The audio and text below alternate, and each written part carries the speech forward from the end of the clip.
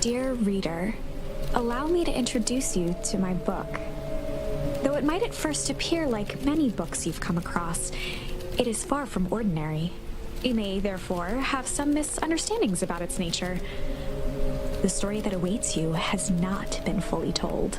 In fact, its conclusion is not yet known, even to myself. It is in that way that my book is special.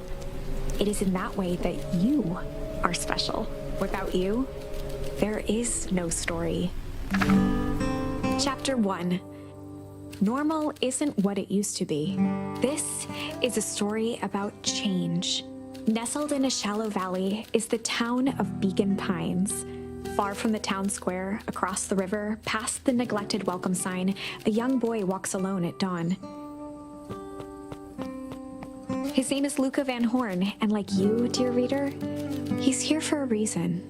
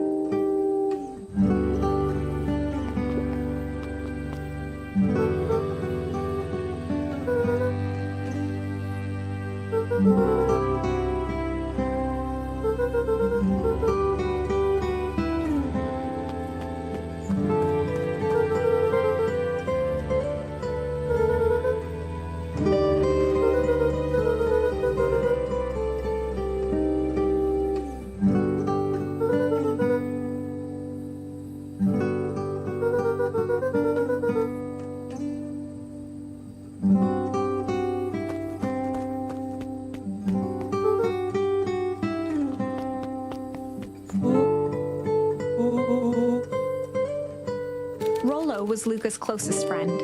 He possessed many fine qualities, but subtlety was not one of them.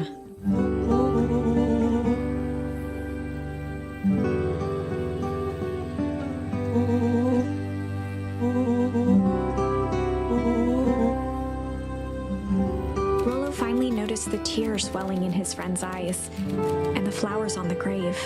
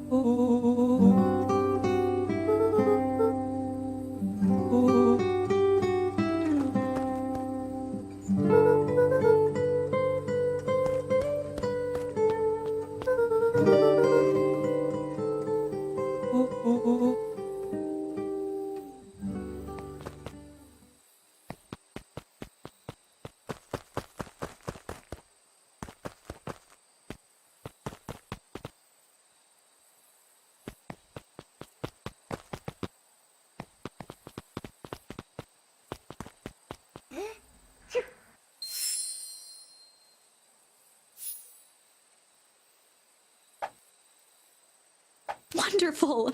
I had a good feeling about you from the moment you opened my book. That charm is a very special thing. Very special indeed. Keep hold of it for now. Its purpose will reveal itself soon enough.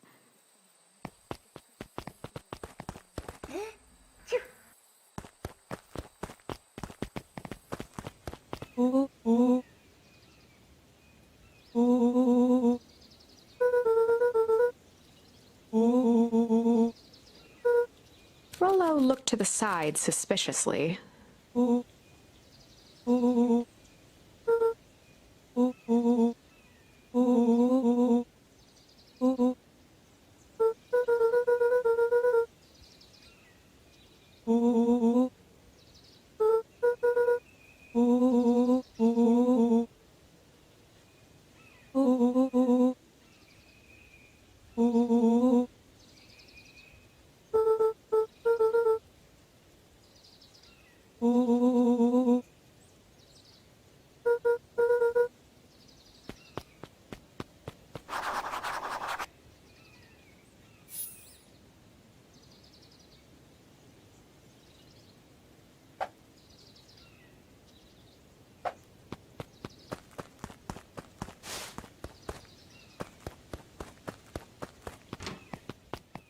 Dear reader, forgive me for this interlude. Remember that charm you found in the dandelion patch? There are more of those special charms to discover throughout Beacon Pines. They've been known to reveal themselves to those who are willing. Some of them can be found in this very house.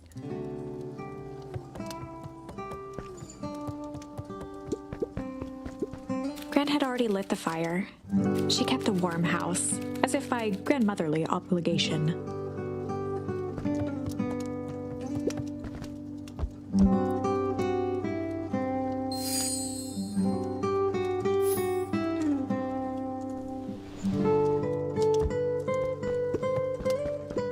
One of his father's old stethoscopes.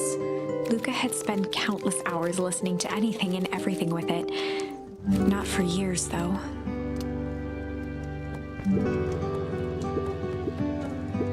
Since Gran had moved in, the house was more peaceful, more orderly, and more covered in flowery fabric.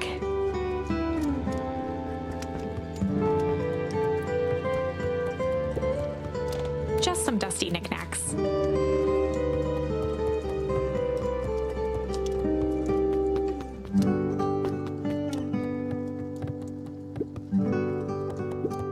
Luca paused at his parents' bedroom door. He just wasn't ready to go in yet. Gran had commandeered the upstairs closet when she moved in. Some things need shelter from a young boy's mischief, she said.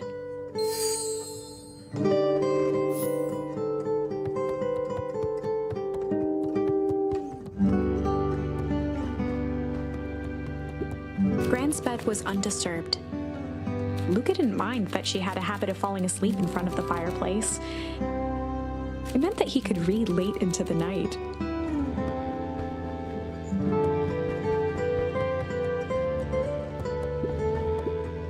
Luca tossed on his favorite old sweater. Even though it was the first day of summer, a chill still hung in the air.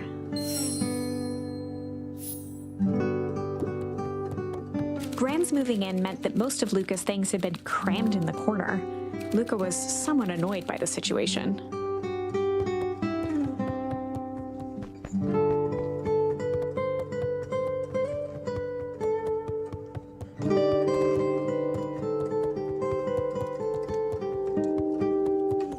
An array of prepared meals crowded the refrigerator, each labeled with the day of the week. A pair of dull scissors, a broken can opener, a mostly empty bottle of glue, and some loose string.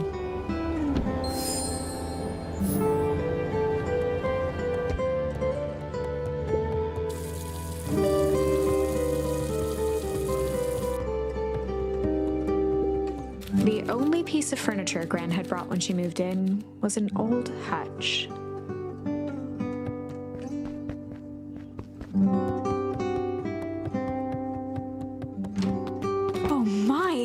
This is quite exciting. I am now certain that you are the one I've been waiting for all these years. You'll recall I was a bit coy regarding the use of charms earlier. Excuse me, I tend to have a flair for the dramatic. You are about to encounter your first turning point. There are certain times in this tale when everything hinges on a single word. Step forth, dear reader.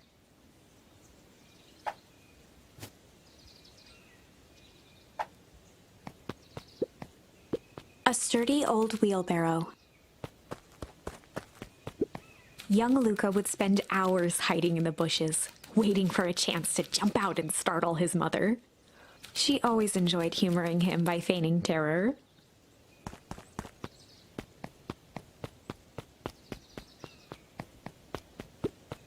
A beginner's guide to gardening laid open on the bench.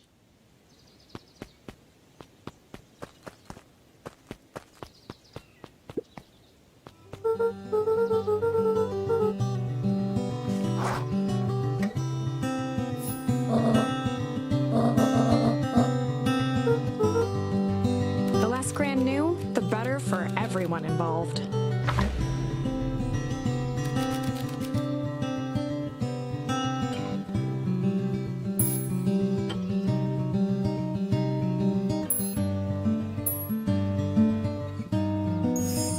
We were just gonna go chill for the day. The best Most lies are built on truth.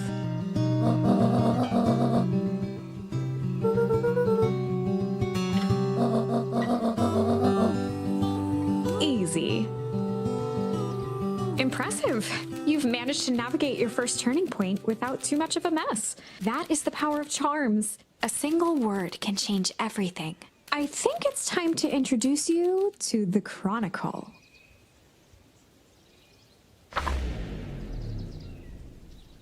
The Chronicle is a record of the decisions you've made. You can see the turning point which has been revealed. At any time, you can use the Chronicle to go back and invoke different charms, creating new branches. Luckily for us, this is the one and only turning point where the charms won't dramatically alter fate. It's the perfect opportunity to experiment with rewriting things.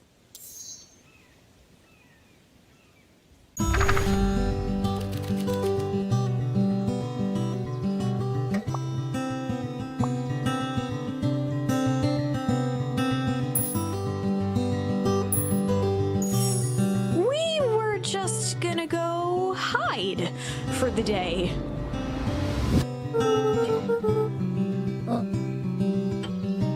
Traditionally, when one is trying to hide something, they avoid literally using the word hide.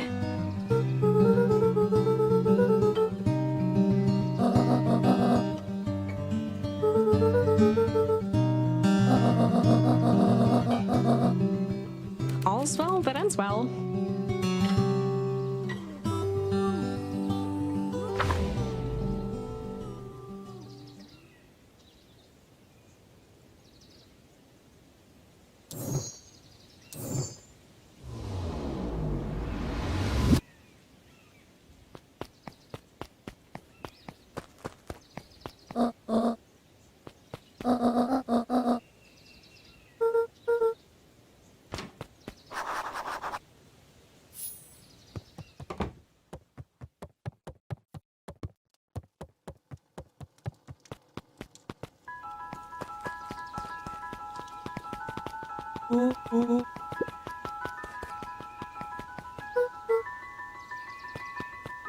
For a town that saw few visitors, the welcome was perhaps more grand than necessary. The road leading to Beacon Pines was long and uninspiring, a sort of natural barrier for the impatient.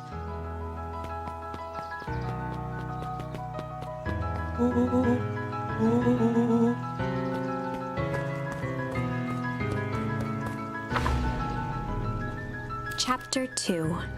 Welcome to Beacon Pines. For many years, this valley had been a small mining outpost.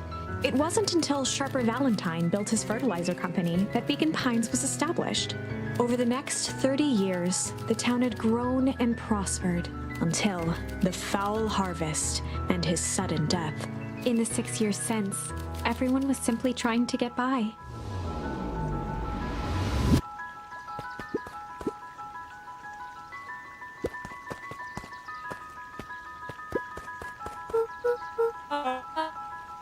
Ќ़ was the CEO of Perennial Harvest Company. He had become a fixture around town over the past few years. After the failing of Valentine fertilizer, the town was hungry to welcome a new source of employment.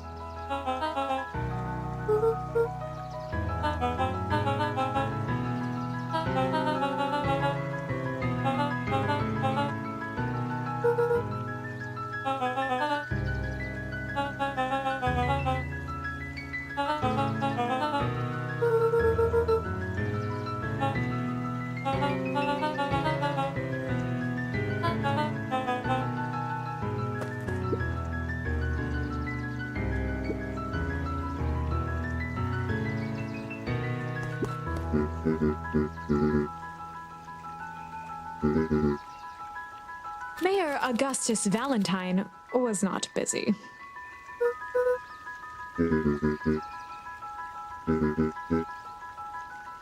Flustered, Gus instinctively loosened his tie.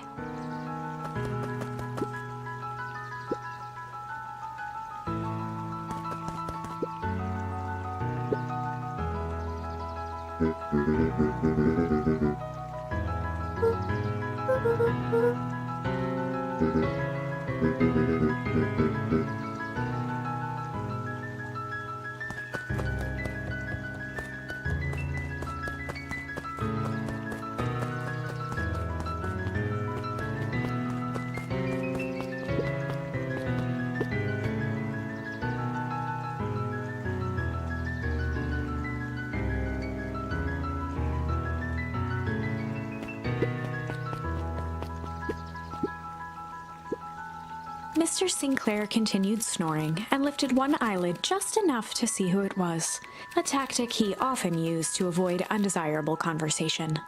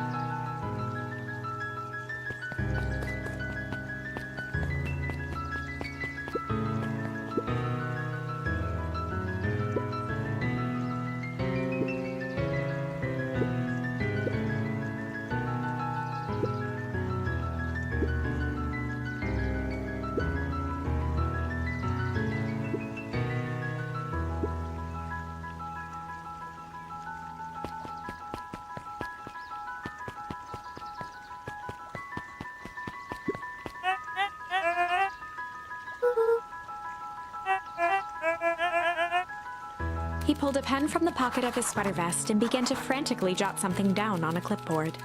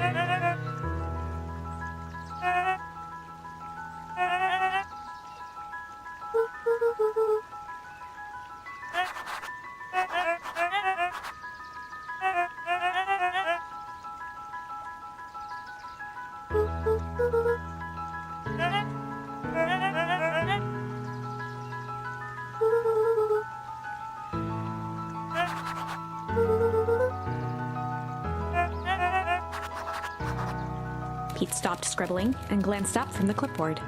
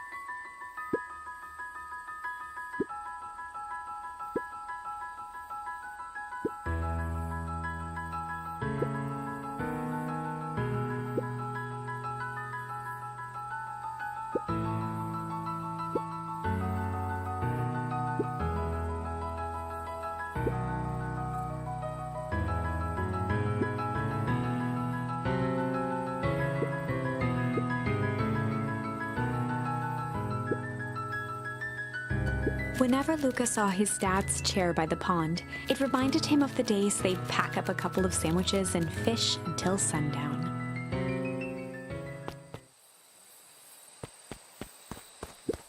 Luca opened the tackle box and picked the perfect bait. Luca tied a shoestring to the hook. What fish could resist a nice shoestring?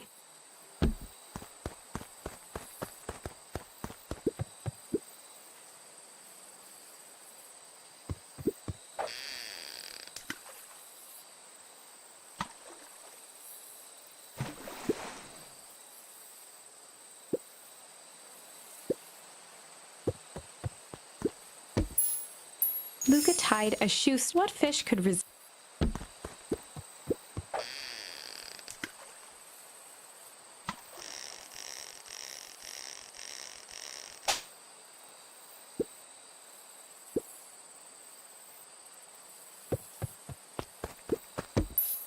Luca tied. What fish could...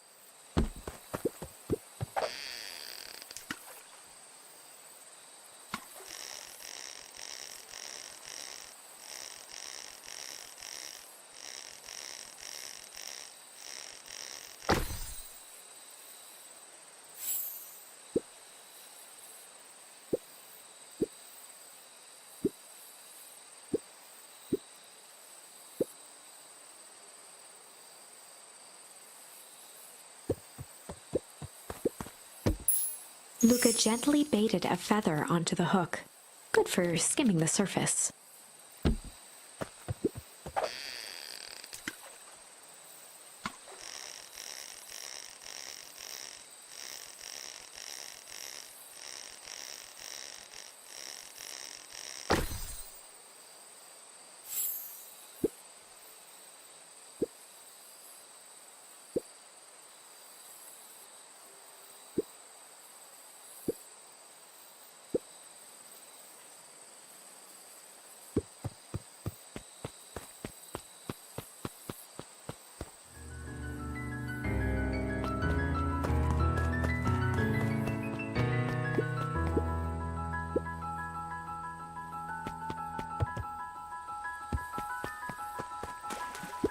The boys had a good thing going, as long as they kept old Jeff happy.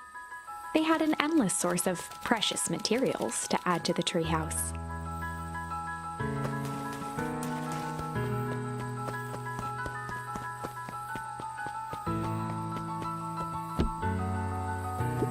After Luca's father had passed, Rollo became obsessed with them building their own Hank atomic star scraper.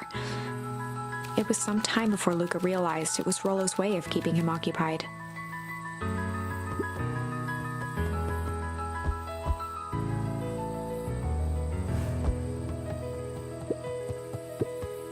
On certain nights, when the clouds were just right, the boys could tune into strange patterns of static.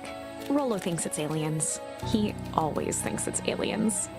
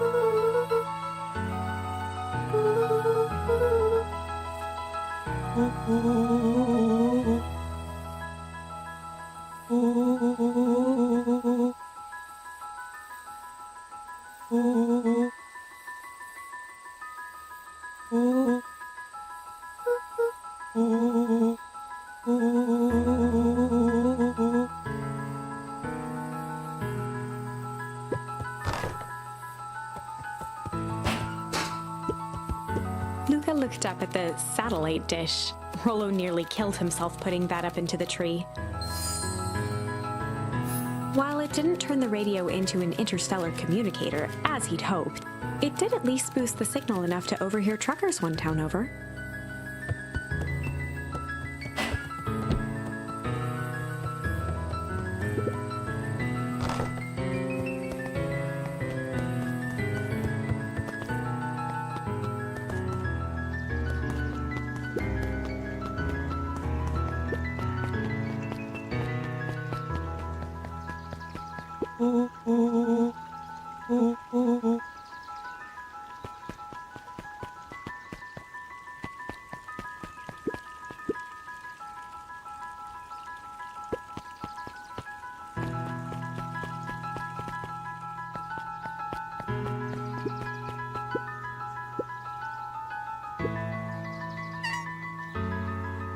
Dawn had dreams of becoming a big-time reporter.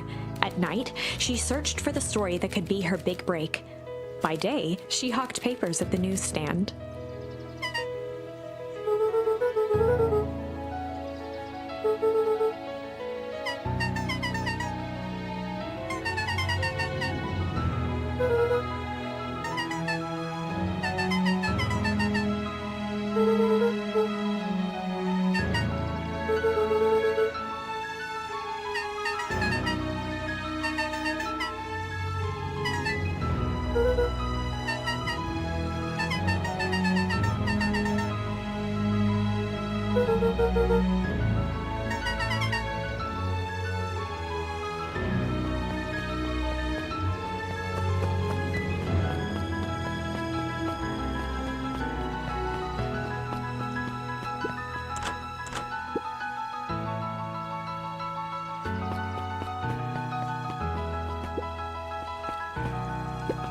Alden Wilder ran the local paper of record, the Beacon.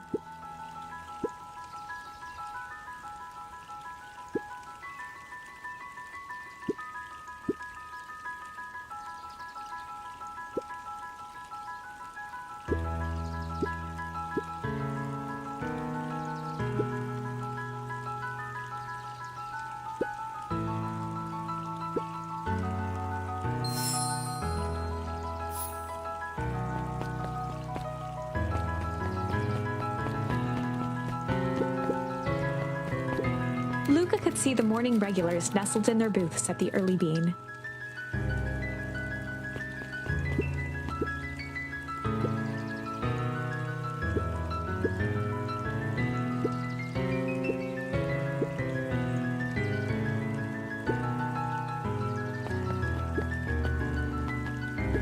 Miss Hatch could often be found near the fountain, too absorbed in a book to be distracted.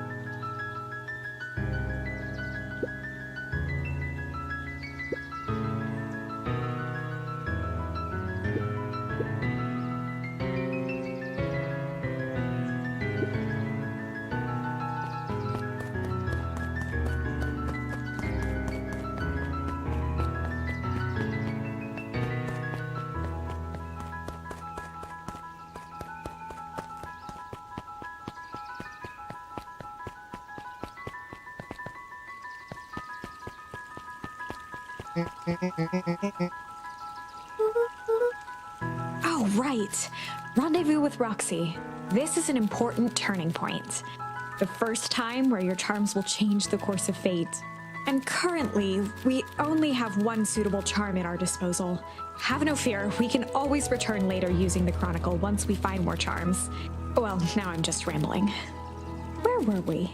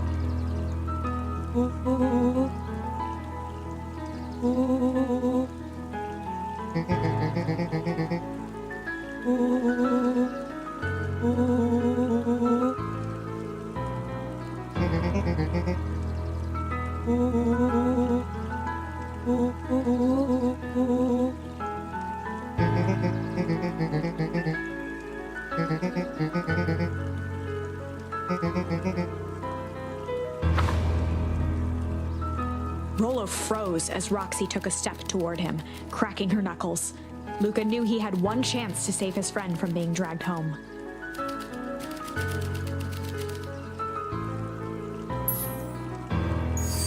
In the past, he found the best way to deal with an enraged Roxy was to be a little chill.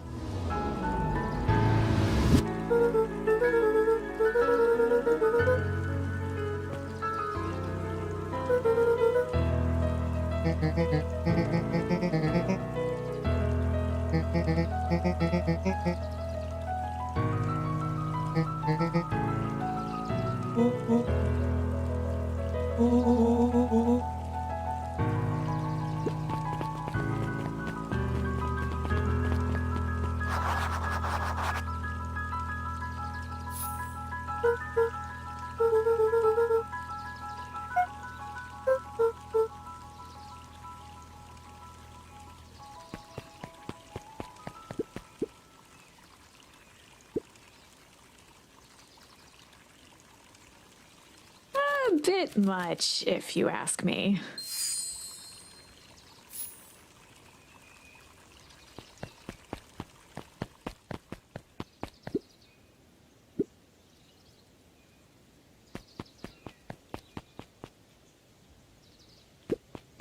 Jeff's hardware closed down about a year ago.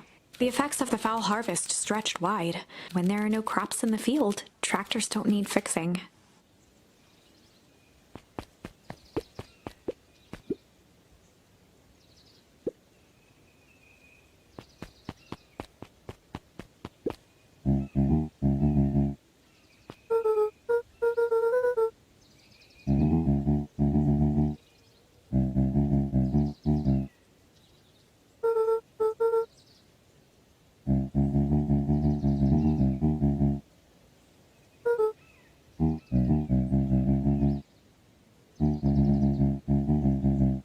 A promise Gran regretted the second it was made.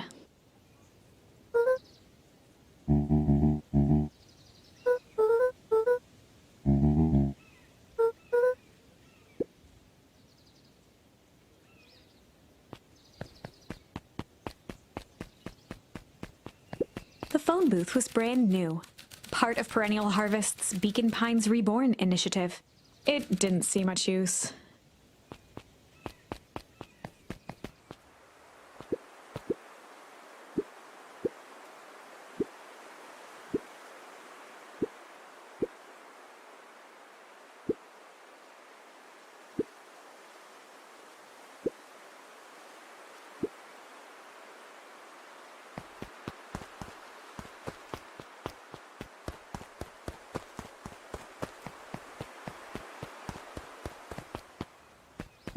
After the foul harvest destroyed their wealth and reputation, the Valentines shuttered off their estate from the rest of town. The Valentine mansion loomed over every other building in town, both figuratively and literally.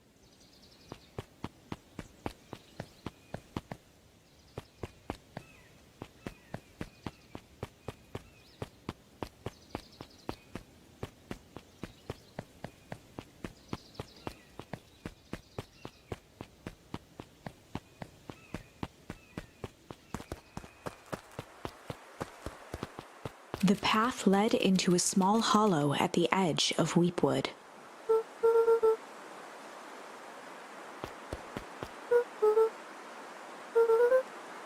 The fence thrummed with a gentle electric buzz. Luca often asked himself what Rolo would do, so that he could rule out that option.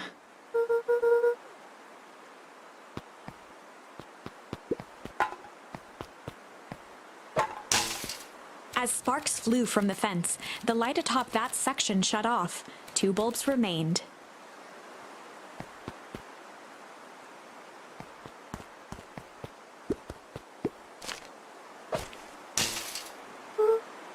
One more to go.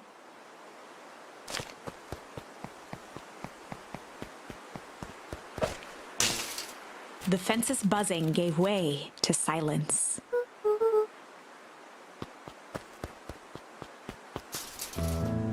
Every kid in town knew the old Valentine fertilizer building. Long abandoned, the warehouse once served as the industrial heart of Beacon Pines. Now, it stood only as a reminder of things left behind. The dormant building showed strange signs of life.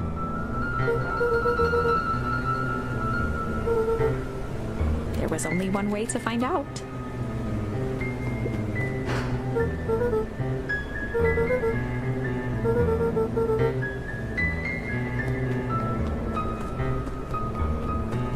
The water looked almost diseased. It flowed slowly into the woods.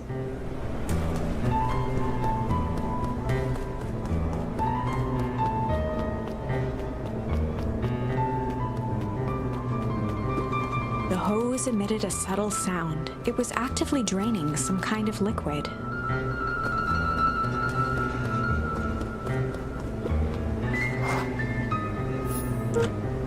Luca thought he heard faint sounds coming from the other side of the door. He pressed his ear against the cold metal to hear better.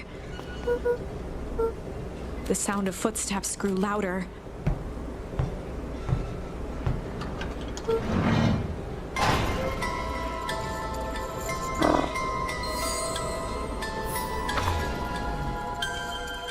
The heavy steel door knocked Luca to the ground. Disoriented, he looked up to see an imposing figure silhouetted in a green glow. It lunged toward him. He tried to scramble away, but felt a gloved hand latch onto his ankle. Luca watched his fingernails leave trails in the dirt as the hand slowly dragged him back through the door, into the lab, into the green light. This is a story about change. It was far from the sort of change Luca imagined for himself. But change is, after all, a dangerous animal. The end? I probably should have warned you about this. There are many paths that our story can take. Most will end in tragedy. But don't let that discourage you. We will find the ending that this story deserves. I just know it. From here on out, a charm will have a check mark when it's been used to its full potential at a given turning point. Now, let's try something different.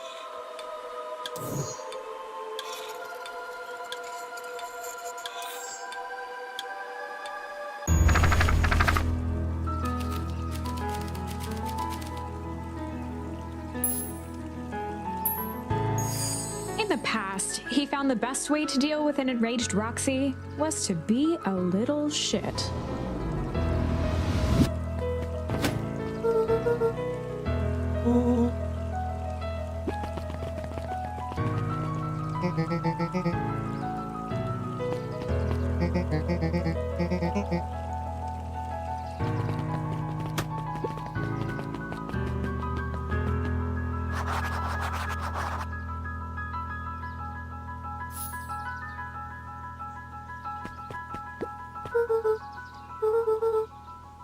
Solomon Valentine, current ward of and future successor to the Valentine fortune, huffed as he brushed off his pants.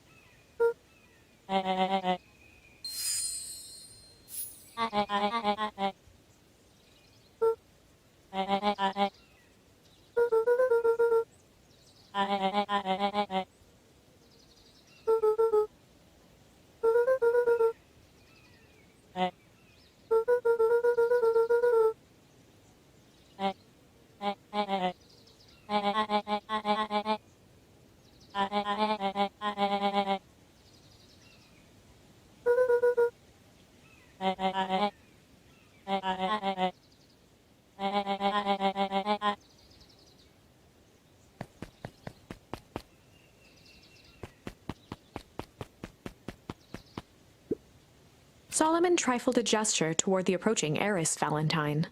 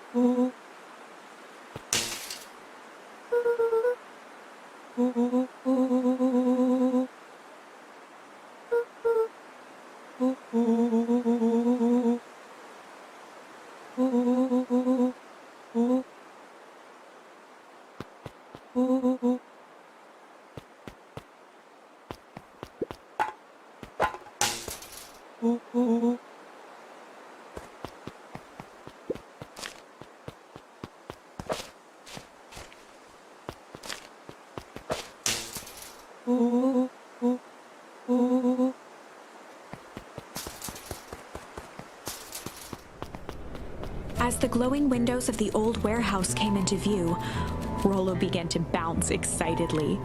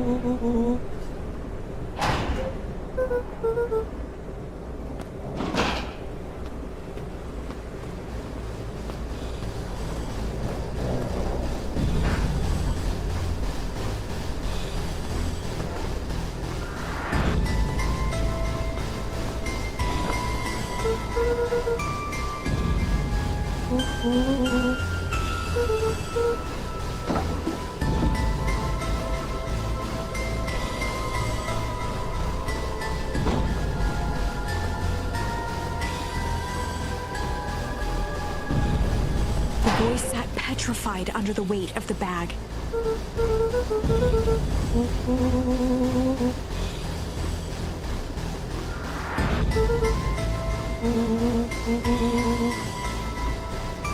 Rollo felt around at the large sack which burdened them.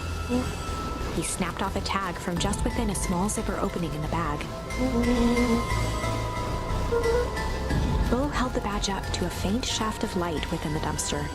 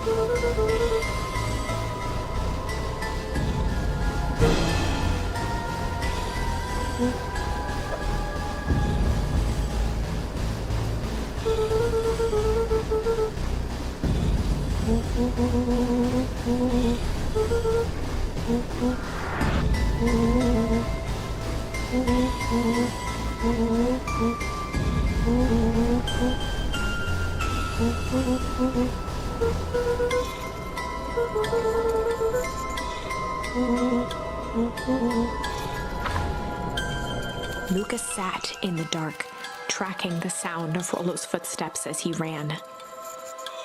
1, 2, 3. He pressed his ear to the dumpster wall, straining to hear Rollo's footsteps as they faded away. 15, 16, 17. He tried not to think about the contents of the dumpster as he counted. 35, 36, 37. The thick stench made it hard to breathe. Screw it, that's long enough. Luca carefully lifted the lid and peered out. Nothing. No sign of Rollo. No sign of the man in the yellow suit. Time to haul ass. Luca clambered from the dumpster, stumbling to his knees. He was up like a shot and running, sprinting toward home as fast as he could. Beacon Pines flew by, blurred by the tears that welled up in his eyes. He wouldn't remember getting home at all that night. Throwing his front door open, storming up the stairs to his room and surrendering to sleep almost as abruptly as he hit his pillow. Chapter 3. Finding a Friend. The next morning, it was quieter than usual at the breakfast table. Only the sound of silverware and chewing interrupted the awkward silence.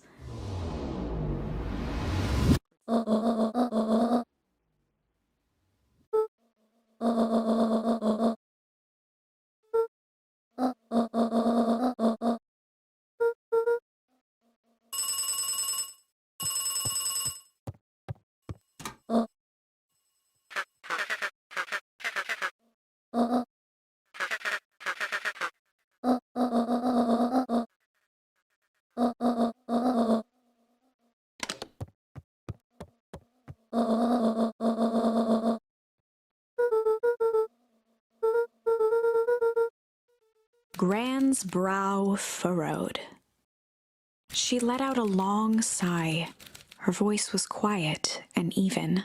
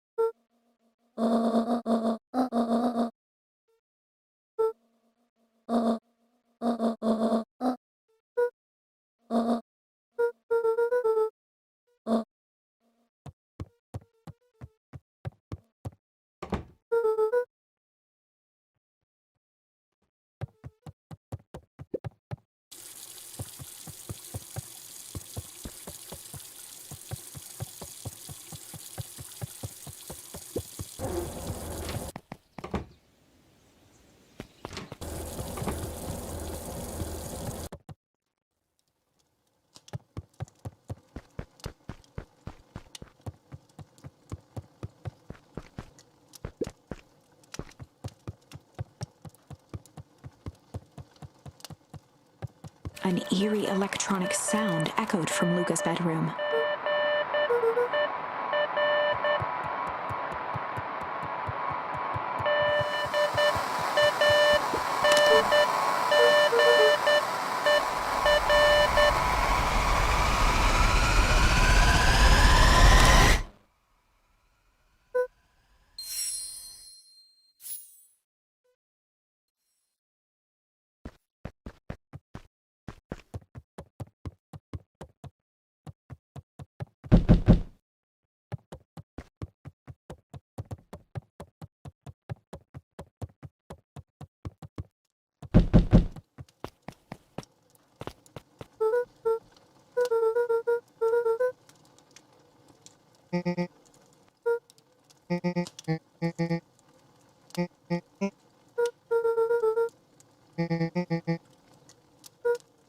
A pit formed in Luca's stomach.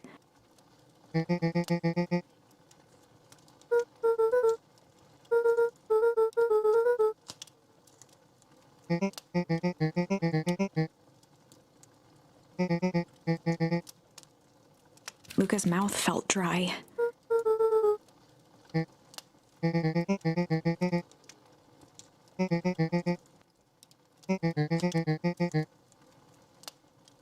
Luca could feel his heart beating in his his throat.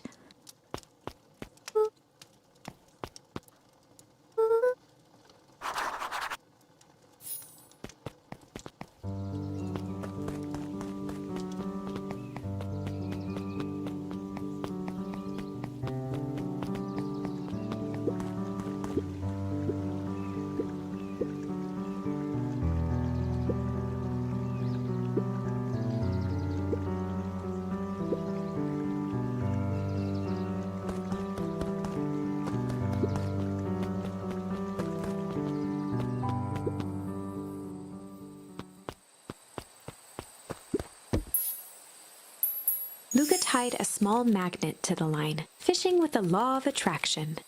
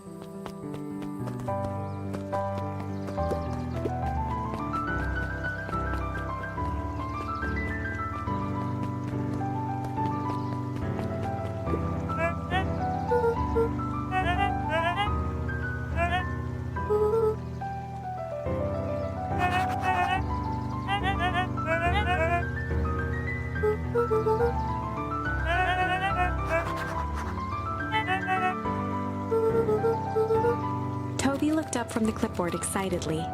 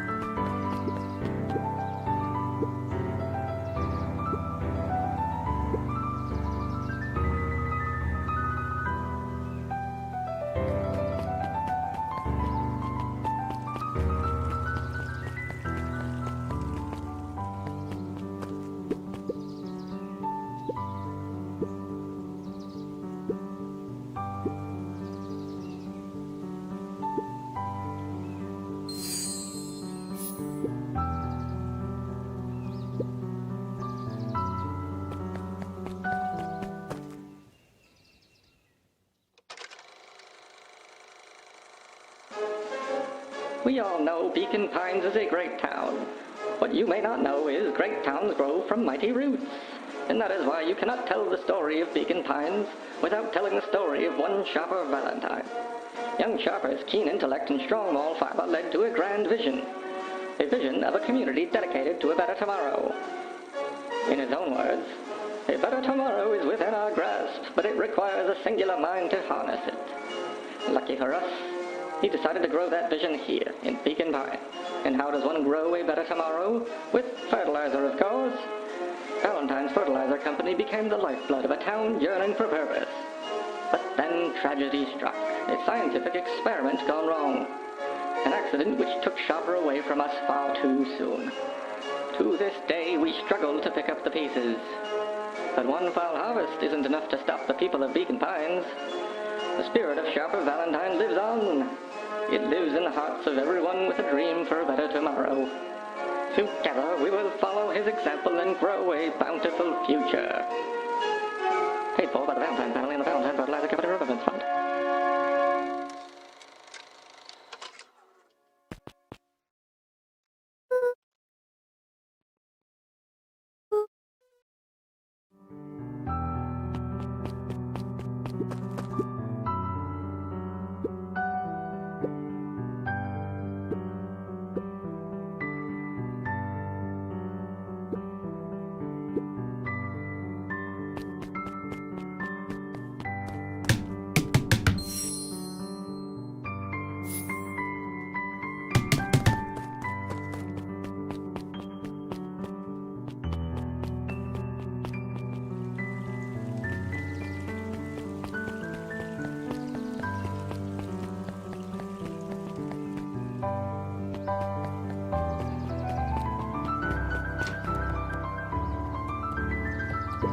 Oh, the cobs I've eaten. A salad-centric travel guide for the mildly adventurous. Sally Seashore's simple succulent sundries. Luca brushed off a smudge of dust. Or maybe it was flour. 30 recipes so easy you'll doubt it's even edible. A peek behind the curtain. The methods and ruminations of Patrick C. Montesquieu, one of the greatest acting minds of our time, by Patrick C. Montesquieu. There were rarely any actual new additions, simply a variety of existing content rotated into the front display each week.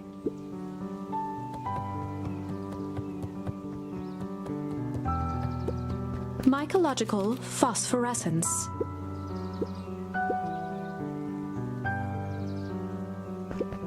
The bottom corner shelf was a dusty array of thick science books. Only one binding was clean enough to read: Cellular Biology and the Chemistry of Mitosis.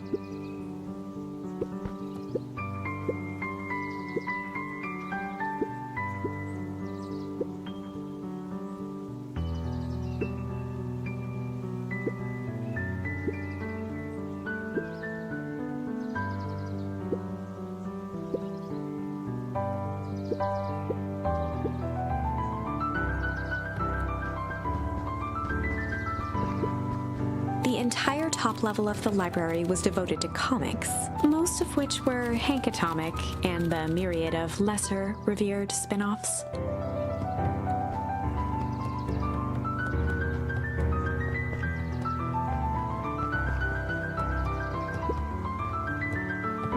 Ќ़ᵃℏ volunteered at the library during the summers. He wasn't very social, so he'd dedicate each summer to becoming an expert in a single subject, making him a reliable source of very particular knowledge. If you were to ask Ќᵃℏ something he didn't know, he'd escape into the dusty old bookshelves and return with just the right thing. Ќᵃℏ was lost in his reading. Luca crooked his neck to see the title: Introduction to Melitology.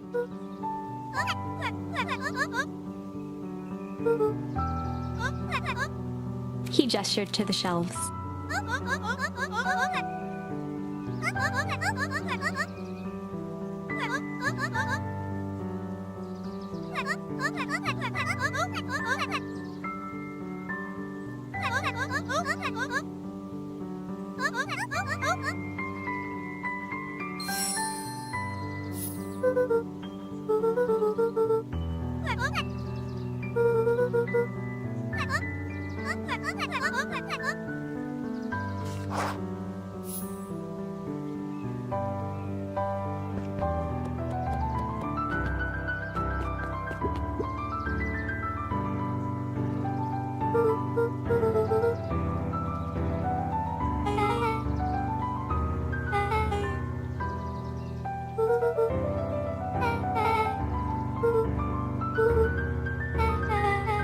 Beck's family moved often, giving her little time to establish any real connections.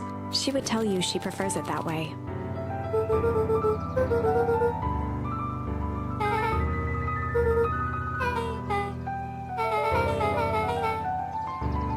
Luca shifted his feet uncomfortably.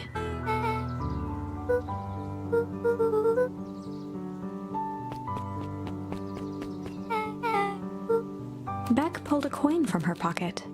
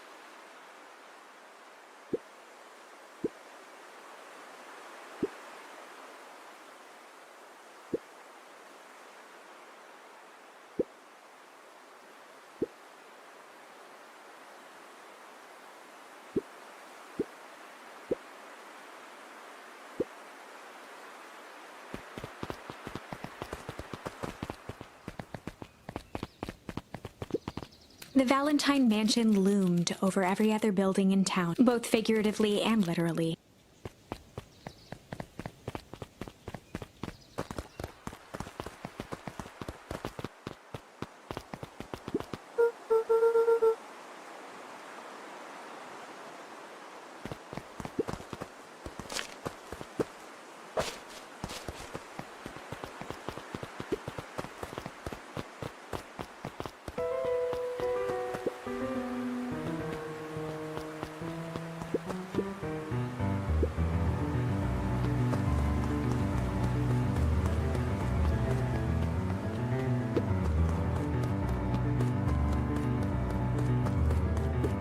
Luca felt a chill as he approached Beck. Her eyes were locked on the strange green liquid. The nearby grass was coated in a fine layer of frost.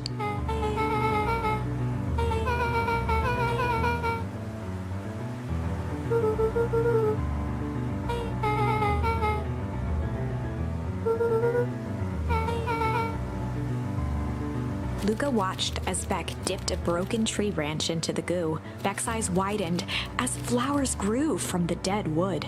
First small buds, which quickly bloomed into vibrant petals.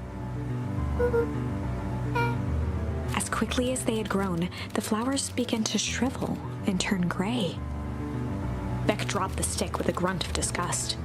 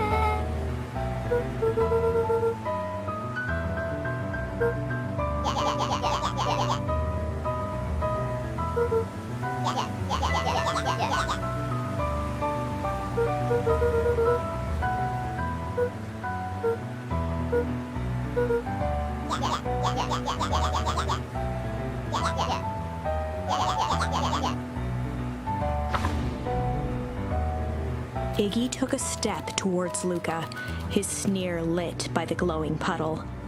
Beck could see tears welling in Luca's eyes, his fists clenched. Some things about Beacon Pines were very different from the city, but a bully from a hayseed town is really no different from a city bully. Beck took a deep breath and thought.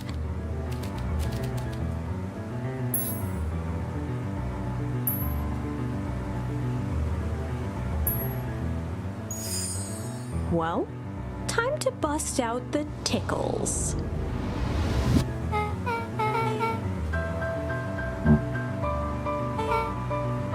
Beck lunged forward and began to tickle under Tish's arms.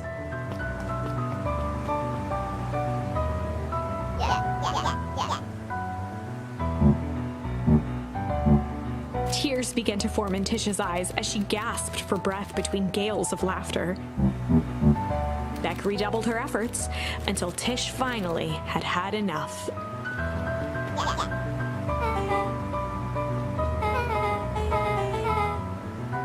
Iggy's eyes darted around, a realization dawning on his face that he was now outnumbered.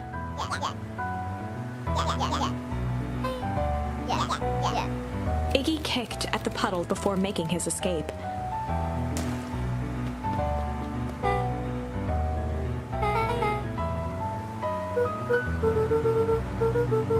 Beck shook the ooze out of her hair as best as she could.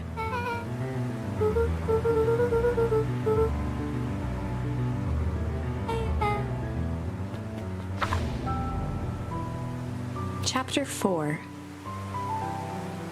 The Best Policy. Luca paused for a moment, catching his breath. He'd only just met Beck, and somehow he already managed to drag her into this mess. Hopefully he could make it up to her. But finding Rollo was his primary concern.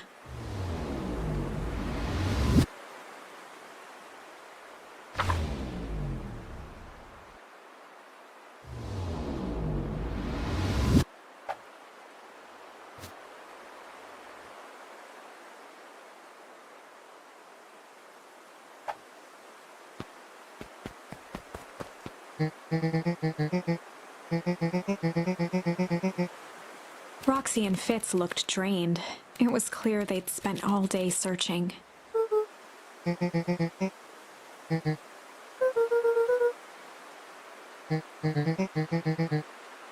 Roxy's temper could often be dismissed as the impatience of an older sibling, but this was the most intense Luca had ever seen her. Her eyes were wild and unfocused, looking straight through Luca.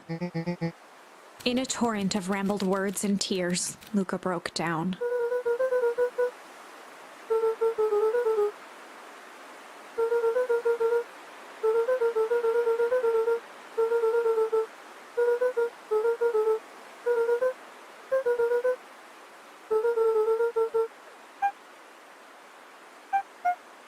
Roxy, still exhausted and angry, softened briefly as her eyes hunted the ground in thought.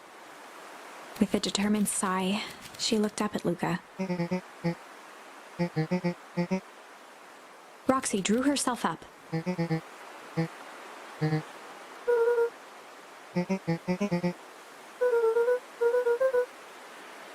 Roxy tried to think of the safest place to send Luca.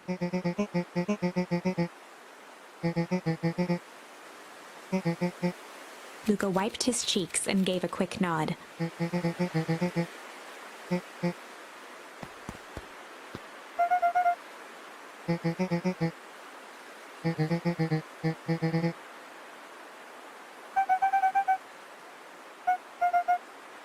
Looking into the puddle, Roxy rubbed her arms to warm up.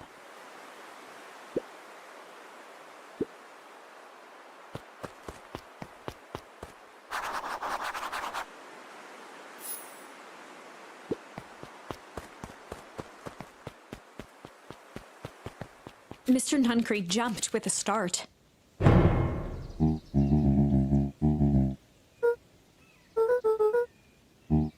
Luca motioned to the phone booth.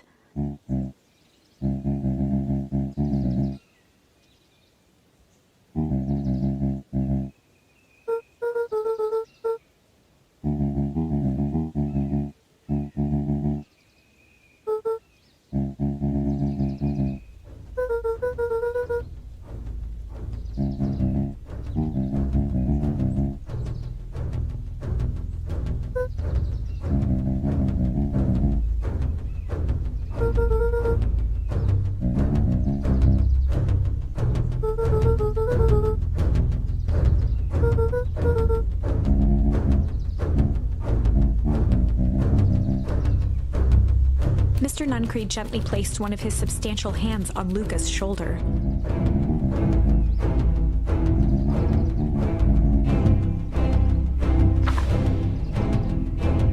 Luca peered up at Mr. Nuncreed. Kind eyes warmed a stern face. There was a deeper emotion hiding beneath it all. It was subtle, but Luca could sense something eating away at him. There was a shame lurking behind those eyes. A deep sadness. If Mr. Nuncreed was that worried about Rollo, maybe he could help.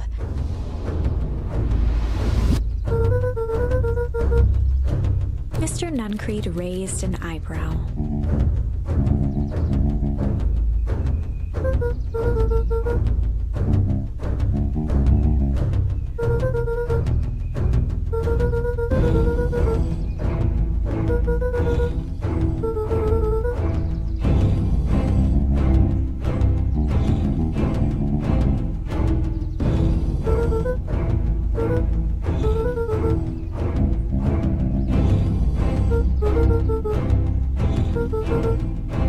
Mr. Nuncreed's shoulders slumped.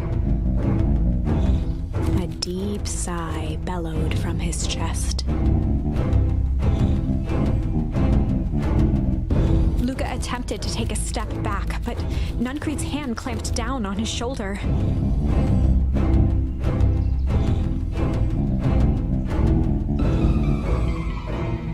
With a firm shove, Nuncreed manhandled Luca into the phone booth. The door latched shut with a mechanical hiss.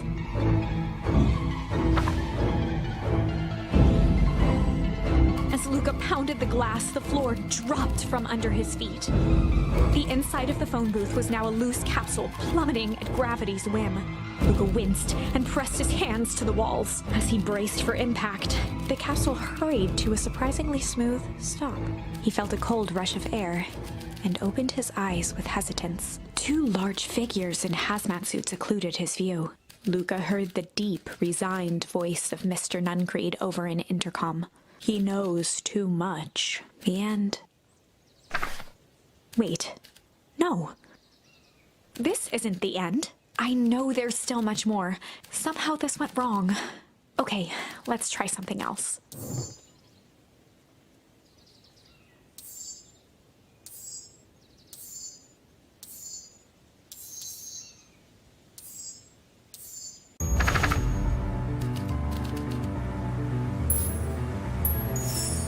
Well, time to bust out the strange.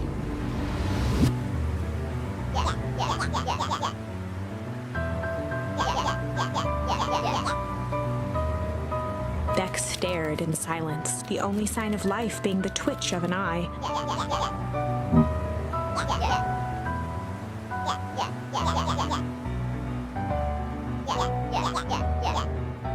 At the sight of Iggy taunting Beck, something in Luca snapped. Iggy's smirk shifted to a look of shock as Luca launched himself into his stomach. Iggy's clothes were drenched in the glowing ooze. Iggy's voice began to slur as he struggled to get up.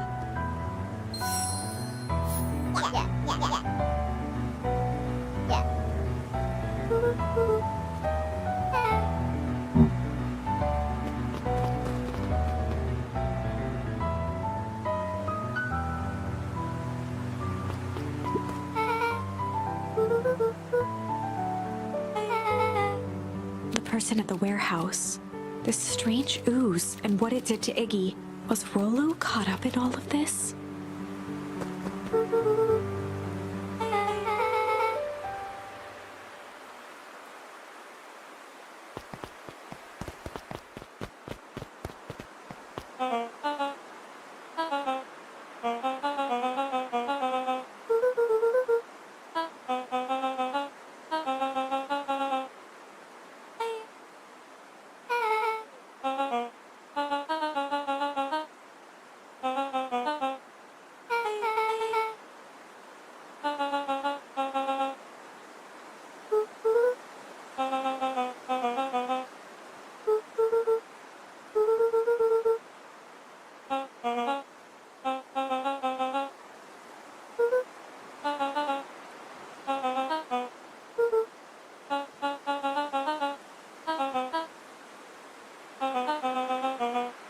Beck glanced toward Luca.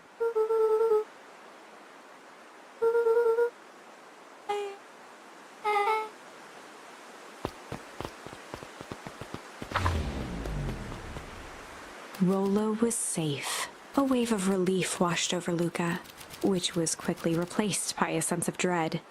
Gran is going to kill me. If he hurried, he might just make it home before sundown. Chapter 4. Our harvest awaits. Luca took a deep breath and gingerly opened the door, steeling himself for Gran's wrath.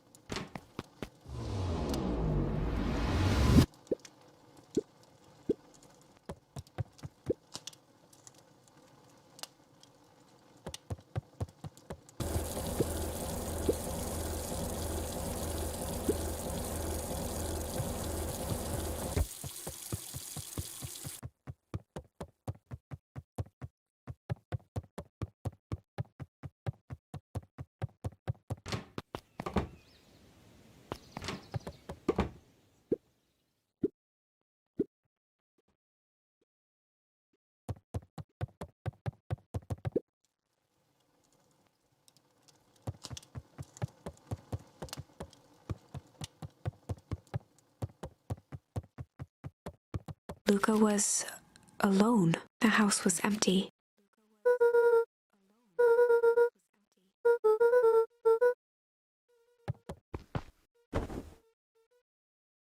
Luca was sitting by the pond, listening to small waves lap against a rock. His father sat in a folding chair in front of him. Without turning, he spoke. "Why don't you grab me some nice bait?" "Sure thing, Dad." Luca hopped over to the tackle box and popped open the lid. Inside was a rolling, buzzing mass. "We're fishing with bees?" Luca's father gave a warm chuckle. "Well, you catch more fish with bees than honey. Pick us out a good one." Luca closed his eyes and plucked out a bee. He could feel its wings struggle between his finger and thumb. Holding it at arm's length, he hurried over. His father deftly baited the hook and examined his work. "Interesting choice." With a practiced flick of the wrist, the line buzzed in a graceful arc. The water accepted it without a splash or ripple. The wrong choice. But I respect it. The pond began to freeze over. Sometimes we gotta make the wrong choice before we can make it right. Pallid ice propagated across the still surface with an alarming speed. Luca scrambled back as the ground beneath him turned cold. "Dad, I don't understand." "Sorry, kiddo. Understanding isn't always part of the deal." The relentless ice shot through the fishing line toward his father. "Dad, look out!" His father casually wound the reel. "None of it's your fault, you know. Never was." "Dad, we have to go!" Luca grabbed his father's shoulders, trying to pull him away. "Please, you have to run!" The ice crackled as it spread across his father's hands. "That's the thing about fishing, Luca." His chest began to crystallize. "You toss your hook in, and you never know what you're gonna pull out." A shock of searing cold ran up Luca's arms. He gave one last desperate tug. The chair tipped backwards in a single frozen mass. Luca tried to stop the momentum, but it was too late. He watched the icy form of his father slam into the hard ground, shattering into 1,000 pieces that crowded around his feet. "Dad, I don't understand. What does all this mean?" The gentle rustle of leaves was the only reply.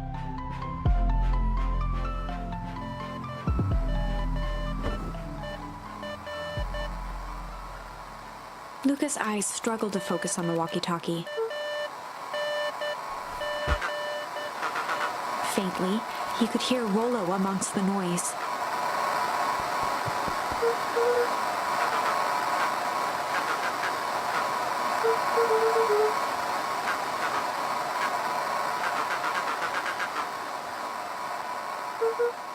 Rollo's voice was coming through more clearly now, but some words were still just static.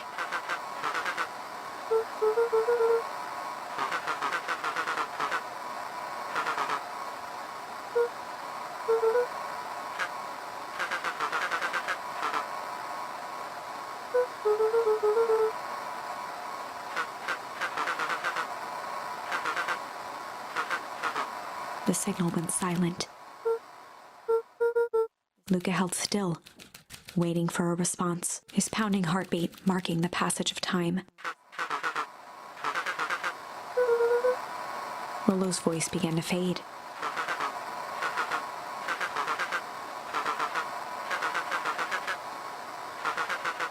With that, the signal died for good.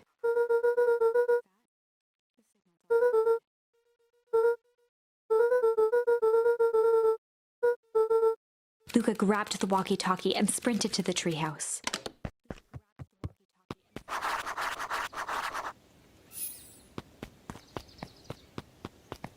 Luca heard a group of footsteps approaching. He dashed behind the bushes to avoid being spotted.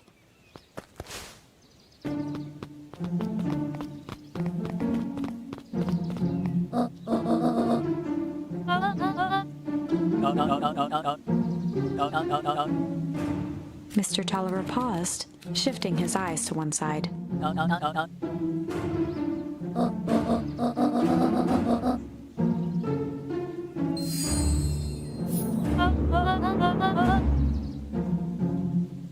Mr. Tolliver took one long, quiet breath.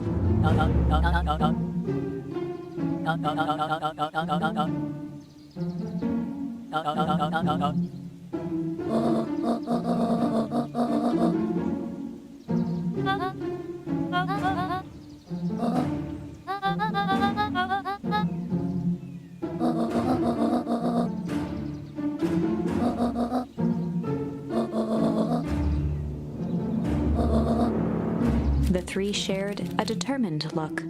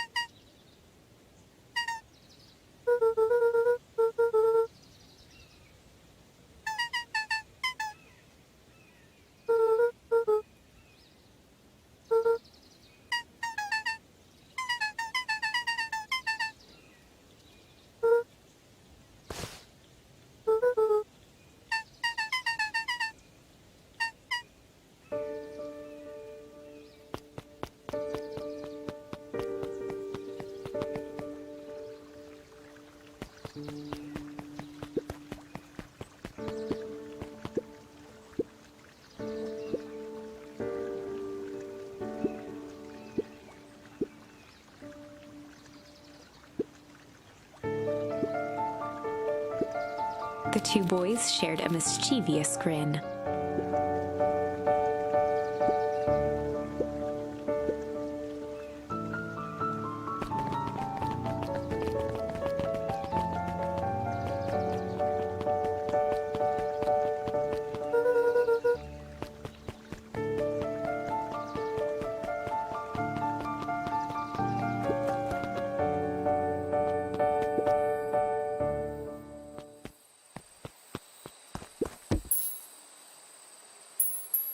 Luca wrapped some tape around the hook. Hey, you never know.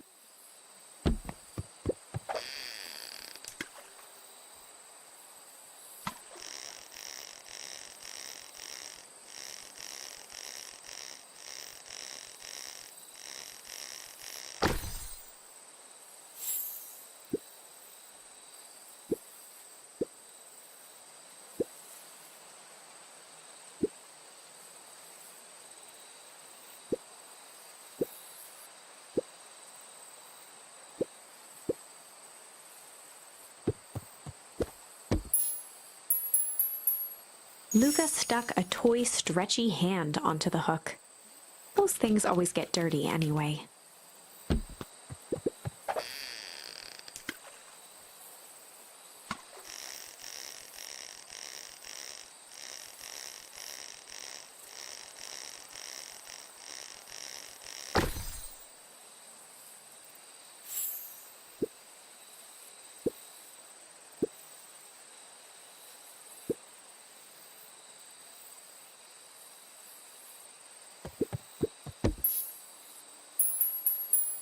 Luca placed a sinker on the line.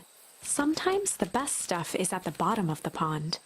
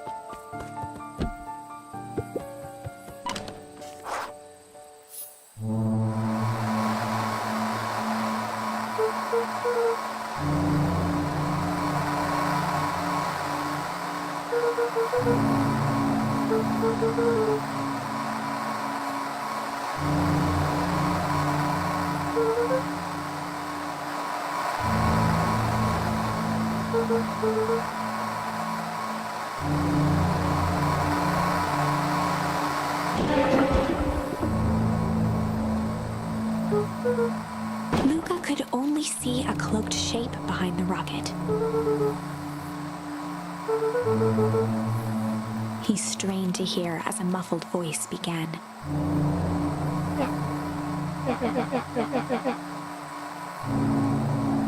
Fear gripped Luca's throat.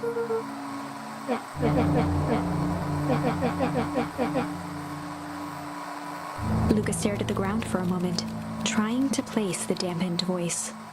The figure shifted slowly from behind the rocket, revealing itself to Luca.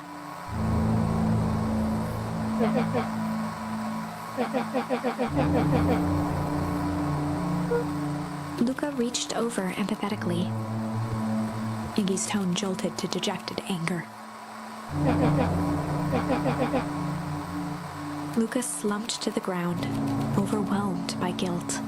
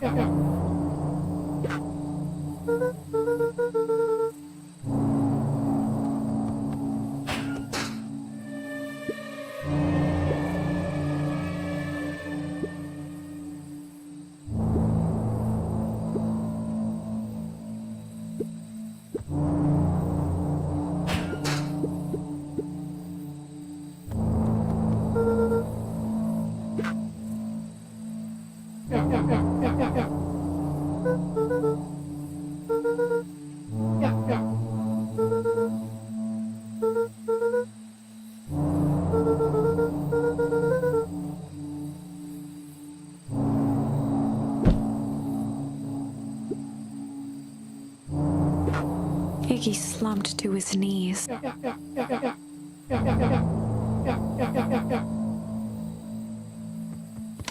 Luca grabbed the walkie-talkie and headed for the window.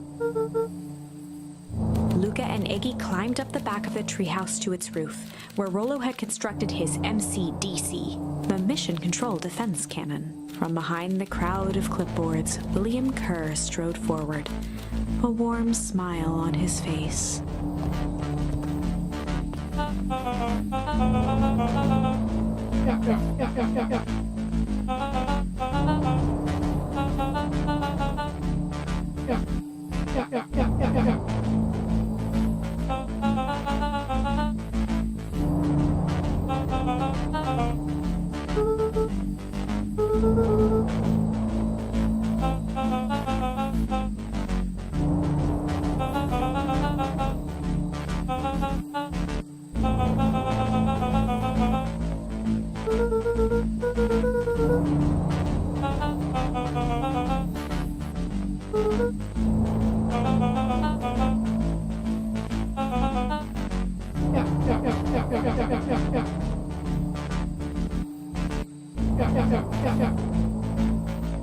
Kerr's smile faltered.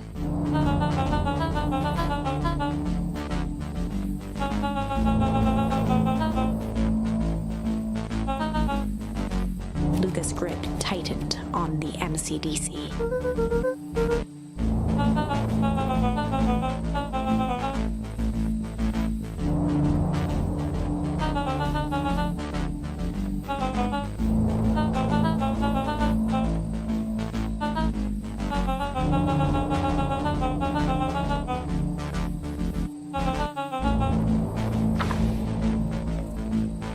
Luca's mind raced. He was caught in a trap. What do you do when there's no hope? He wiped his cheeks with a sleeve. What are you gonna do, Luca?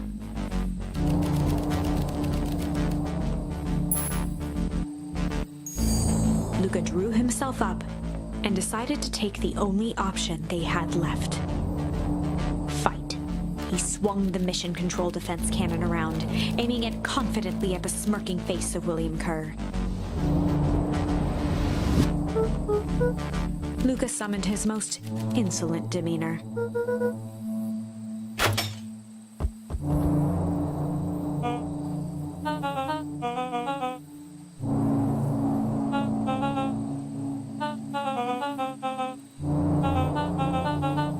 Kerr turned his back on the two boys. With a nonchalant wave of the hand, he made his exit. As the clipboards began to slowly advance on the treehouse, Luca looked to Iggy with resignation in his eyes. The end. That escalated quickly. Maybe discretion was the better part of valor here. Let's put a pin in this for now.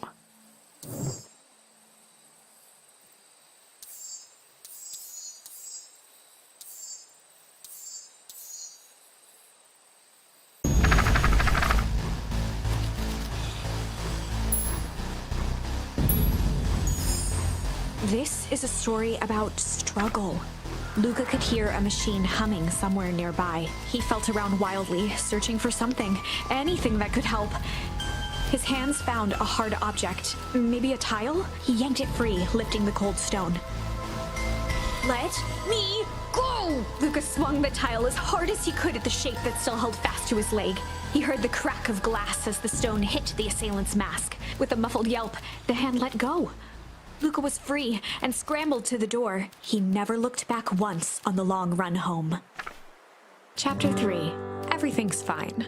The next morning, it was quieter than usual at the breakfast table. Only the sound of silverware and chewing interrupted the awkward silence.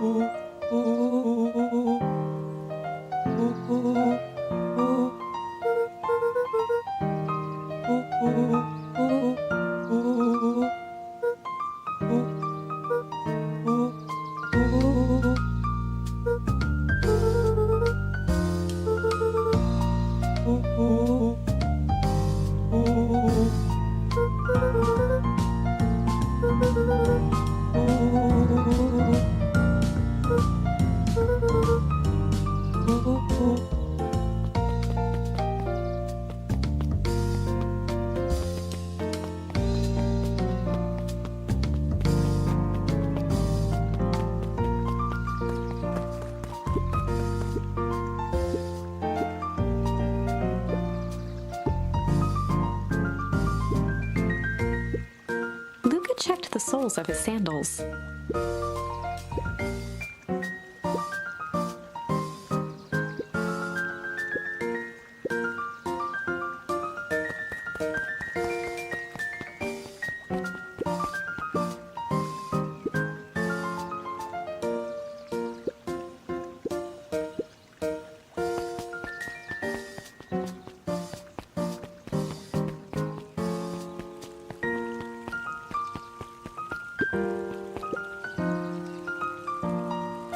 Valentine, oldest of Sharper Valentine's children, and heir to the Valentine fortune, had a way of making questions seem like demands.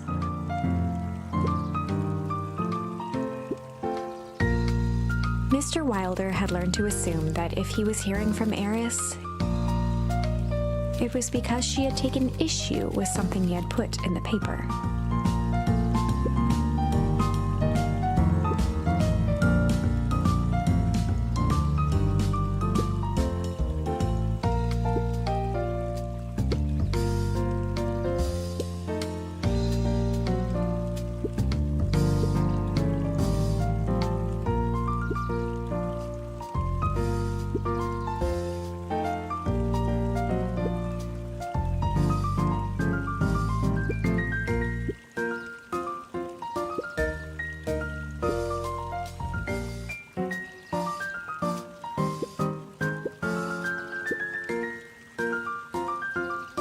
Mr. Wilder averted his gaze and began to polish his monocle.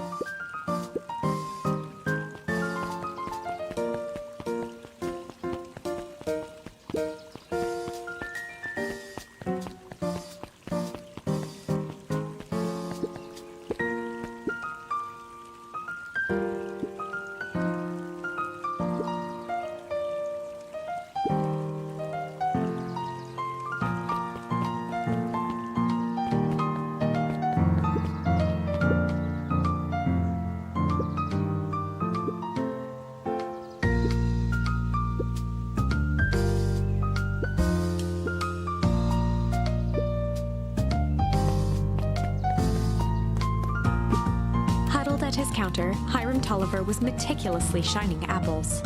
More accurately, Hiram Tolliver was meticulously shining one apple. With a yelp, Mr. Tolliver fumbled the apple, flailing at the air as it fell. He leaned forward and lowered his voice.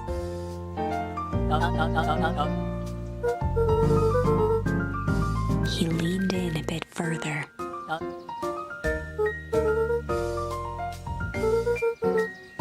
Mr. Tolliver leaned back, speaking loud enough for anyone to hear.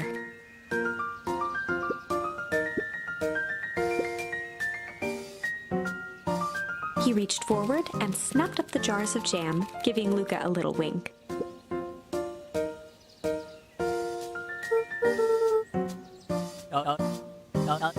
He leaned in for a final whisper.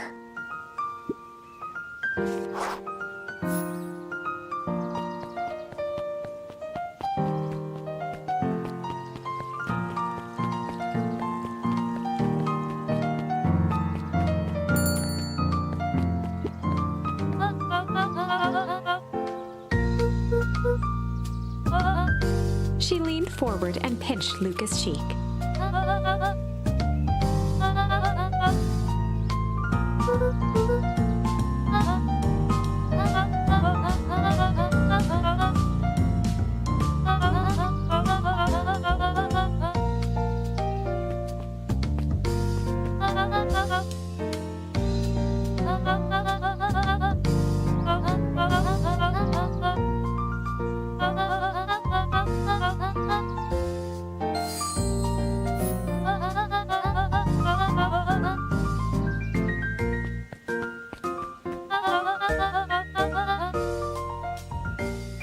Luca shifted the basket uncomfortably.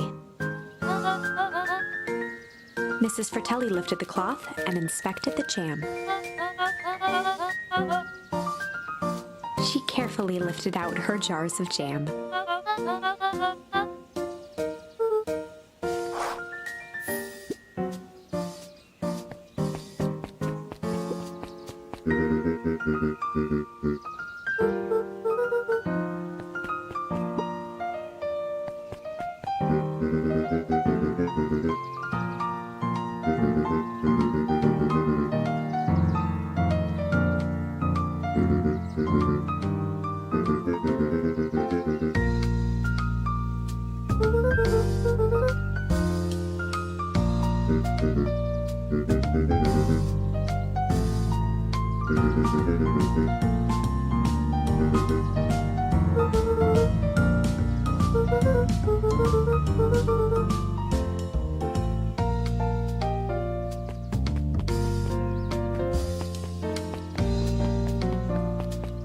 Luca squinted at the faded photo of him and his mom at the diner. Memories of that day came flooding back.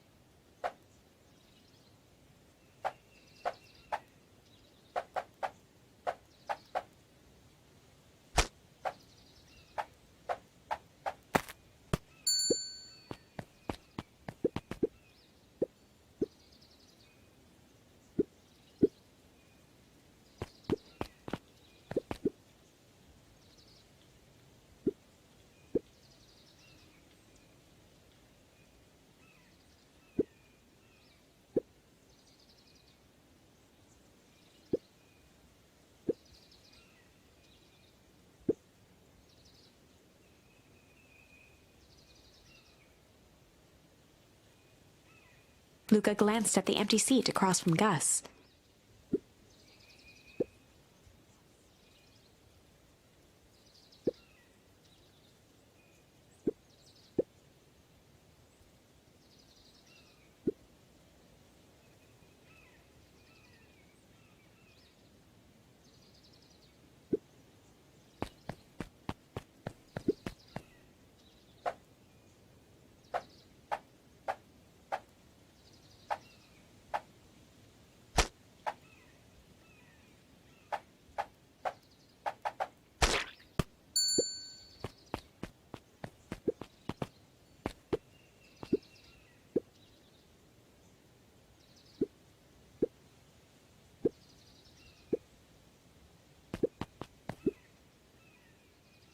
Jeff slapped the table and gave Luca a toothy grin.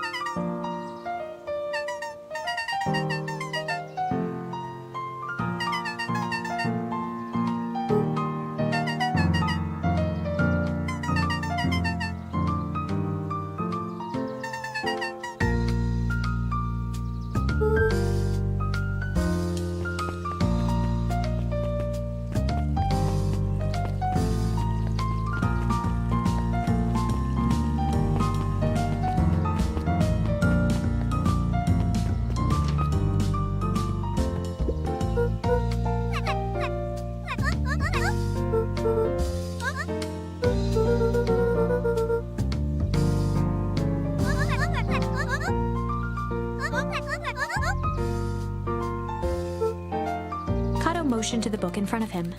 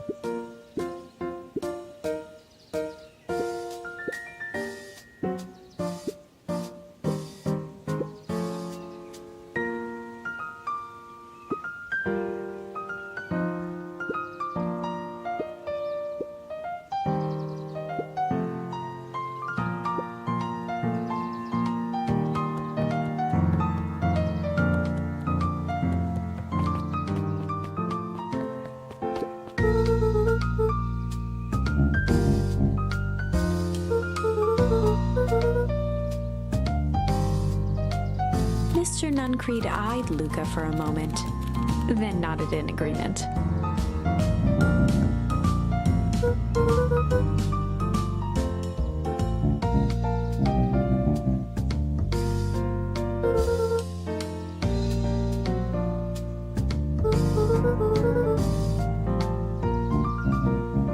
Nuncreed snatched the basket from Luca.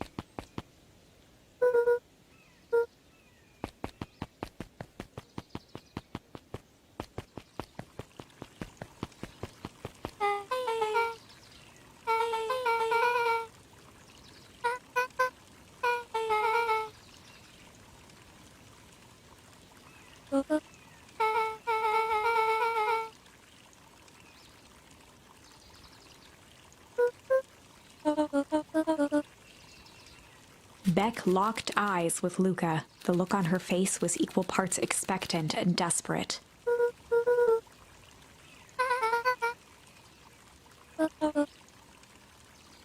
Beck gave Luca a quick nudge.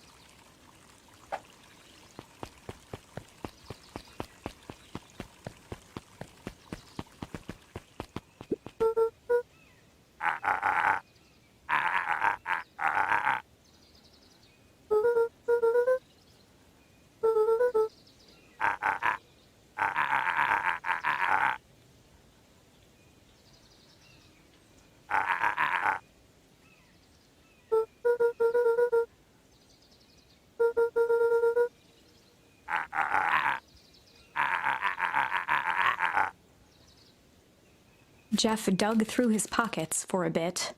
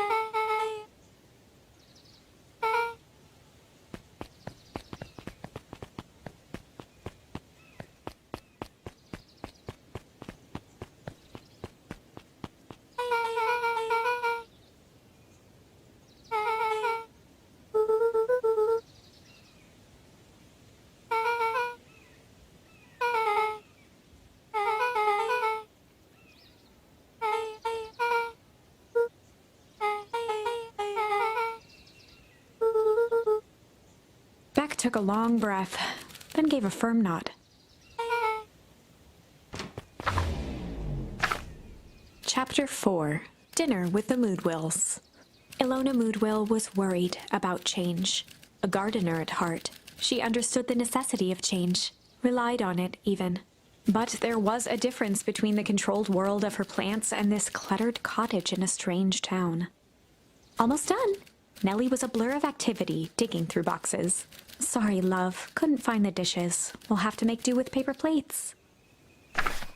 Dinner went by without much conversation. As she watched Beck and Luca finish up their pizza, Ilona let herself relax into the chair. The things she cared about were still here. Nellie finally had the job of her dreams. Beck was beginning to take root. Ilona's task was simply to tend to them. She could do that.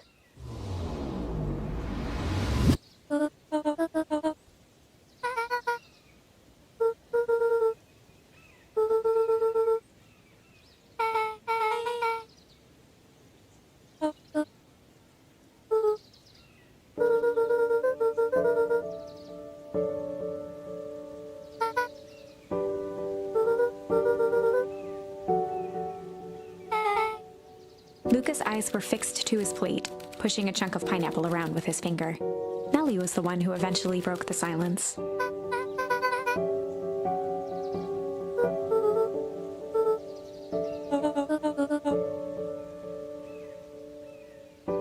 Ilona nervously gestured toward the boxes.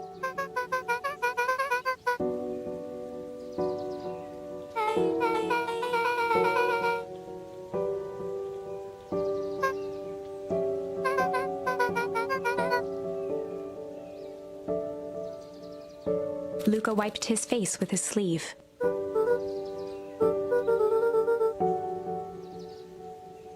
Beck gave Luca a swift kick under the table.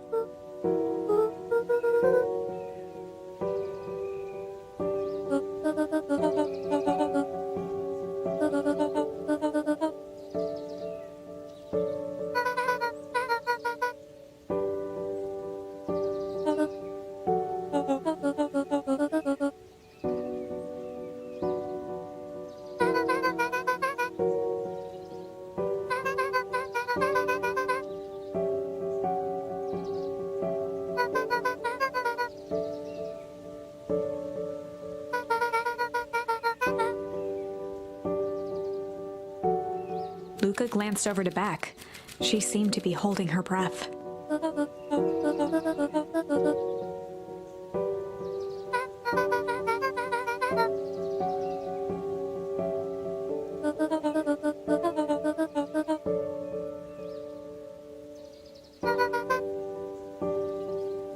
slammed her fist into the table, perhaps harder than she intended.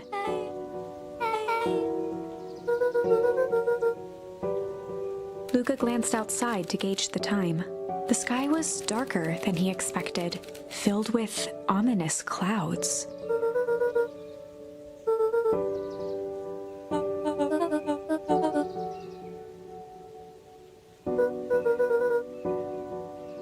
Luca wiped his mouth one last time with his napkin and started to get up.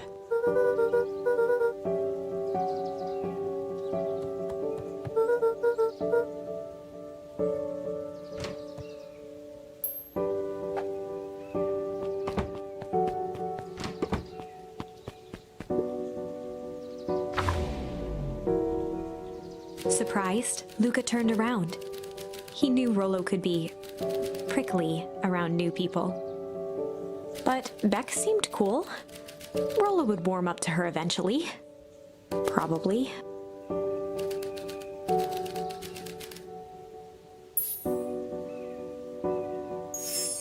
Luca began to respond, but the sky answered for him as the clouds above began to rumble with ominous thunder.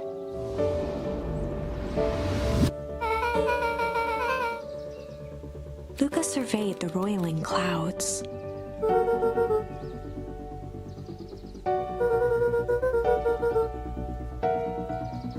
At that moment, the heavens opened up, unleashing torrential rain.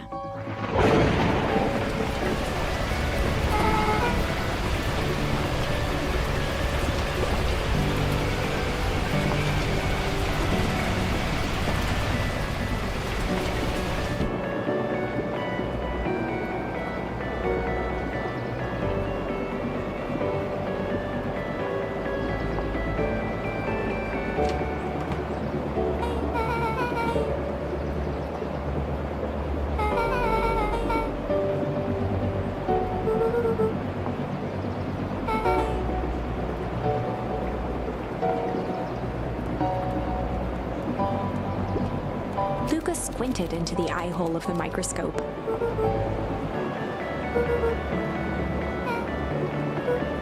Luca adjusted the slide with his fingers to get a better look.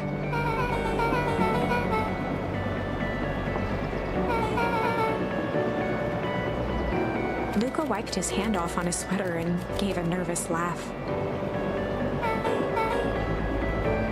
Beck looked down, timidly tapping the ladder with her feet.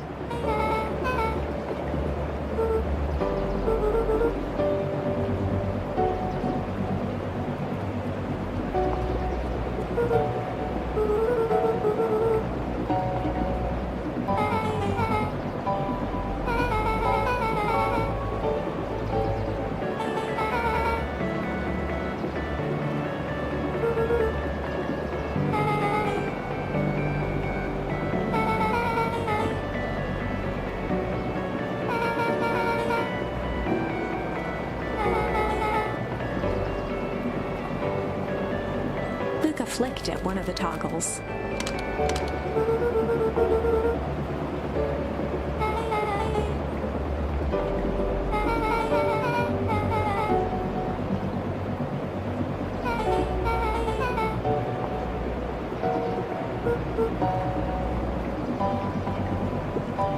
Luca bent down to examine the bouquet of wilting flowers. Judging by the odor, they were well past their prime.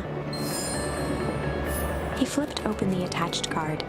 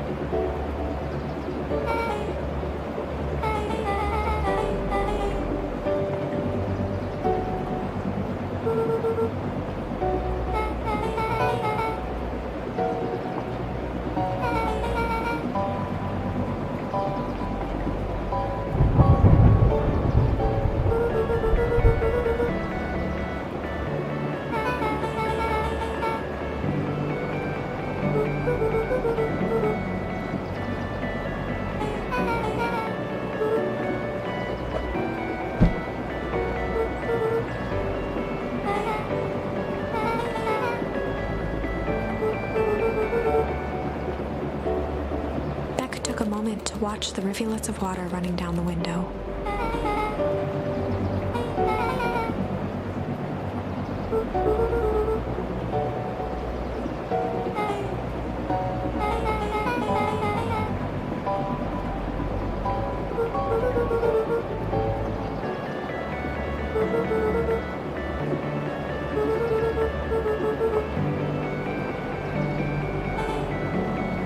Luca took a deep breath, exhaling slowly.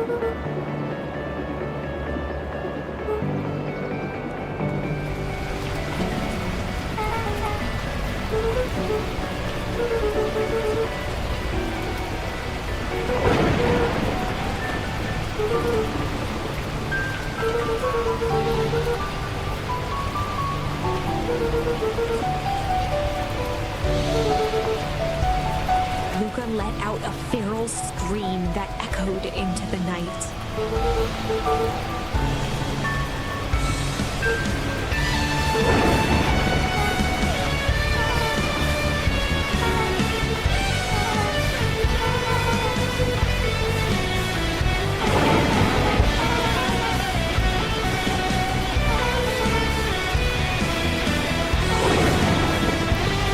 Her voice dropped to a trembling whisper.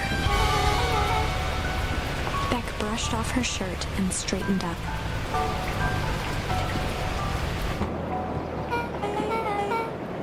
As abruptly as it began, the storm abated.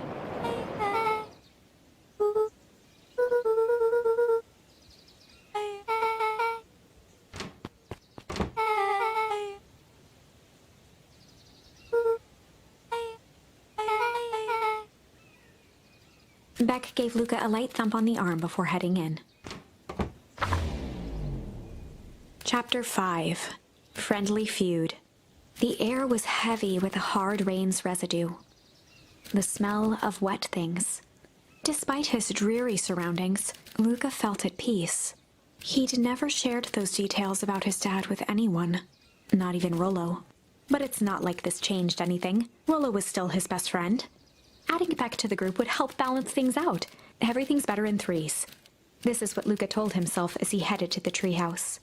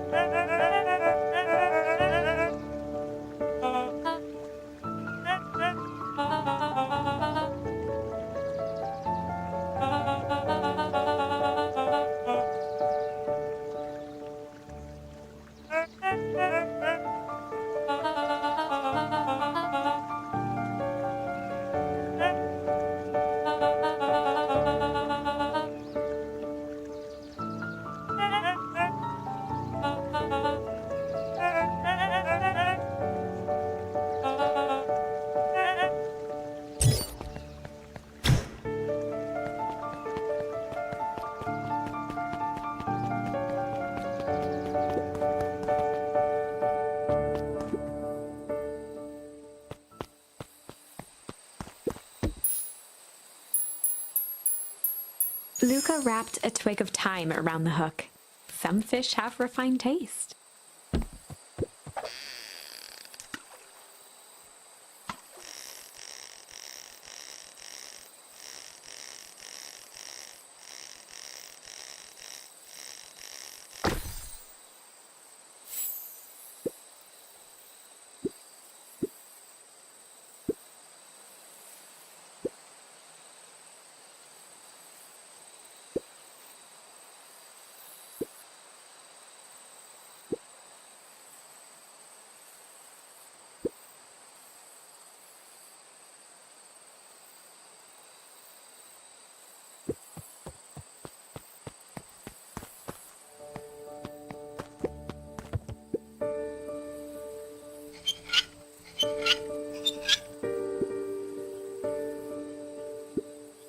Luca had only ever heard him speak in this stiff yet gentle tone a few times, and it always meant one thing.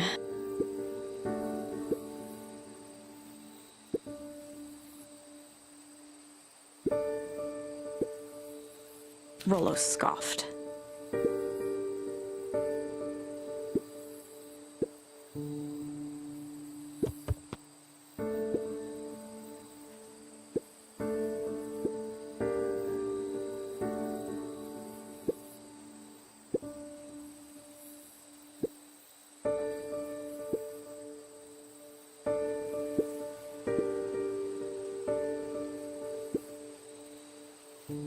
Luca stumbled on his words, knowing he'd said too much.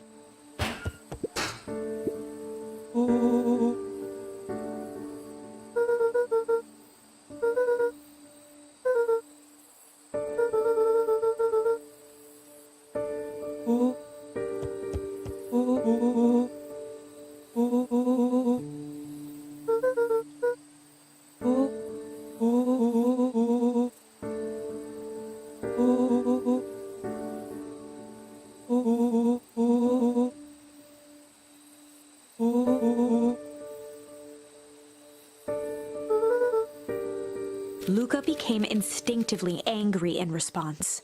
Both boys were now shouting across the distance.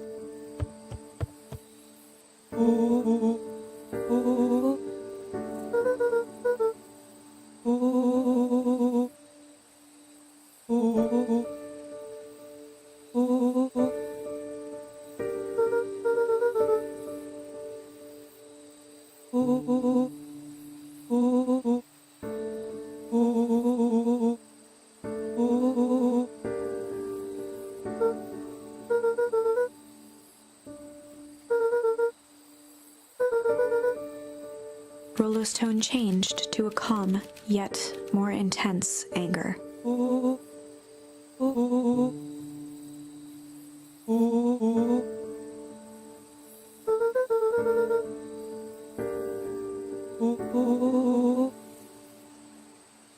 The words hung in the cold night air. Rollo's stomach dropped, knowing he'd crossed a line. But it was too late.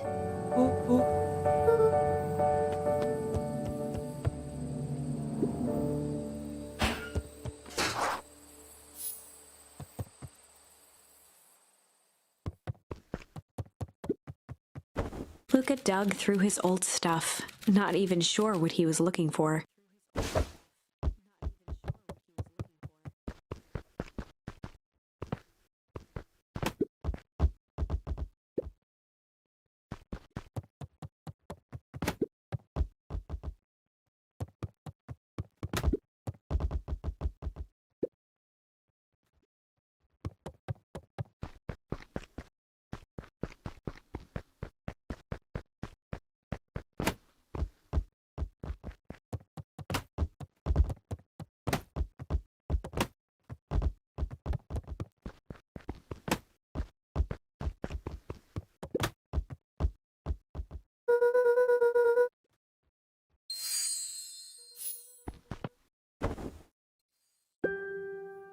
Gran cooed gently from the hallway.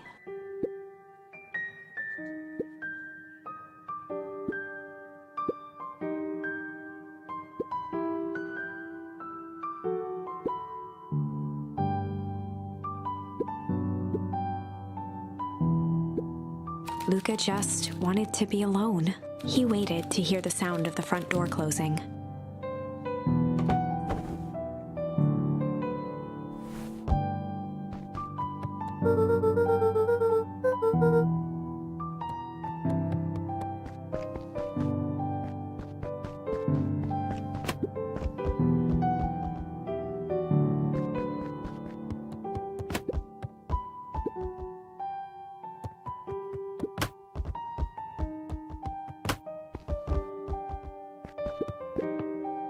Luka dozed off again.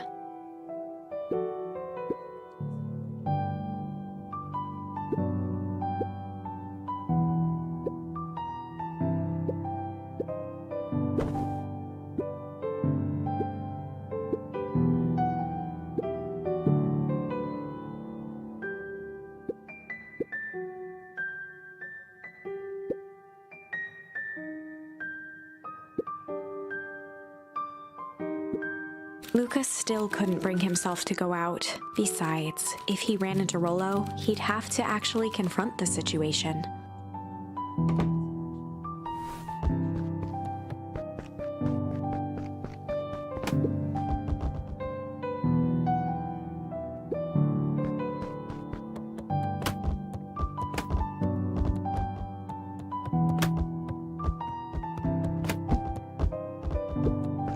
The Adventures of Č़Žᵃ℃.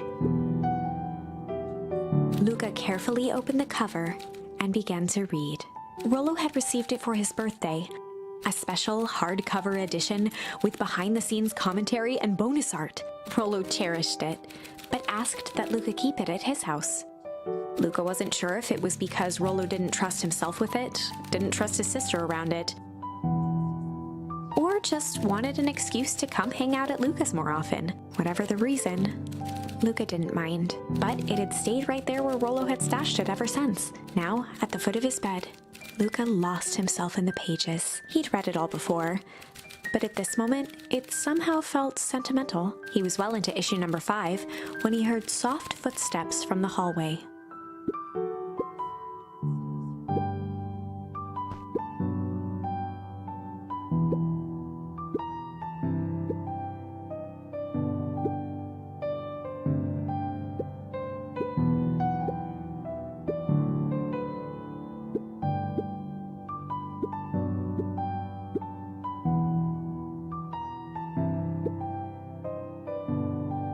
Without realizing it, Luka had pouted away the entire afternoon. He once again felt the weight of it all and allowed his weary eyes to close. Luka stood in a vast black expanse. He looked up at his father standing beside him. Walt was working a straw at the bottom of a fountain glass, trying to collect the last bits of milkshake. "Dad, where are we?" Taking a final loud gurgling sip, his father peered up from the glass. He jangled the straw playfully with a warm smile, then lifted the empty glass as if to point into the darkness. "The source?" Luka's eyes followed his father's gesture. In an instant, he was sitting in front of a blazing campfire. Across from him sat a large figure in a yellow hazmat suit. The figure's voice was a scratchy echo. "Well, if it isn't the man of the hour. Make yourself comfortable." Luka held his shivering hands over the flame to warm himself. "It doesn't work that way here." Their yellow-gloved hand pointed to the base of the flame. "It's a cold flame, see?" Luka peered at the base of the fire. It wasn't wood that was burning. It was Beacon Pines itself. Tiny buildings, freezing and crumbling as they were consumed by flame. Luka could see small shadows moving in the burning city. People. Luka leapt to his feet. "We've got to help them!" The figure gave a dismissive wave of their hand. "Why waste energy helping people who can't even help themselves?" The figure bent down to examine the panicked crowd as they desperately tried to stop the flames. They only care about what's right in front of them. Not like us. Luca's voice was a trembling whisper. Us? The figure slowly stood up, grabbing its helmet with both hands. With a jolt and a twist, the suit emitted a gasp. A cloud of torpid mist escaped, slowly revealing the face within. Luca's own face looked back at him, older, worn, distant. The sensation was oddly familiar, as if he'd caught his own reflection by surprise in the mirror. The doppelganger smiled. I tried to help once. He gestured towards his face. And all it got me was this.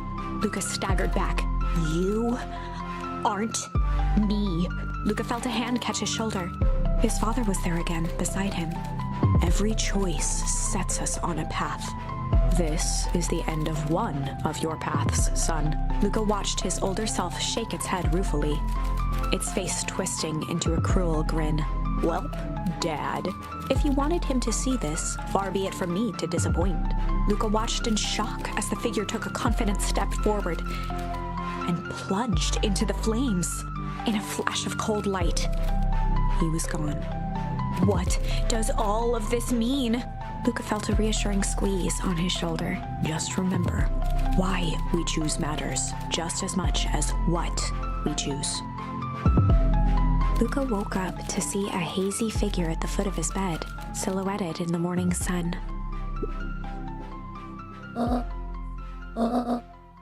Luca rubbed his eyes. The kind, concerned face of his gran came into focus.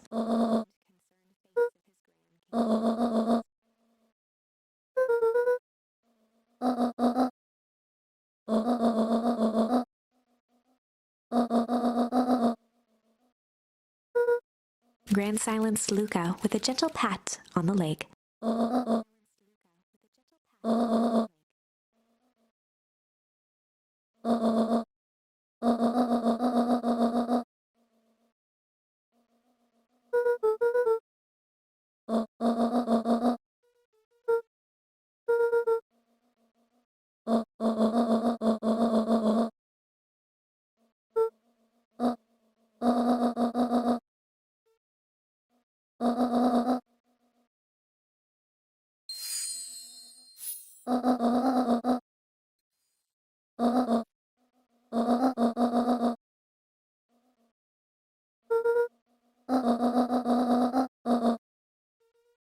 Luca gave a reluctant nod.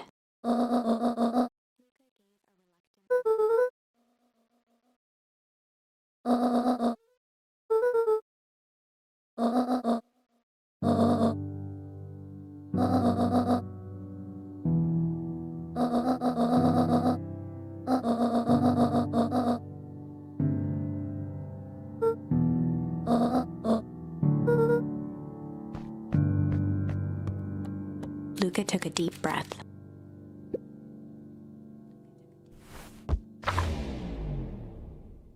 Chapter 6. Through Thick and Thin. Despite Luca's bitterness, Gran was right. He needed to hash things out with Rollo.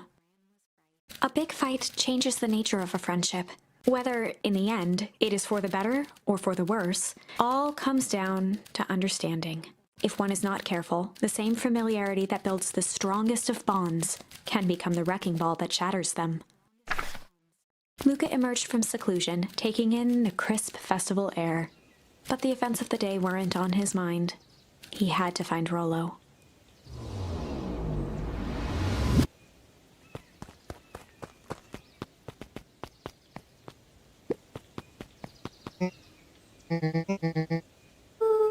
Roxy rolled her eyes, shaking her head.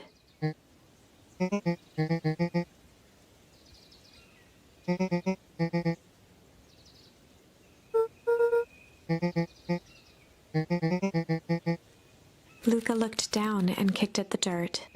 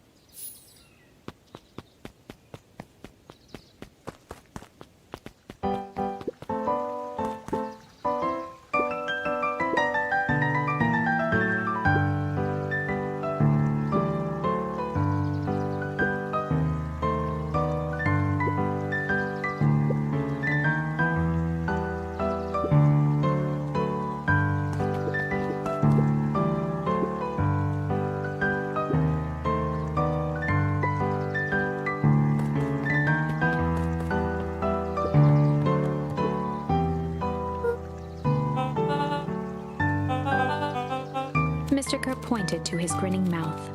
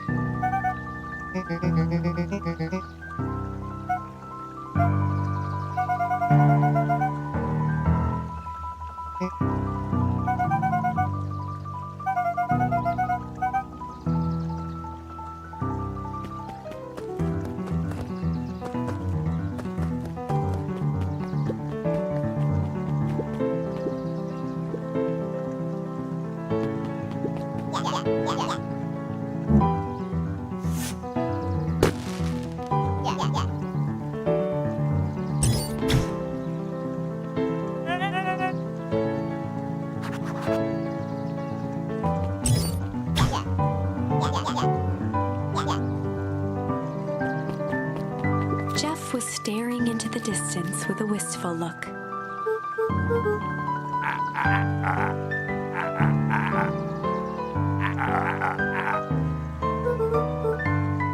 Jeff turned to Luca with a furrowed brow, then gave an understanding nod. For a moment, the two now shared that same wistful gaze.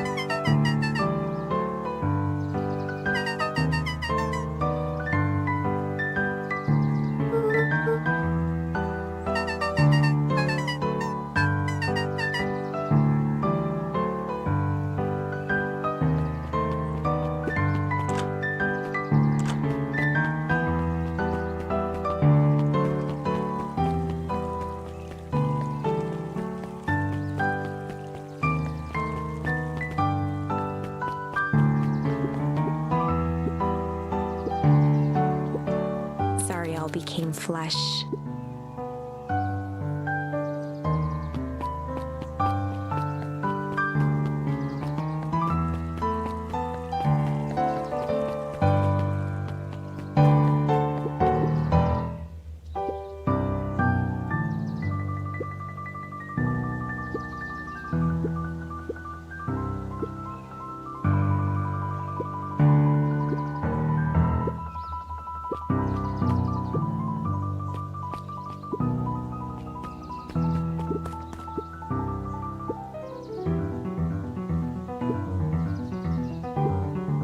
Griffin looked away suspiciously.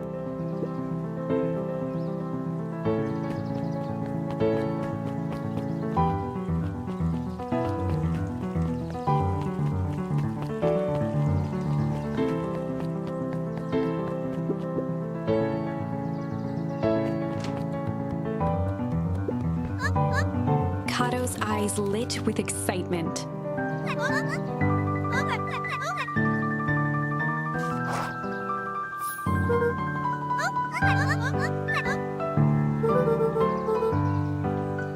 straightened up and cleared his throat as if preparing to sing.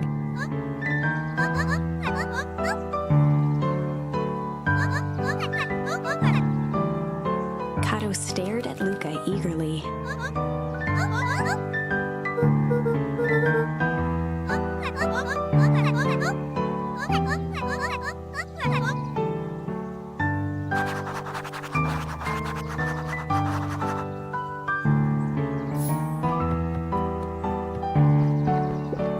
Luca grabbed The Adventures of ćŽᵃᵃ, issue number 5, from the shelf.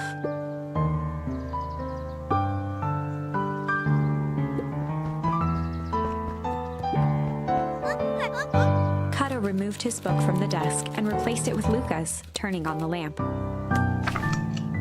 As he slid the book under the purple light, 2 words glowed: The Adventures of ćŽᵃᵃ, issue 5. Luca clicked his tongue with recognition.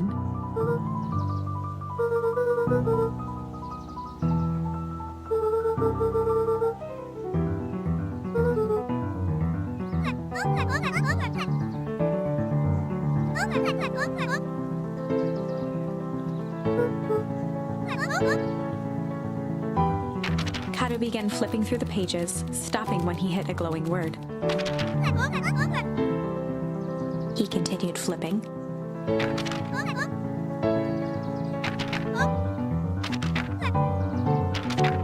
Reaching the end of the book, Kato looked up.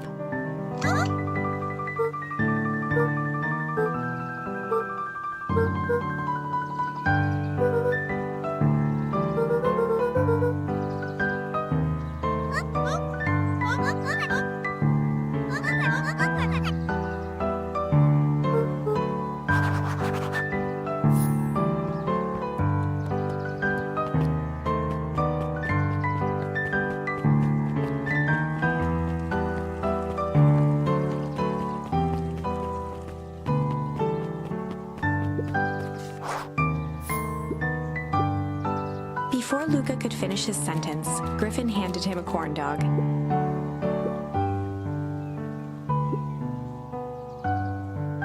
Luca shrugged, taking a sizable bite out of the corn dog.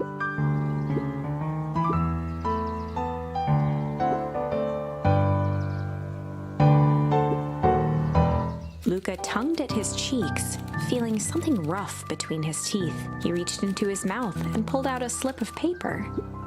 He shook off the bits of corn dog to read the slip.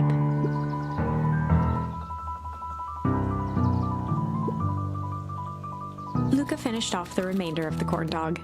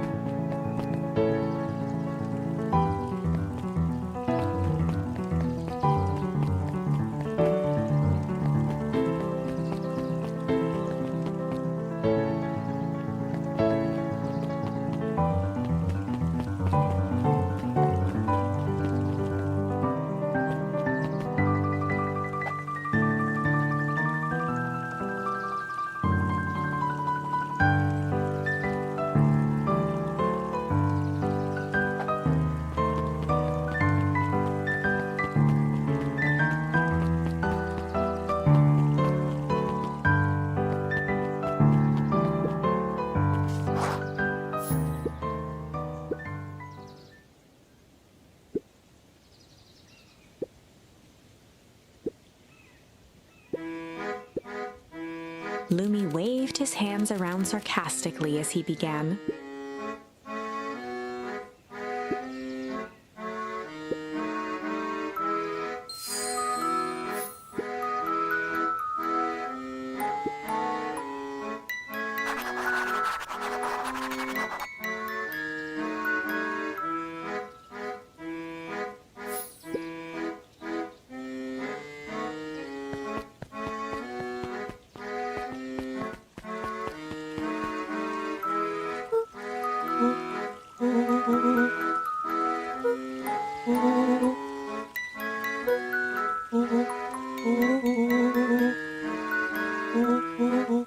Rollo sheepishly handed Luca the balloons.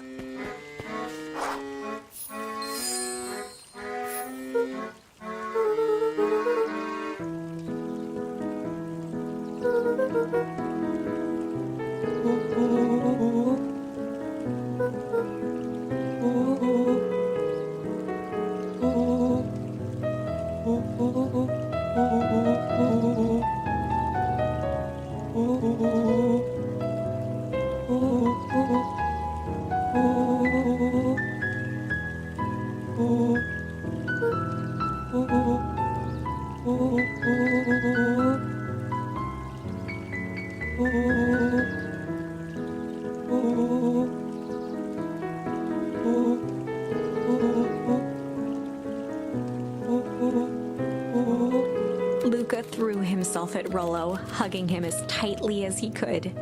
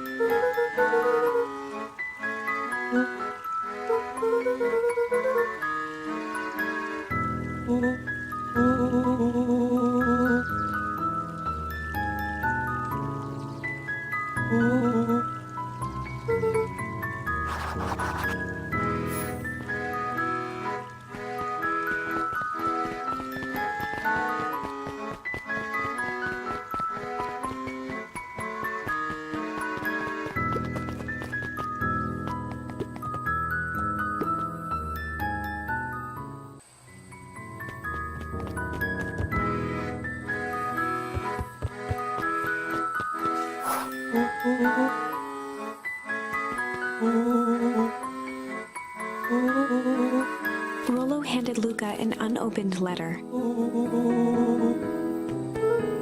Luca, some things are going to happen that might be difficult for you to understand. If I am honest, I hardly understand them myself.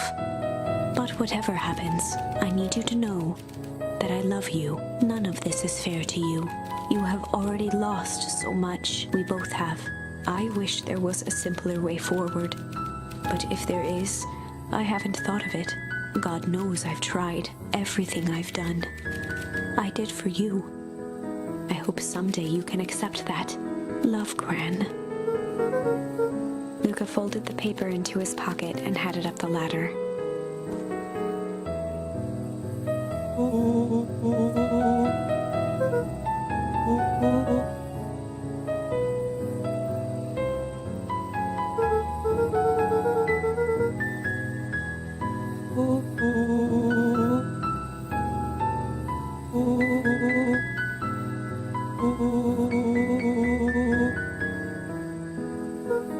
Luca was at a loss for words, but that was fine. Words aren't always necessary.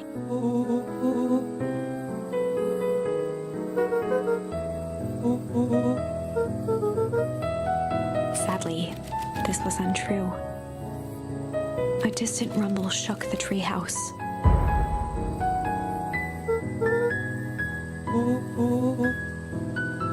It was not fireworks. It was something the boys couldn't possibly comprehend.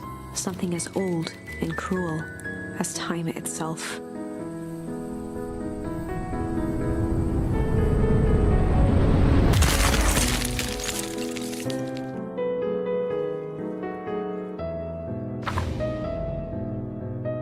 A shockwave of cold tore through the room. A bitter, unfathomable chill. Before they could react, it encased them in ice. Two boys, reunited by friendship, only to be cruelly separated by a malevolence beyond reason. And so, our story ends on this melancholy scene, in a silent treehouse turned statuary. In a town brought low by its secrets, sits a pair of friends, alone, together, for the rest of time. The end.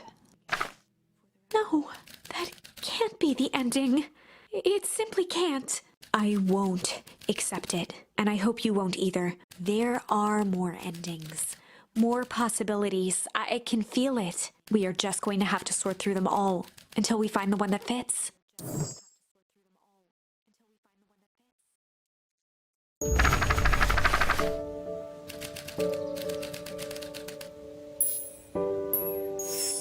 Luca began to respond, but the sky answered for him as the clouds above began to break, revealing patches of star-filled summer night. Moonlight filtered down, shimmering in the treetops.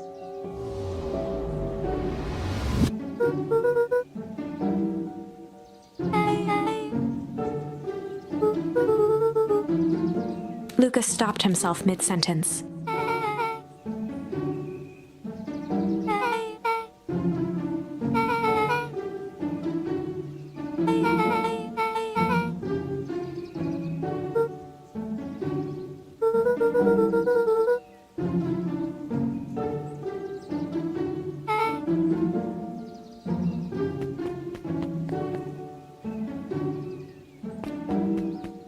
Luca saw Beck skulking by the gate.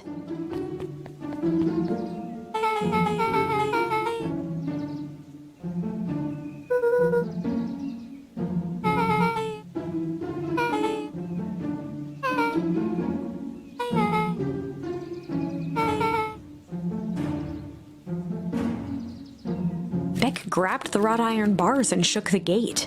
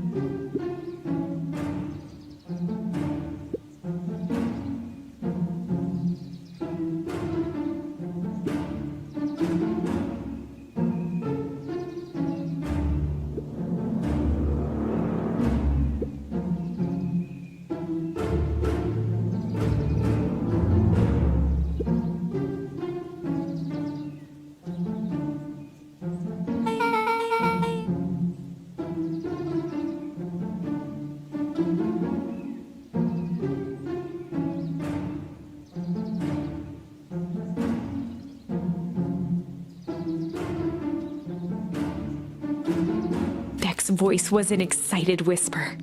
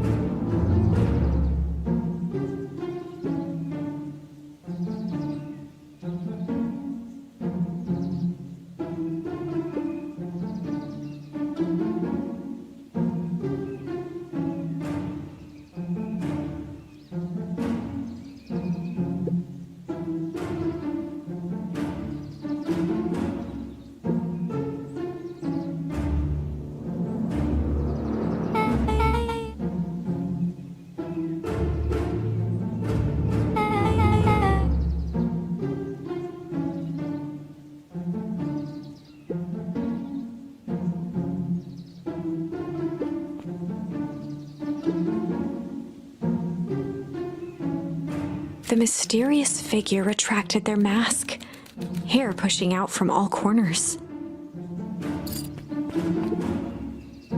A chill ran down Luca's spine. His vision blurred. Beck stifled a sharp wince, and Luca looked down to see himself wrenching her hand.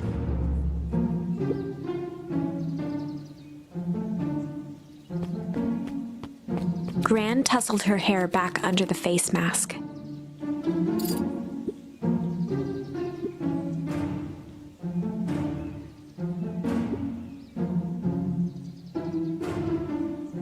Gran gave Eris a curt nod and disappeared into the night.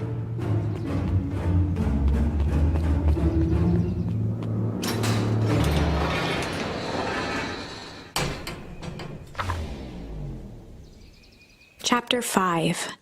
What big ears you have! Lucas sat shivering in the bushes, staring at his feet.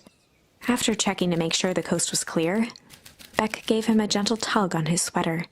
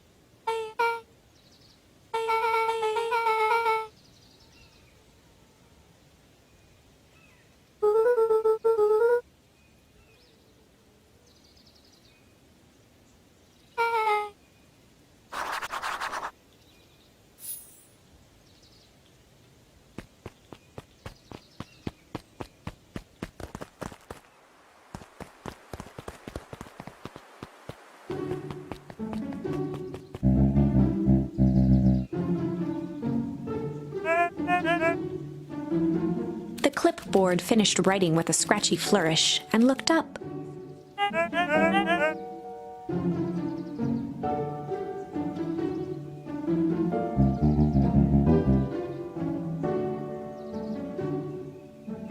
Mr. Nuncreed, arms crossed over his paunch, gave an exhausted sigh.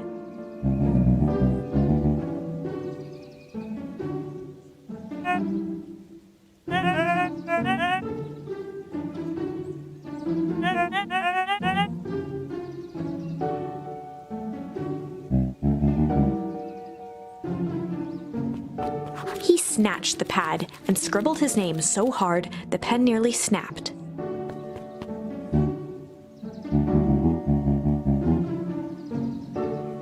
The clipboards looked at each other for a moment, almost pondering the possibility, then broke into laughter as they walked away.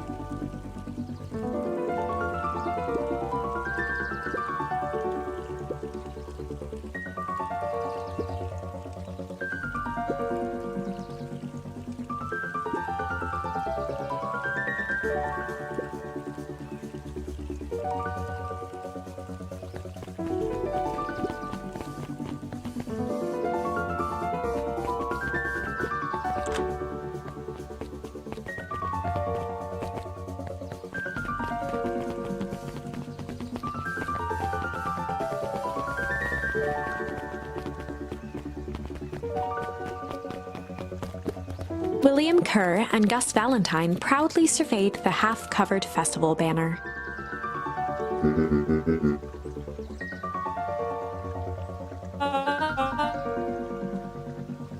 The mayor gave a half-hearted shrug.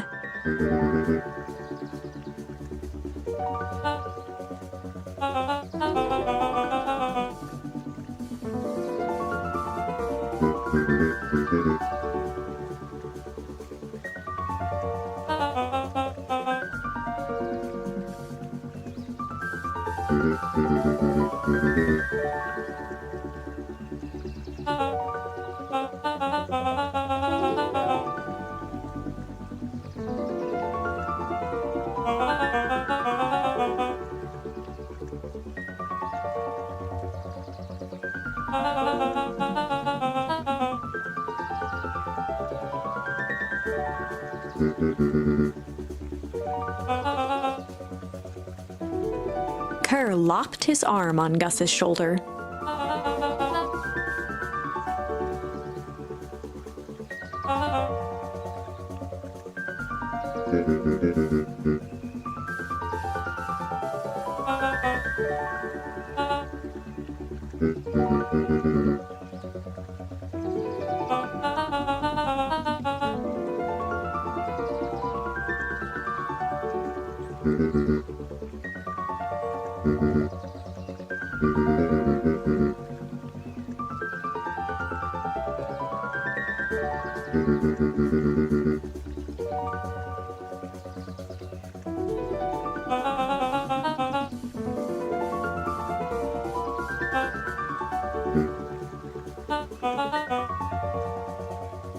With a glimmer in his eye, Kerr gestured grandly toward the horizon.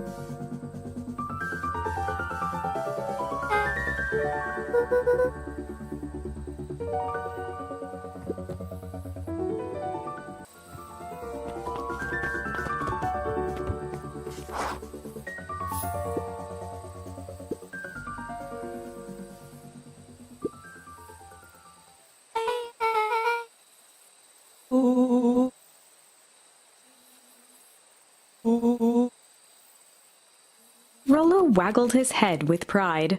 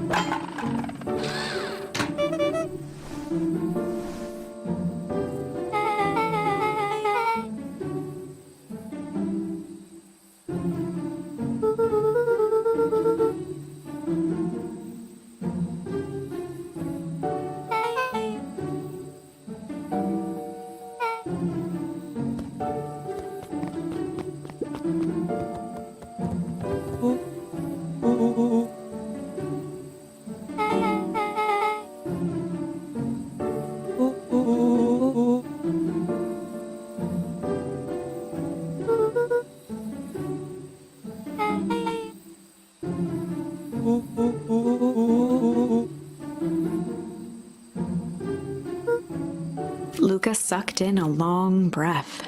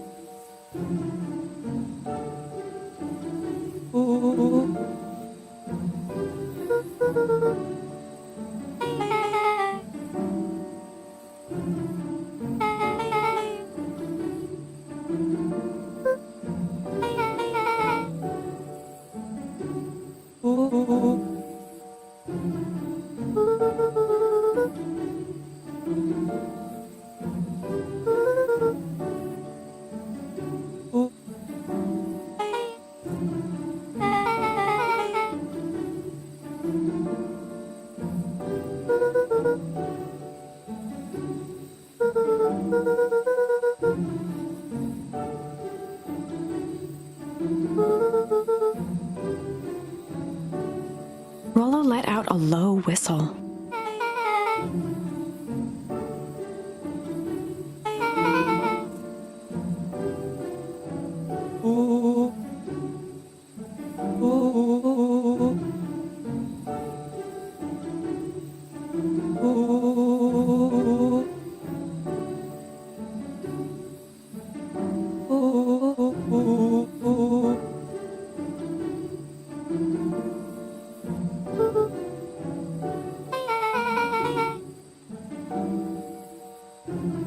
Rollo and Luca shot back a look.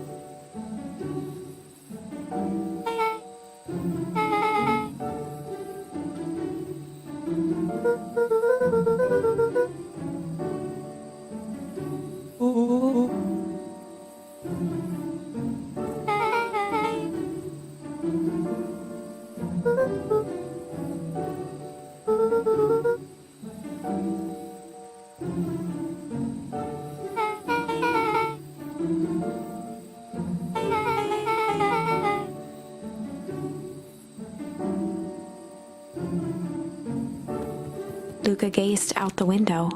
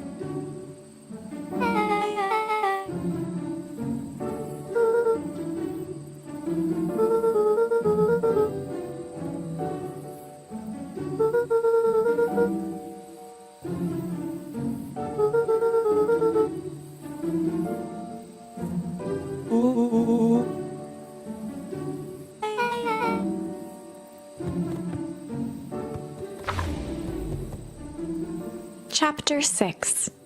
Secret Lair. Summer forged ahead, but the nights only seemed to grow colder. Luca walked home slowly under the pale starlight, cautious to avoid any more surprises lurking in the shadows.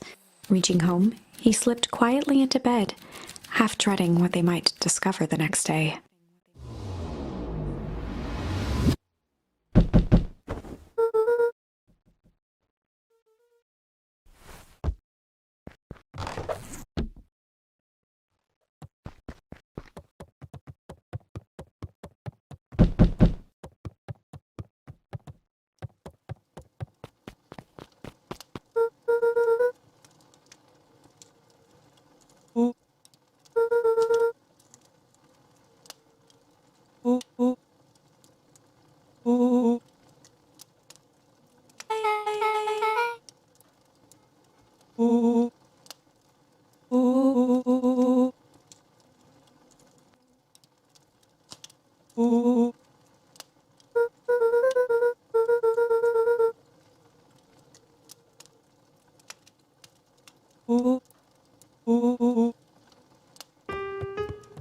Luca and Beck rolled their eyes as Rollo strutted across the room.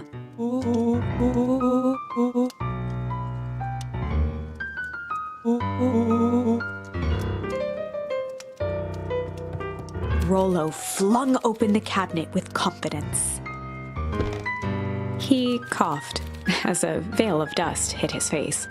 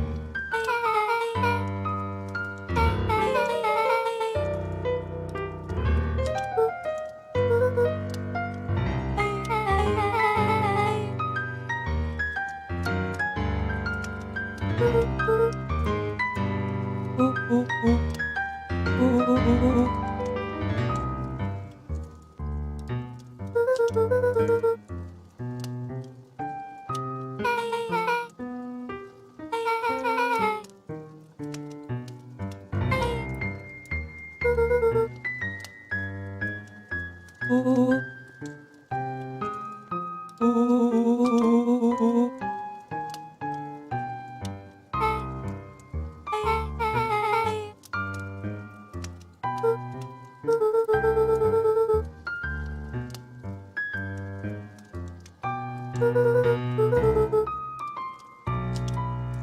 look of realization crept onto Luca's face.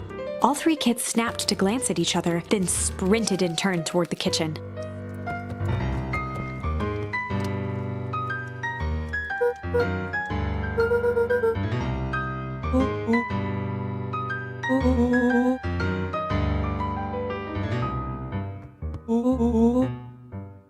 Before he could finish, Luca scrambled up Rollo's back.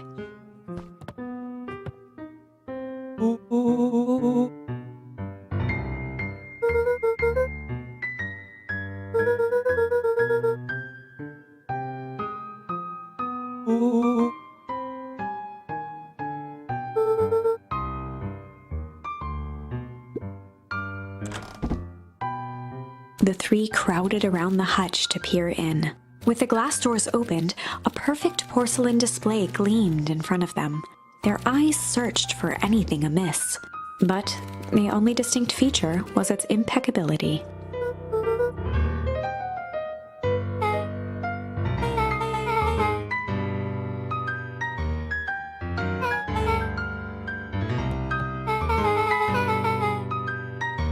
As Beck pulled on one of the teacups, it slanted forward with a hollow click. The entire hutch began to rustle and slide under its own power.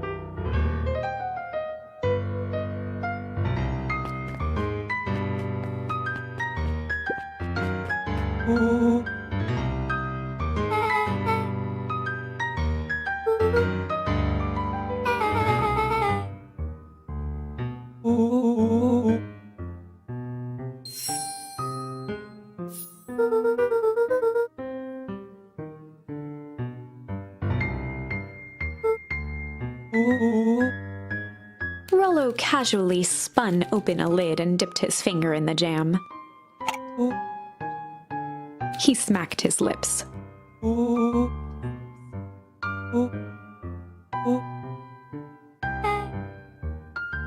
Rollo plunged his hand in the jar, fishing out a soggy slip of paper. Rollo offered the slimy note to Luca and licked his fingers clean.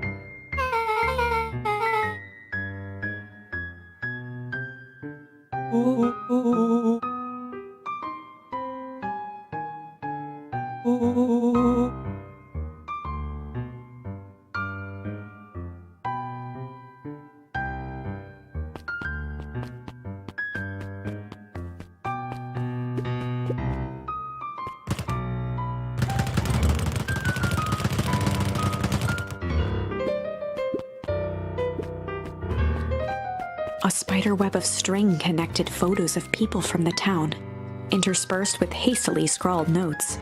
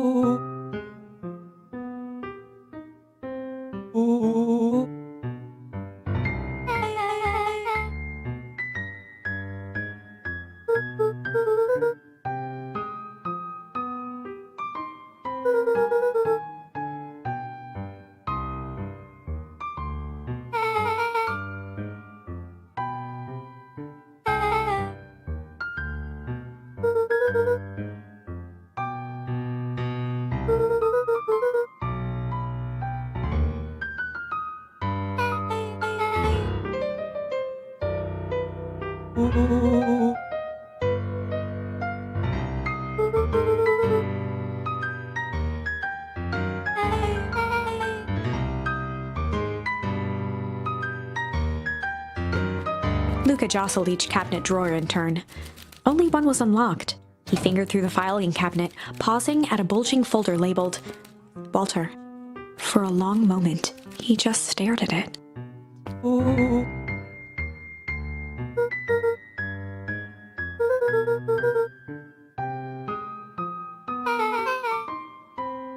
Luca nodded and caressed the label with his thumb.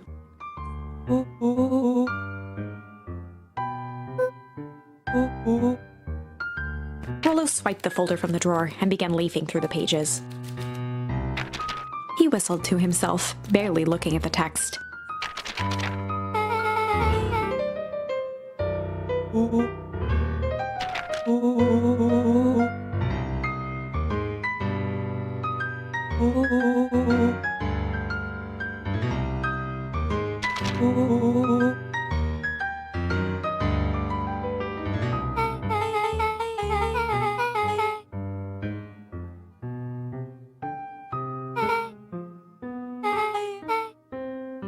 He stopped at a page and mimed, holding up a monocle.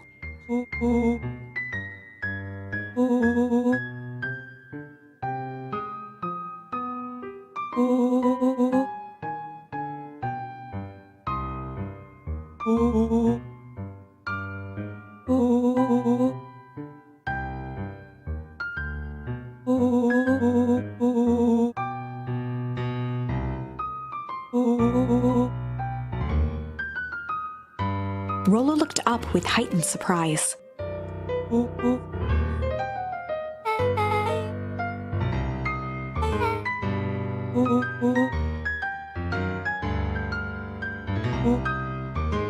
Rollo's finger traced across the page.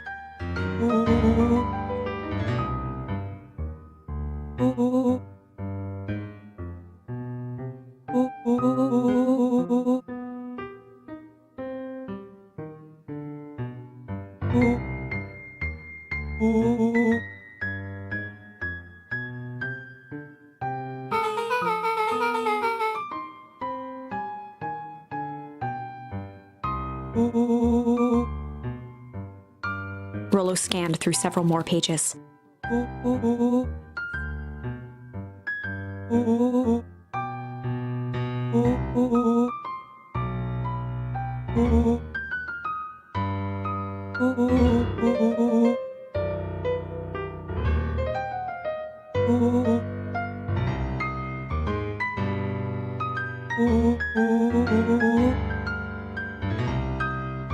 Luca, staring blankly at the cabinet this whole time, spoke softly. Rollo rustled the folder, trying to loose more pages.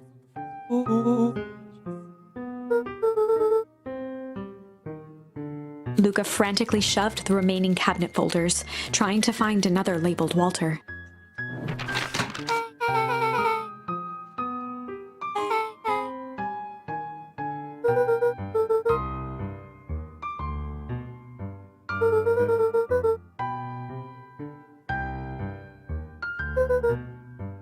Luca slammed the drawer shut. They crowded around a worn-down old map of Beacon Pines.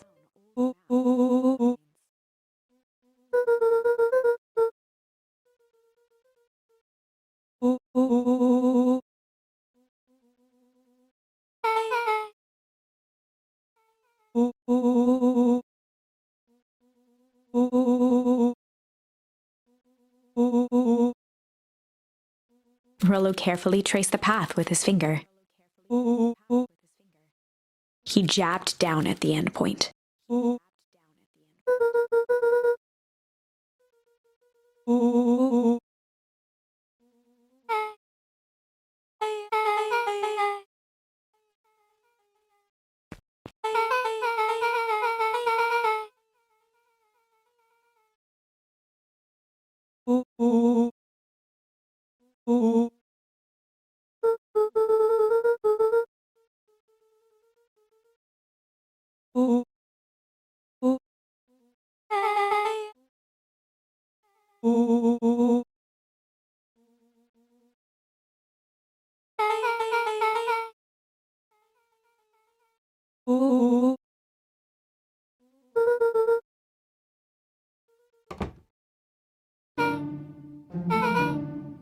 Luca looked up from the map.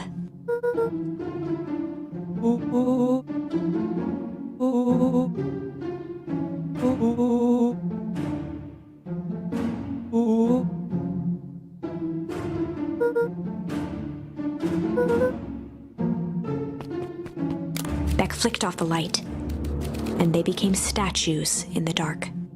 Overhead, creaking floorboards bent under slow, deliberate steps. The kids looked up, the tilt of their necks following each footfall.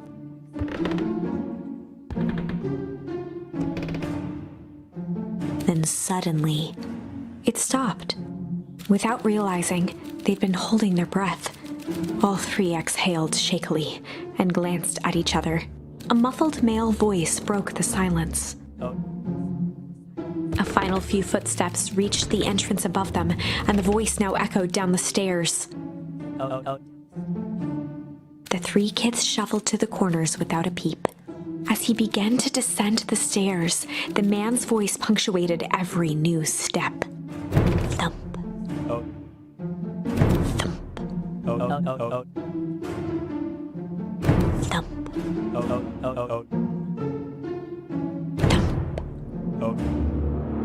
Thump.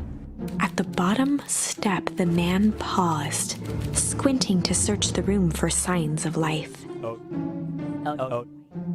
Rollo shifted suddenly.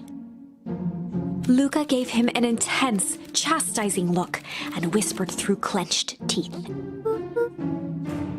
It was too late. Rollo was already inching toward the stairway. He screeched as he charged toward the shadowy figure.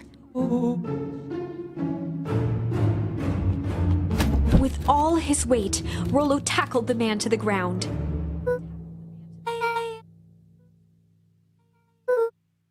From the dark corner, they saw something move.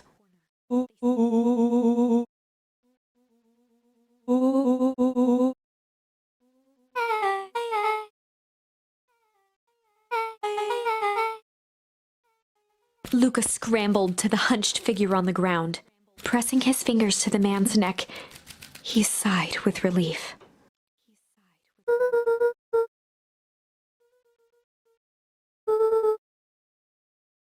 As Beck flicked back on the light, Luca and Rollo both gasped in stereo. Chapter 7. The Interrogation of Hiram Tolliver. Still unconscious, Mr. Tolliver slumped heavily in a shoddy old chair. His hands were bound with rope, his feet tied with some loose string. The kids huddled in a circle, discussing their plan. One thing was certain, they couldn't just let Mr. Tolliver go. They needed to know what he was doing in Luca's house. After some deliberation, it was decided.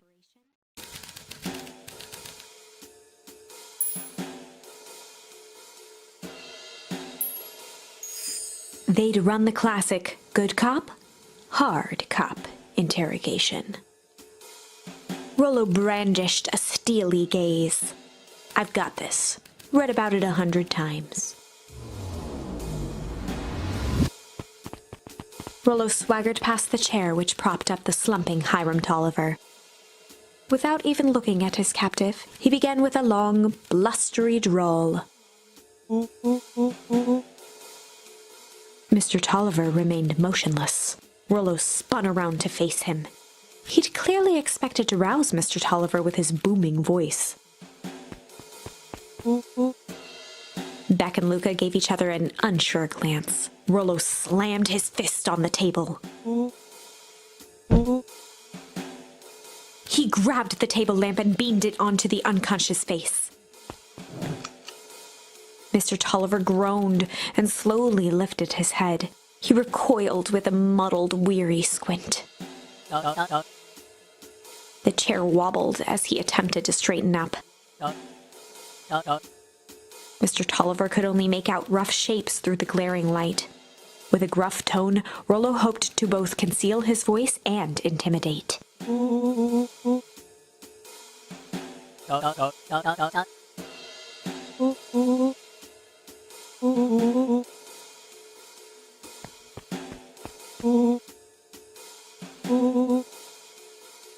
The doubtful expression on Beck and Luca's faces transformed into awe.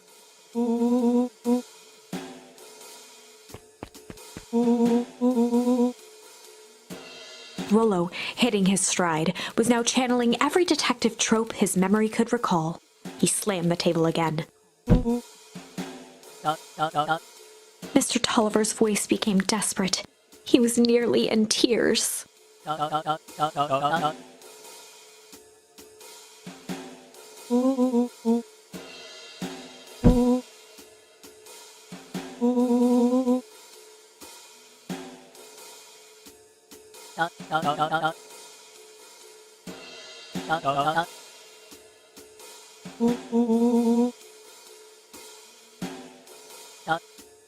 Mr. Tolliver was in a daze, now more confused than ever.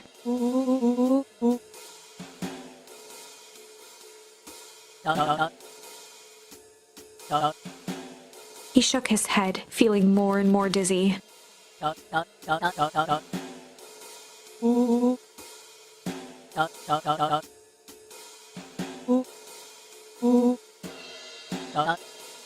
His voice faded to a whisper.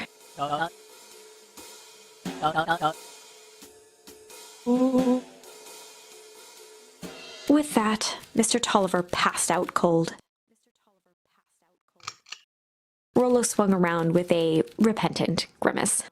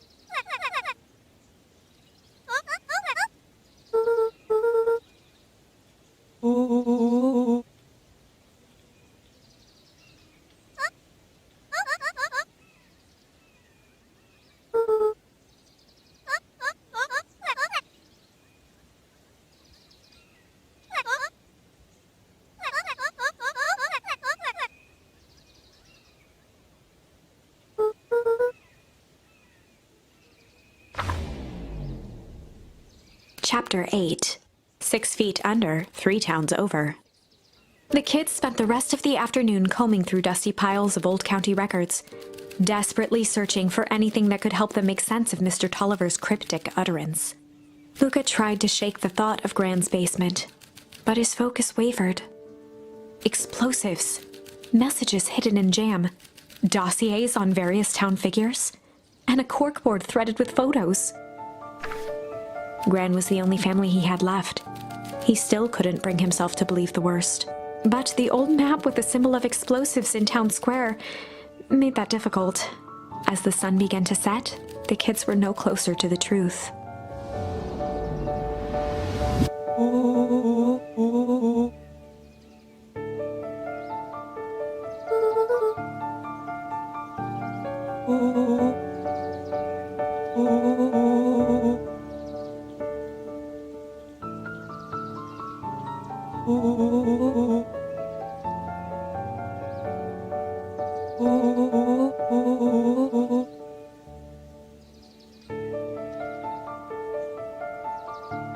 Rollo shut his book with an assertive nod.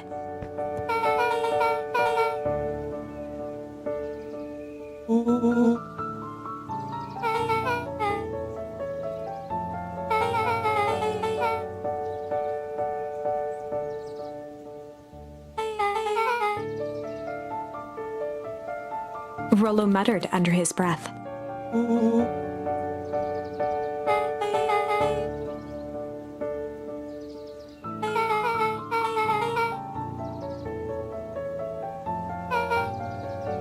Beck slammed her finger down on the open page before glancing down to read.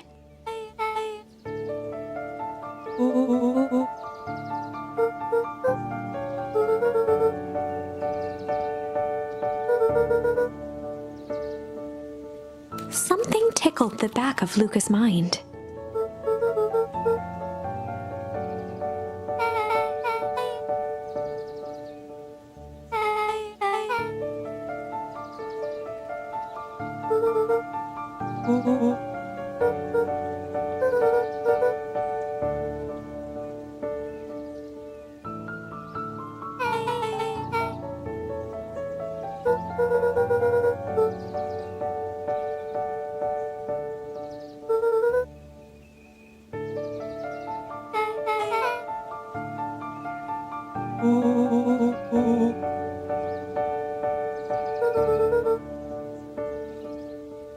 The question hung in the air.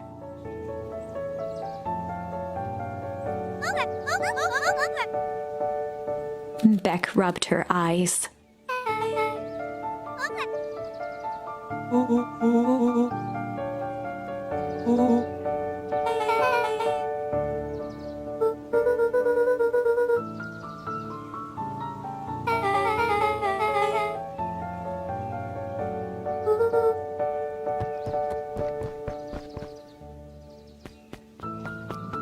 Luca's heart was pounding as he approached the house. If he was lucky, Gran, or whoever it was, hadn't gotten back yet. And of course, there was Mr. Tolliver tied up and unconscious in the basement. Dealing with him would be the first order of business. Luca shook out his arms to calm his nerves before entering.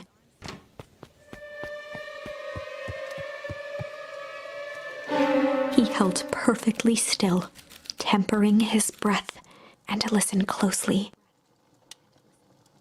She was asleep. His only hope was that she hadn't found Mr. Tolliver before dozing off.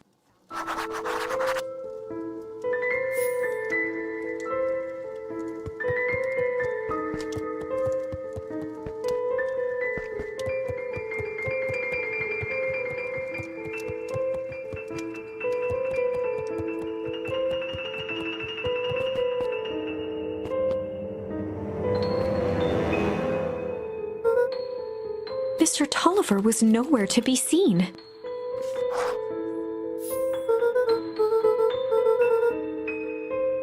Or maybe Gran knew everything. Luca's hungry stomach groaned. Not realizing it, he'd gone the entire day without eating.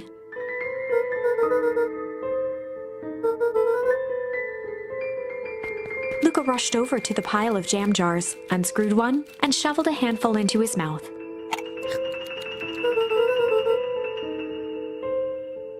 He flipped the lid to read the label.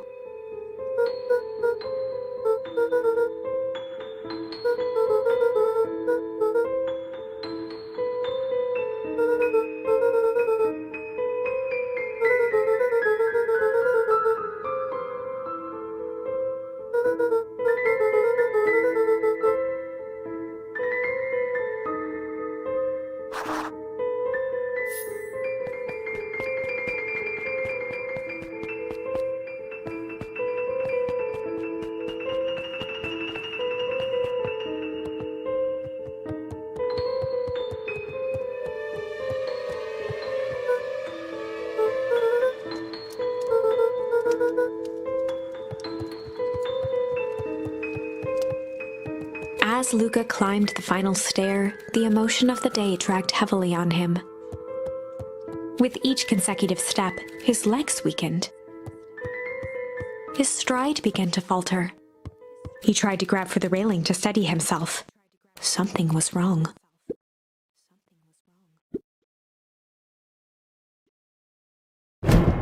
Luca groaned and tried to move. His limbs might as well have been bolted to the ground. Through numb lips, he mumbled just before falling asleep.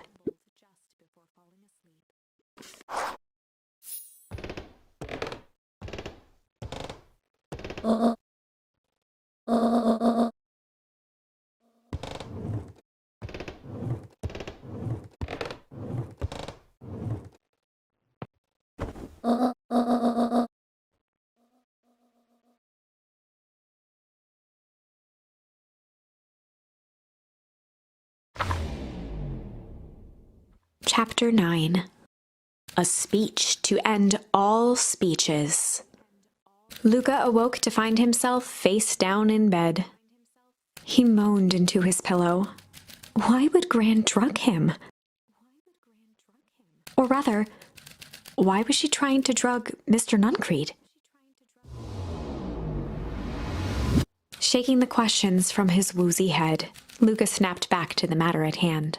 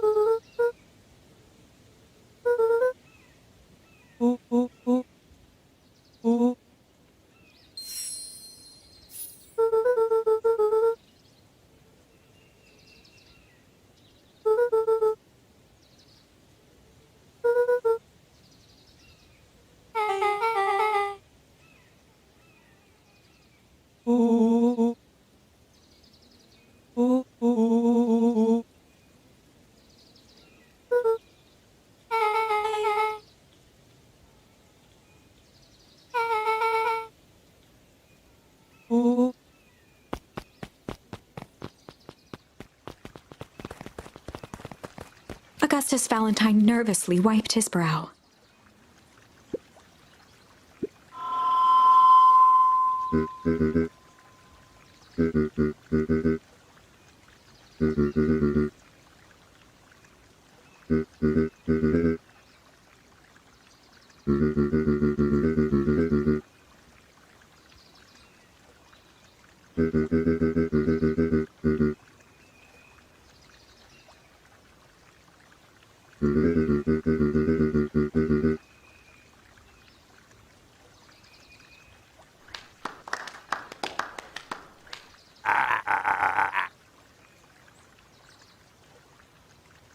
Gus cleared his throat and awkwardly loosened his tie.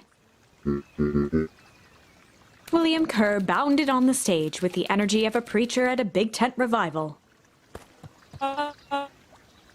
He gave Gus a hearty slap on the back and motioned him off the stage.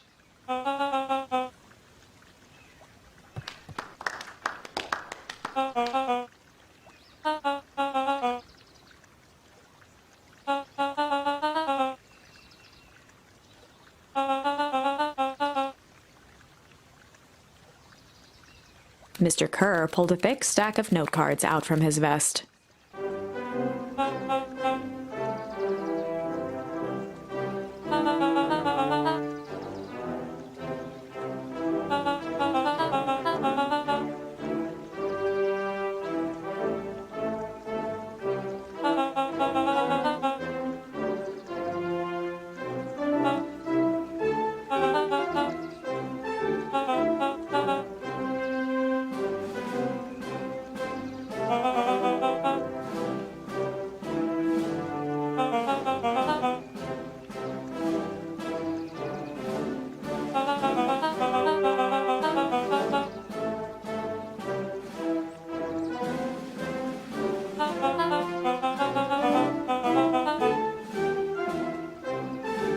Mr. took a moment to survey the crowd. He wiped away a single tear.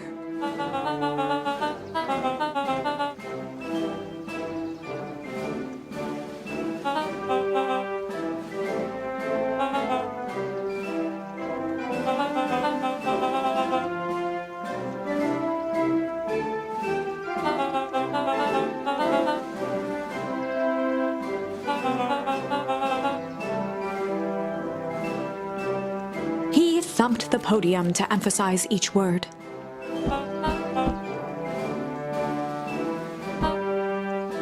Mr. Kerr nodded confidently, biting his lip. The crowd was silent, in rapt attention.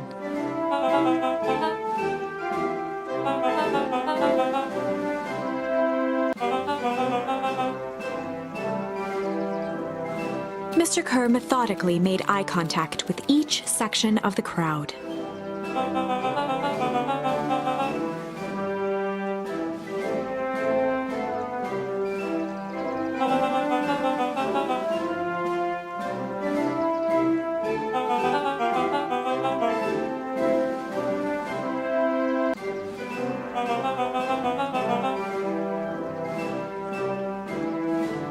His voice began to build to a crescendo.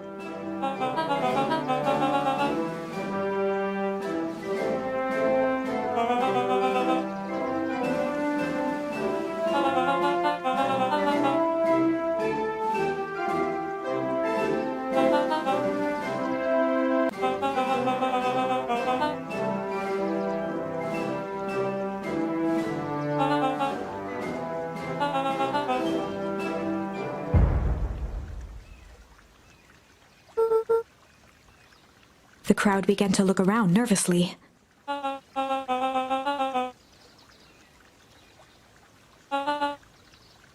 Mr. Kerr quickly flicked through his note cards.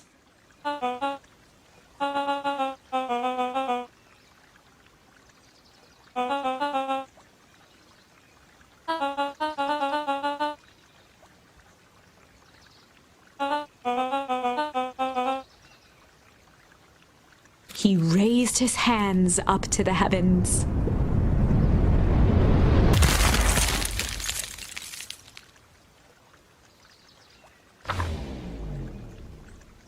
At that moment, a merciless wall of impossibly cold air ripped through the crowd, instantly freezing everyone and everything it touched. For a man like William Kerr, this was a fitting way for things to end. On a stage, with an entire town frozen in rapt attention for the rest of time. The end. There's that ice again! Whenever I think we're getting close, it comes along and ruins everything! Maybe we should just quit? Maybe you should just close the book, walk away, and never think of me again. No, I don't mean that. We got a little closer this time. We just need to try again. Please.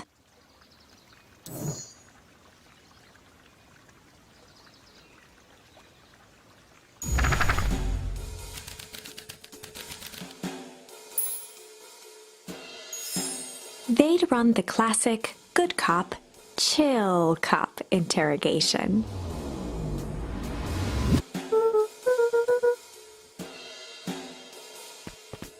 Luca walked calmly to the light switch, flicking it off and on a few times. Mr. Tolliver shook his head, gathering his wits. He looked over to find Luca, who returned a calming grin.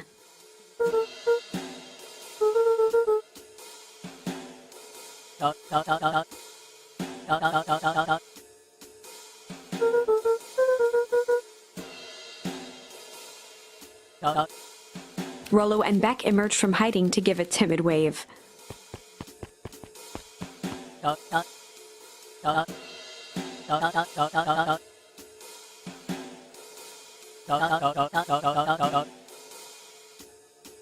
Luca glanced over to Rollo and Beck, who replied with skeptical looks.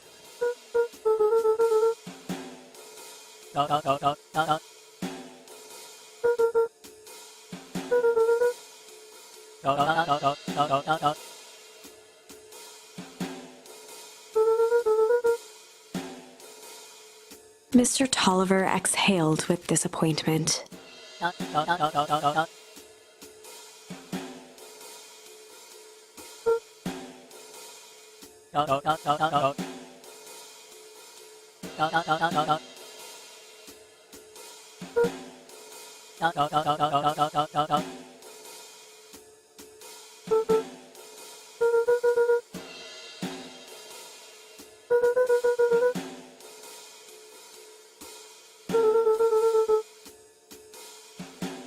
Luca gestured to the corner.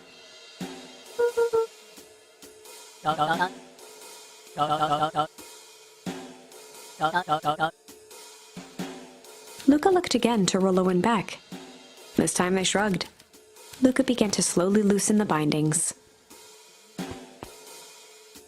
Mr. Tolliver gently rubbed his wrists.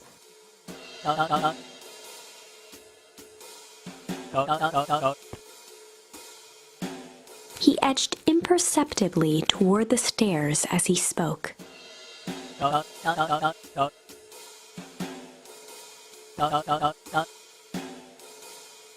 Before the kids had even noticed his movement, Mr. Tolliver was at the light switch. He punctuated his final words by flicking the switch and rushing up the stairs.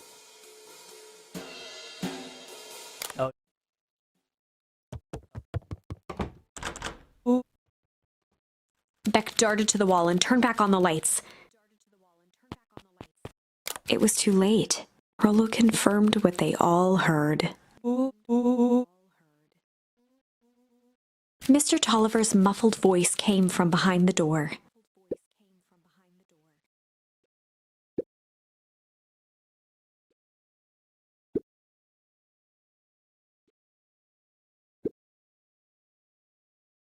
They looked bewildered at each other.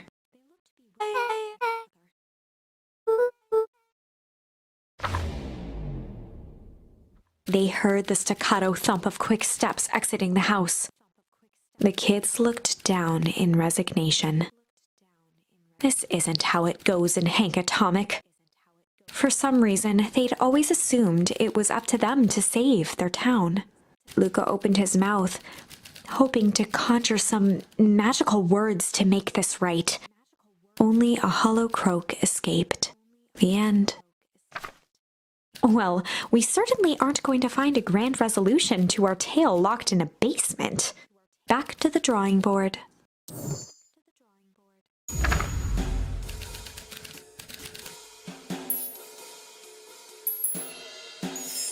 They'd run the classic good cop, sly cop interrogation. Luca and Rollo ducked behind a barrel, leaving Beck to her task. With a few crisp snaps, she roused Mr. Tolliver.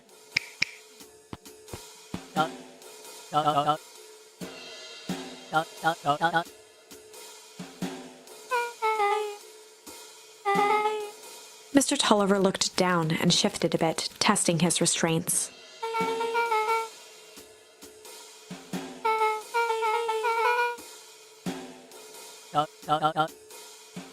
Beck caught herself before letting the surprise manifest on her face. She'd already gotten him to reveal his relation to Gran. This was going to be easy.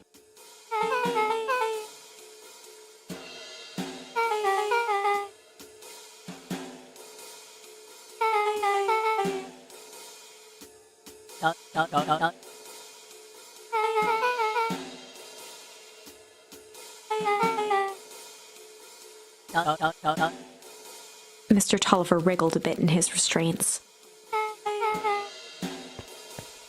Beck quickly removed the ropes.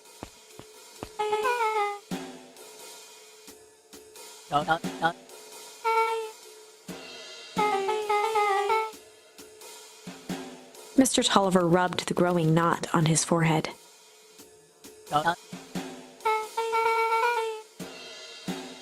Beck twirled her hand, as if to prompt Mr. Tolliver to finish her thought. Beck shook her head and clicked her tongue. Mr. Tolliver let out an amused huff in agreement.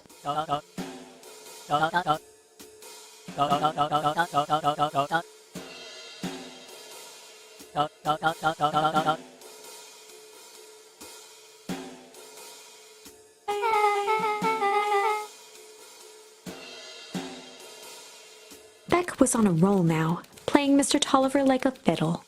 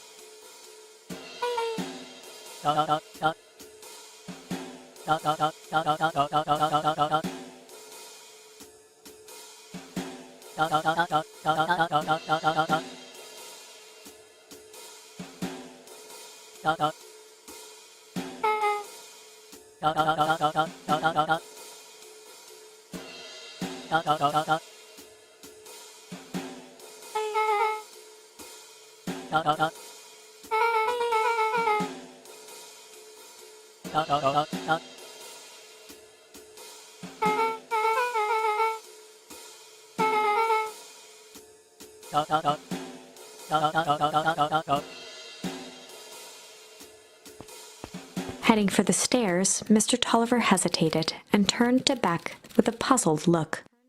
She grinned and gave him a peppy wave. With a shrug, he continued up the stairs, whistling a jaunty tune.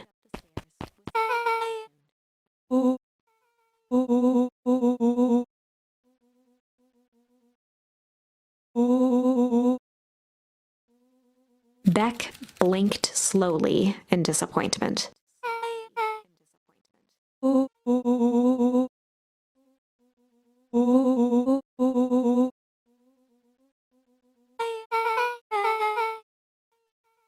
She turned to the table and began tearing small scraps of paper.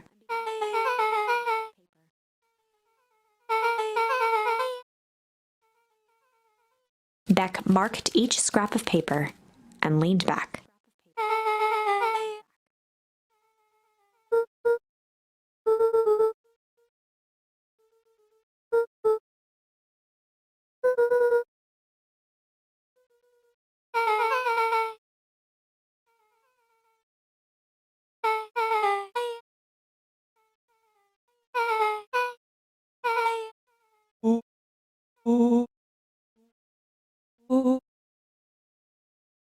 Luca and Beck looked at Rollo with amazement.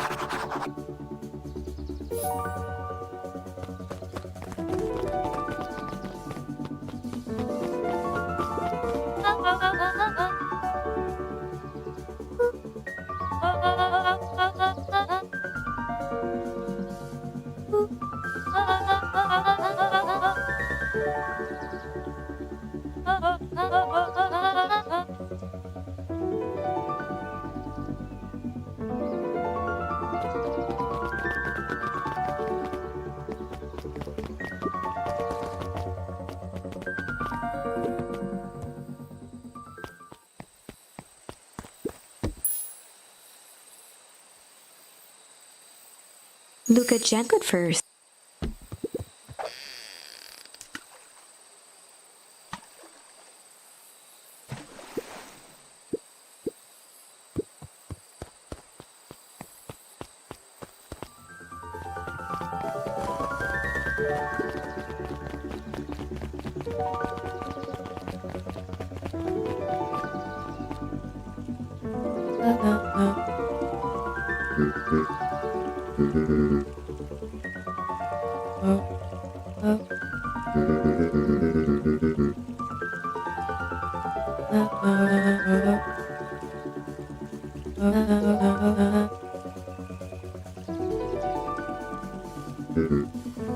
Gus looked around nervously.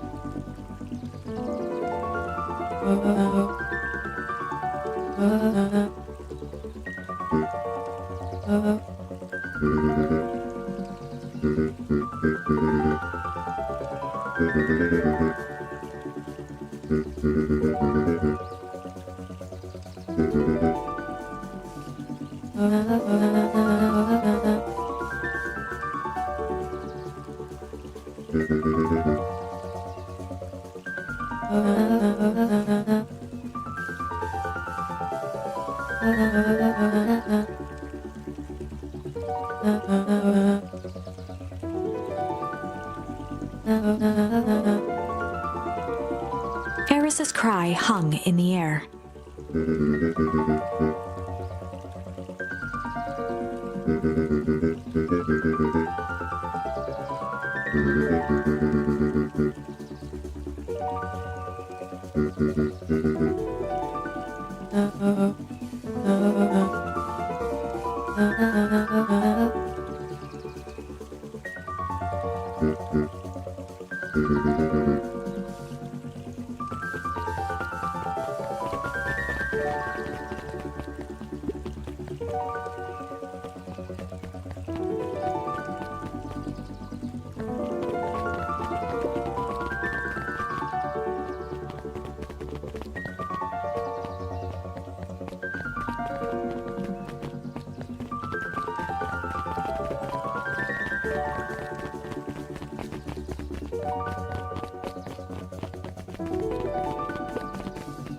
Solomon stood proudly at the entrance to the drugstore, holding a brown bag overflowing with black licorice.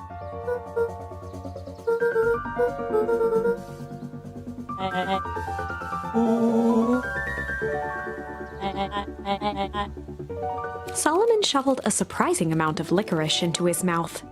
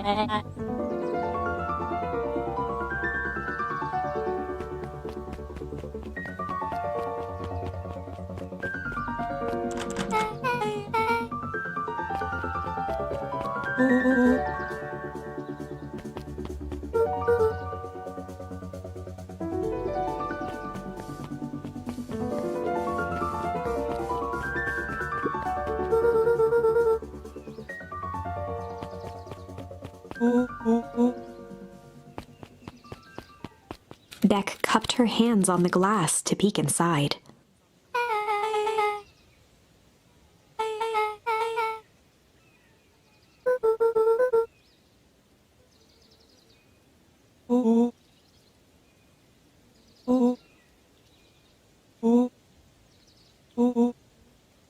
Ďák flung open the door and they all squeezed in.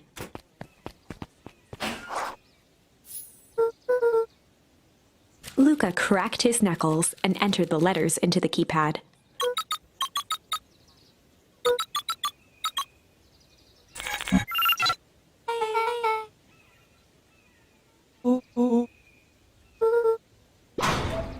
The inside of the phone booth dropped loose from its shell. Without even the space to panic, they closed their eyes, held their breath, and accepted their fate. Suddenly, the chaotic descent slowed to an effortless landing. It was unclear where they ended up, but at least it was solid ground. The air was stagnant and smelled vaguely of chlorine.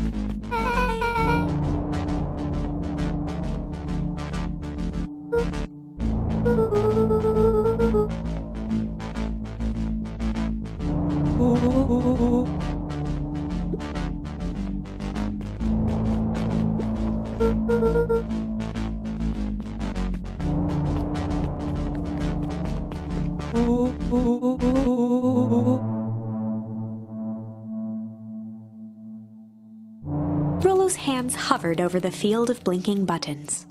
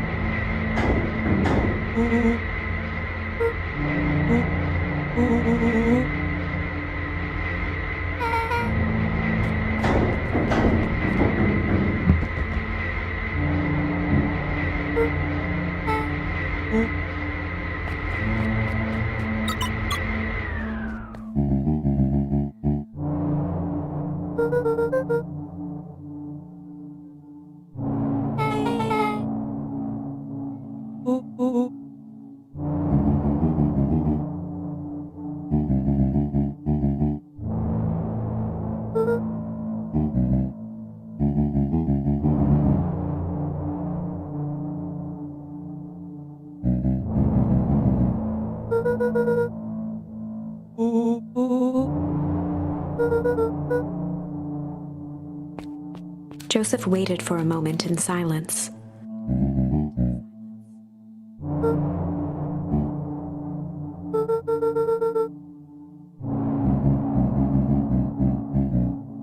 He gestured toward the strange tubes.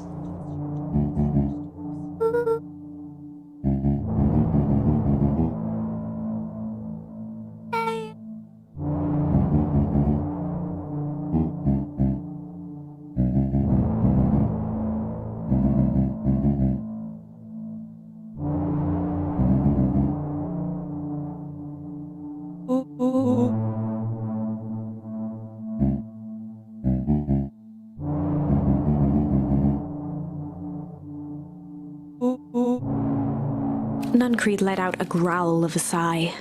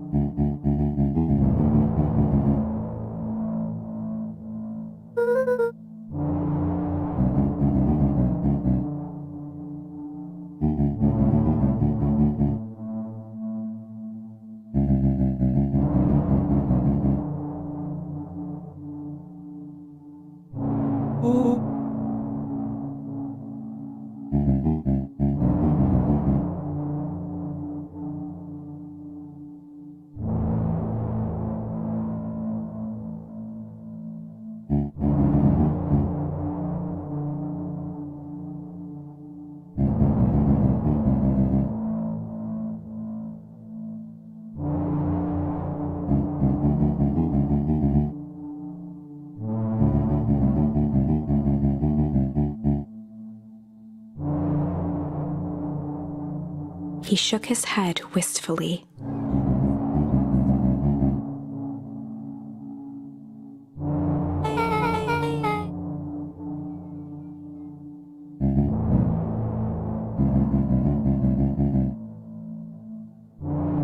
ĆÄŽᵃ took a menacing step towards the children.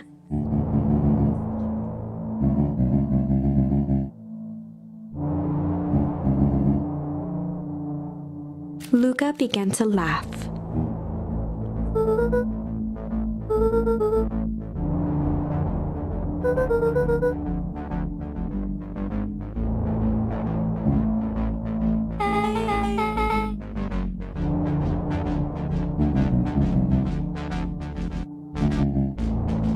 The color drained from ĆÄŽᵃ's face.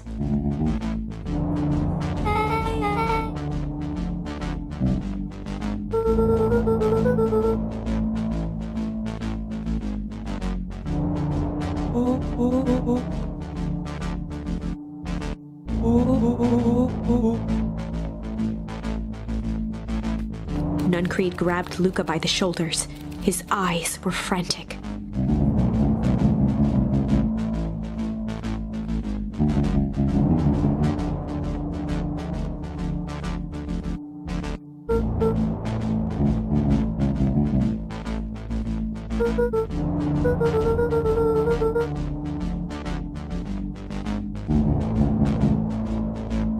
A jolt of realization struck Mr. ĆÄŽᵃ.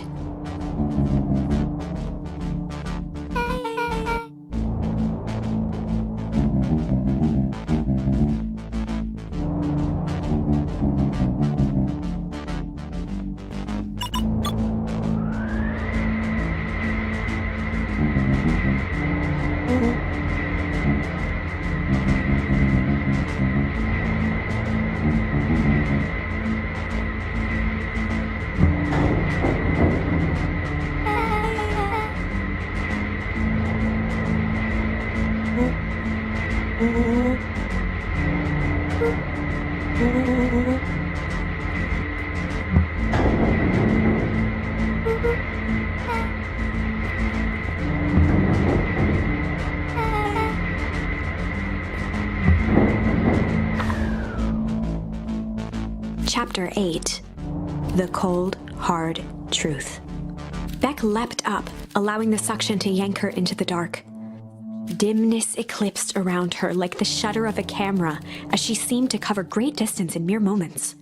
Her only points of reference were glints of upcoming turns, which approached with frightening speed, only to carry her gracefully along. She heard the tinny, distant echoes of Rollo's glee. Once she stopped fighting against it, the ride was impossibly smooth. Then, all of a sudden, as if minutes had passed in an instant, light blazed into view. A burst of wintry air snuffed across her face, and she was flung out into the cold.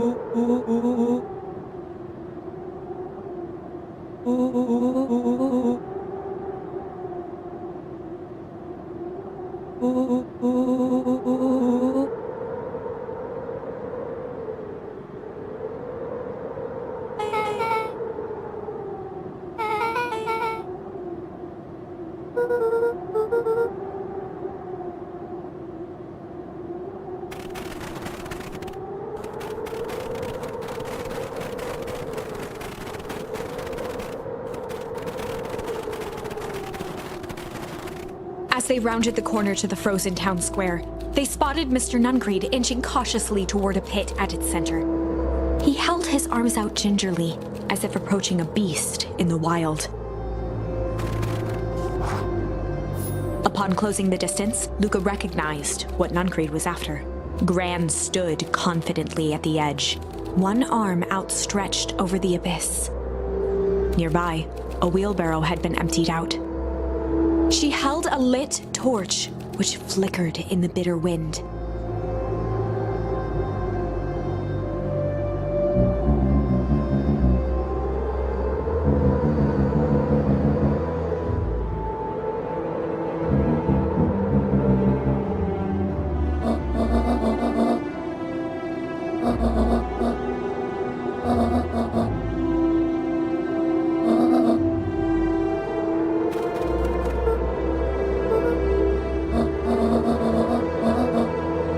Mr. Nuncreed turned back toward the kids, desperation in his eyes.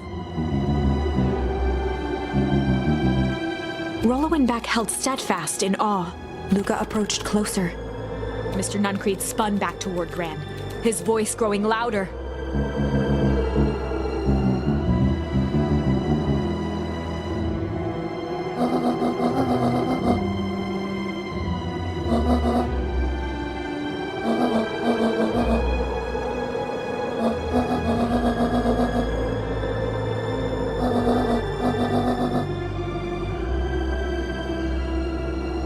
Mr. Nuncreed winced with anguish. His voice hardened. They both now yelled, not to each other, but at fate itself, making their peace with long-held burdens. The wind howled with encouragement.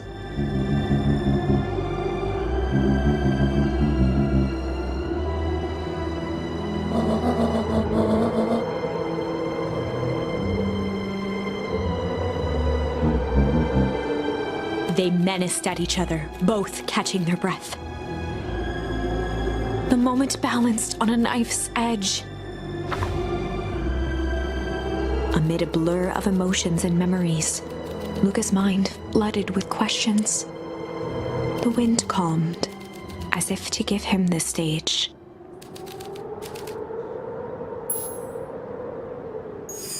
And in the stillness, he began to weep. It was all just too much. Falling to his knees, Luca whimpered softly. The tears crystallized as they hit the snow. Gran stared at Luca for a moment with warm sympathy, remembering why this was all necessary.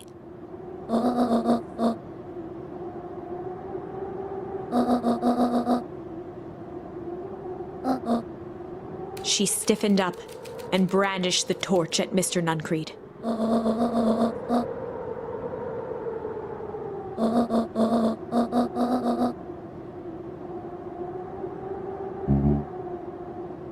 Ignoring his final plea, Gran flung the torch into the deep darkness. She smiled and exhaled in relief. Mr. Nuncreed moaned in resignation. The torch echoed as it ricocheted down the hole, punctuated with a thunderous thud.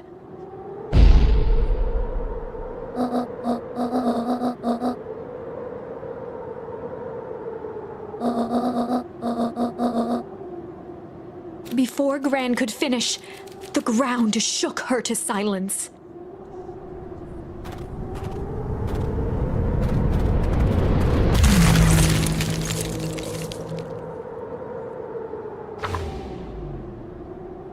Gran only had time to spin around and run to Luca. Her attempt to shield him, an honorable but trifling act. Unflinching love, pitted against an unthinking horror. There was no contest. Her warm embrace froze in an instant.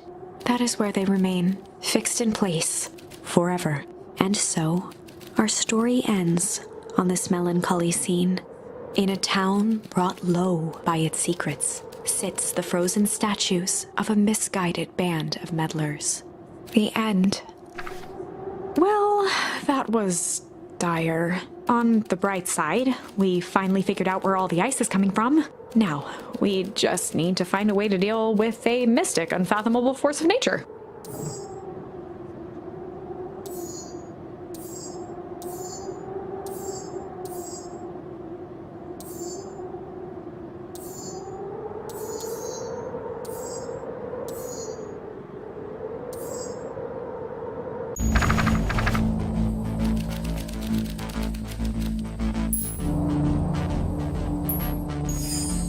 Luca drew himself up and decided to take the only option they had left.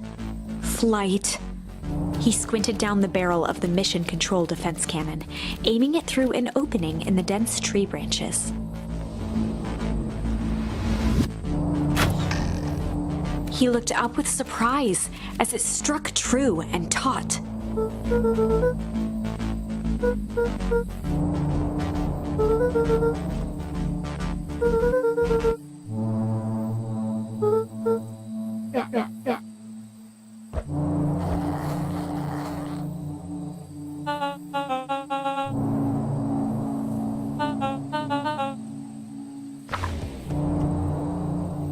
Luca and Iggy winced as they sprinted through the thicket.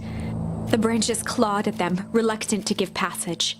After what felt like a marathon, Luca stopped in his tracks as they reached the clearing. What the? That was all he was able to say before Iggy slammed into his back. The boys tumbled down a steep decline and crashed with a wheezing thud on a surface as hard as ice. In fact, it was ice. Chapter 5. Signs. They stood silently, catching their breath. The sky was like sapphire. With each breath, a plume of steam escaped from Luca's lungs. Let's keep moving. Luca pulled Iggy to his feet as they gazed across a snowy terrain.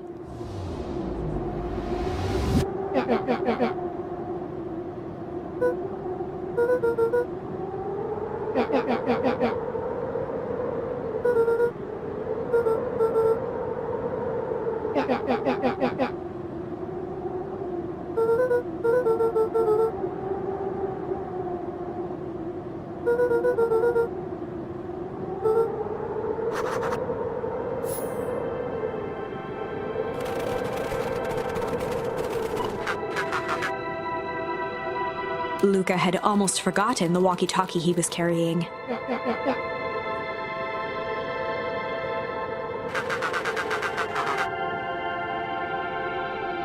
Luca looked at Iggy with hesitation. With a resigned sigh, Luca responded.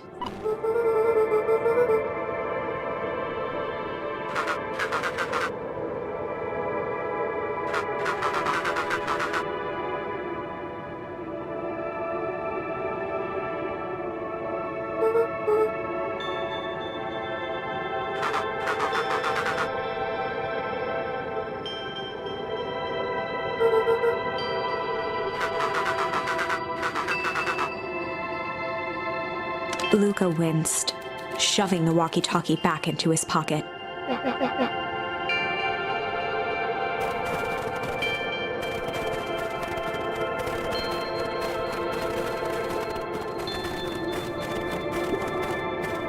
A disc of smooth metal was lightly covered in snow. Two faint seams were visible along the surface.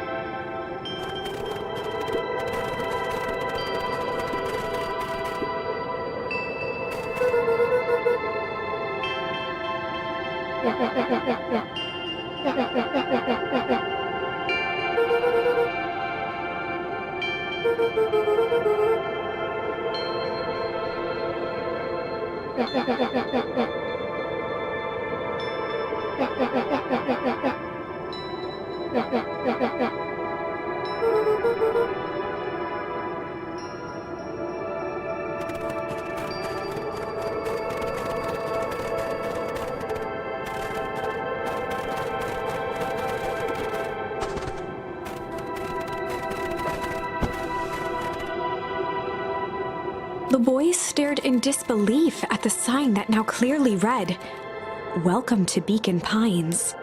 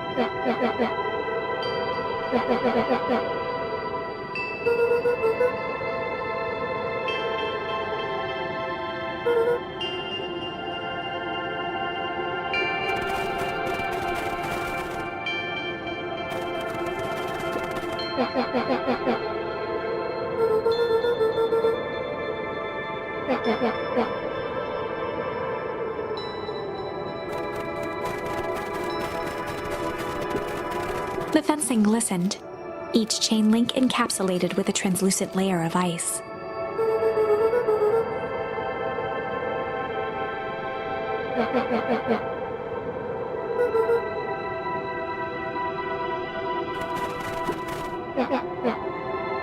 Looking down at the frozen stream, Luca could faintly see a school of minnows encased in the ice.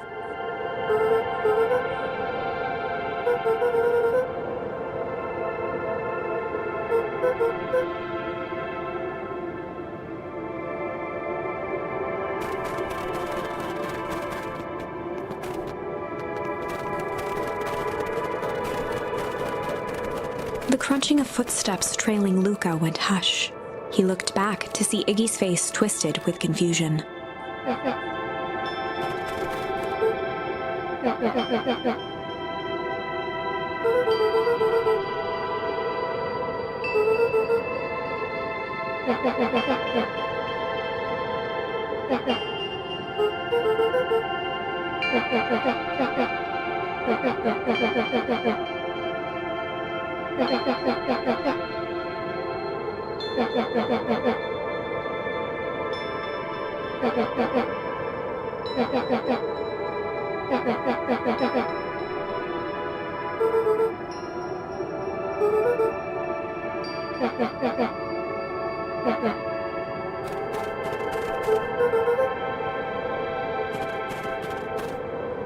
Luca peered upward at the darkening sky. He let out a long, foggy breath. Faintly, Iggy began to cry. Seeing Iggy in such a pathetic state gave Luca a sense of compassion, and more than a little guilt.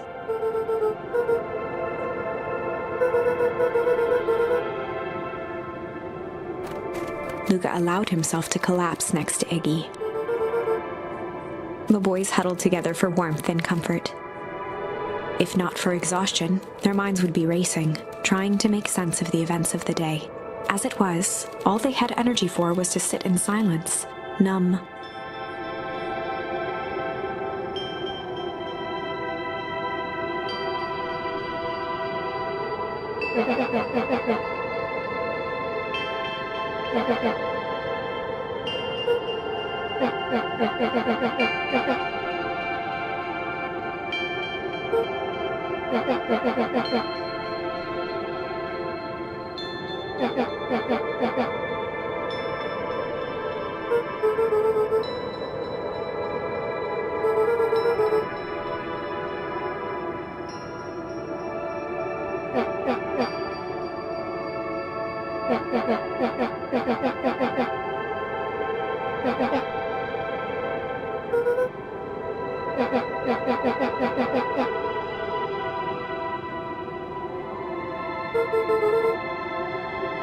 Iggy motioned sarcastically to his half-deformed face.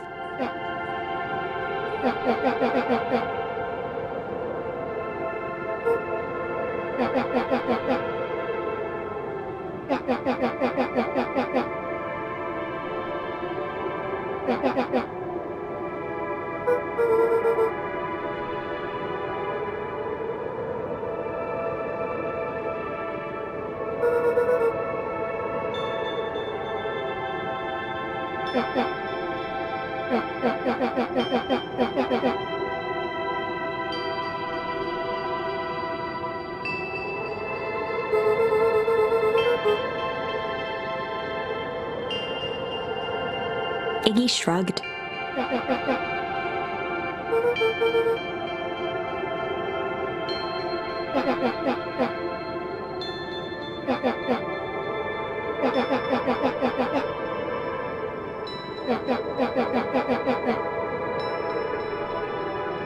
Iggy now wept openly.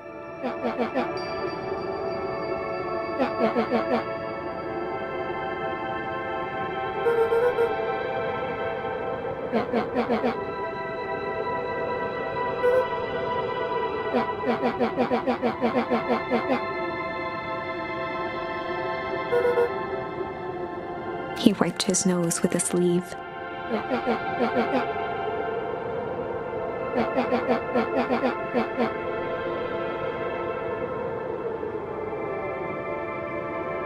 Luca gave a warm chuckle. Iggy cleared his throat as he wiped his eyes. Iggy arched into a wide yawn.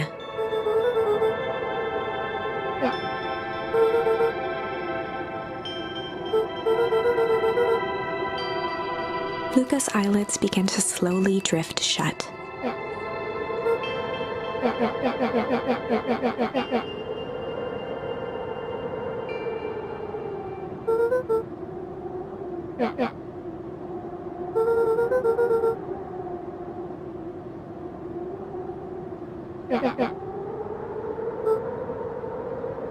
That's all Luca could whisper before succumbing to sleep.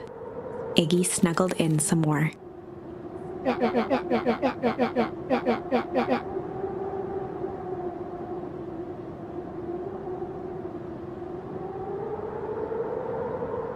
The house smelled of warm bread. Luca was playing with toy blocks on the living room rug. He looked up to see his parents on the couch. His mother held his father's head in her lap. She idly stroked his hair while humming a song. A voice behind Luca spoke. "This is how you remember them, huh?" Luca turned to see his own face.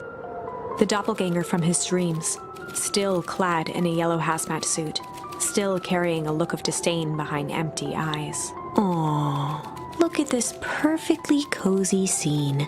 You know it wasn't really like this." The figure picked up a toy block and inspected it. "It's amazing the facades that one can build given the right materials. Not that I blame us. These are a child's memories, all warm and fuzzy. You don't remember, do you?" Luca snatched the block from the figure's yellow-gloved hand. "Remember what?" The doppelganger pointed to the couch. "The last day we saw him alive. The day he chose to abandon us."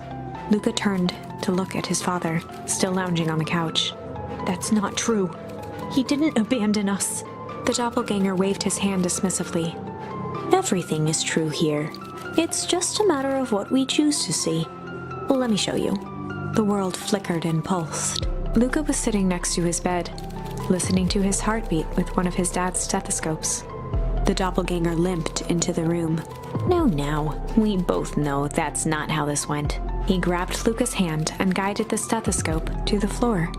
Luca heard muffled shouting, brought close by the stethoscope. It was his parents, fighting. "Do you remember what we did next?"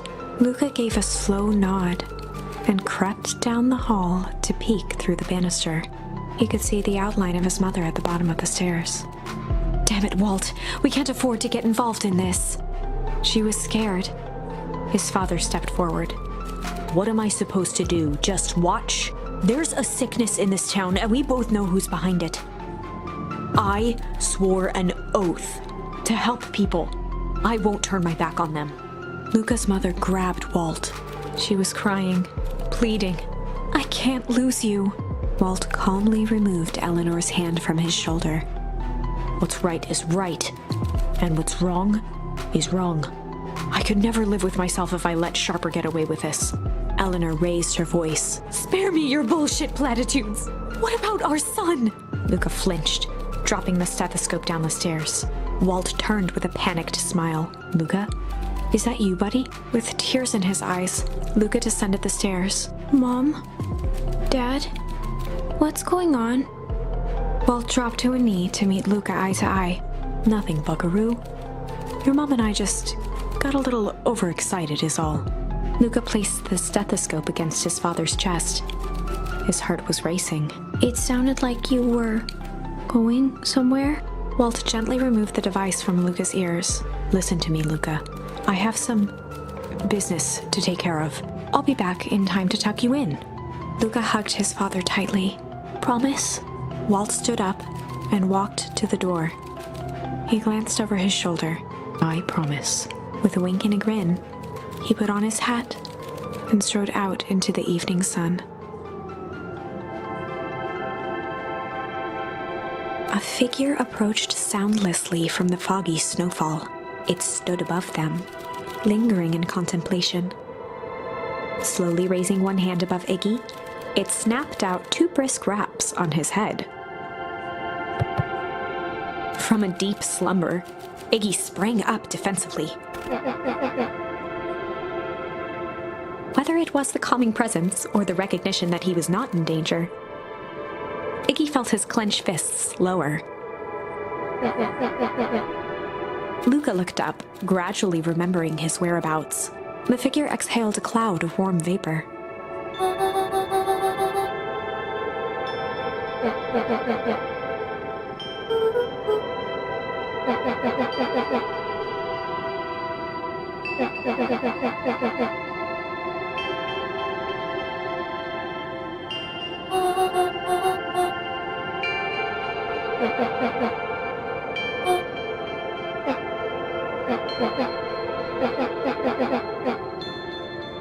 When it came to complete strangers, Iggy had trouble cobbling together an insult.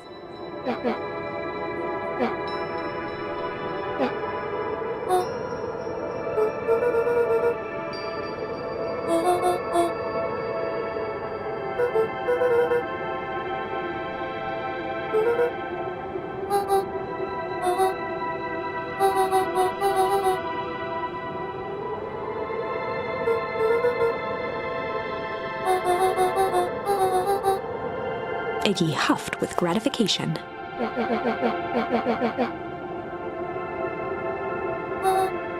Nat began to turn away indifferently.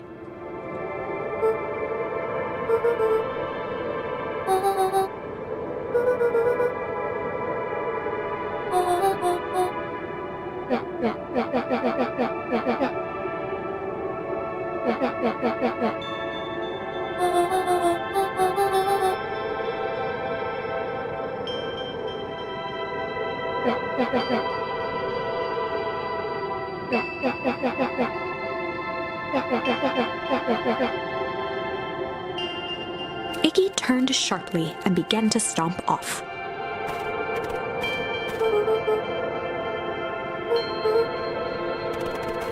Realizing he'd worn their patience thin, Nat relented.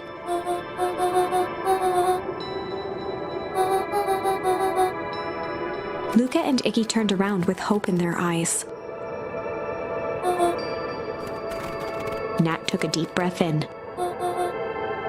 Nat exhaled slowly, then snapped his fingers.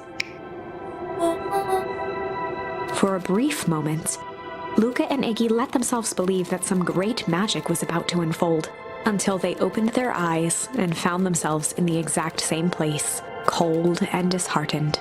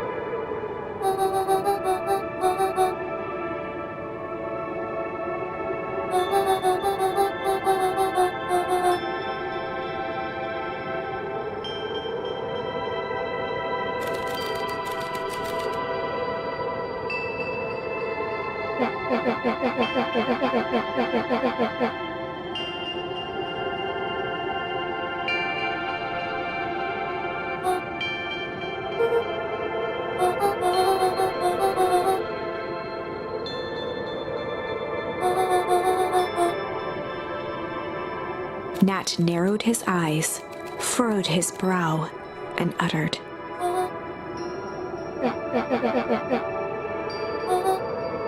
Luca began to laugh uncomfortably. He looked down at his feet. His eyes started back and forth in contemplation. With a sudden pain, a thought struck him.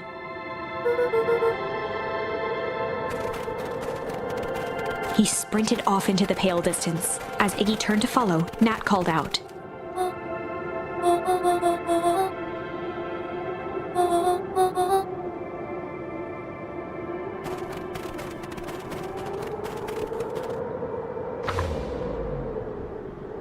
Chapter 6. The Source. Nat expressed his sympathy with a shrug and sauntered off as unassumingly as he'd arrived. He'd given Luca and Iggy what they needed, and nothing more. As Luca sprinted across the snow, the events of the past few days became clearer, pieces to a larger puzzle. Roloff said he was underground somewhere, captured. Mr. Kerr tried to cover it up with lies. The clipboards were hell-bent on capturing Iggy. It all seemed to point to perennial harvest. But right now, there was one thing that Luca needed to know. Luca stopped dead in his tracks. The tree was gone, uprooted and moved, leaving a raw gash in the earth. He dropped to his knees and dug wildly at the cold snow. His numb hands hit something hard, a headstone. A dry whisper escaped Luca's lips.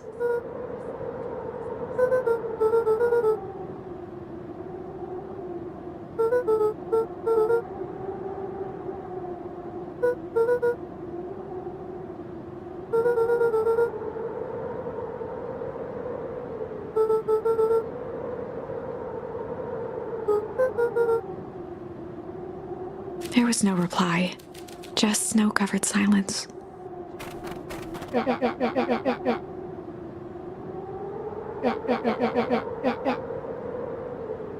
Iggy finally noticed the tears welling in Luca's eyes and the snow-covered grave.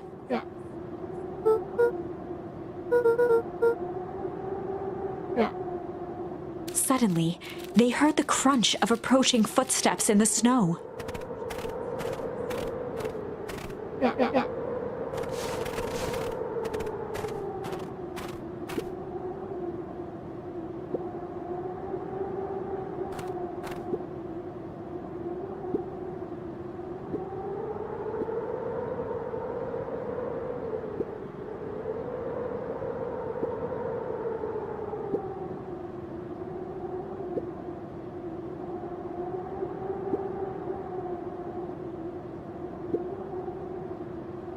He bent down to scoop up a snowball and lobbed it playfully.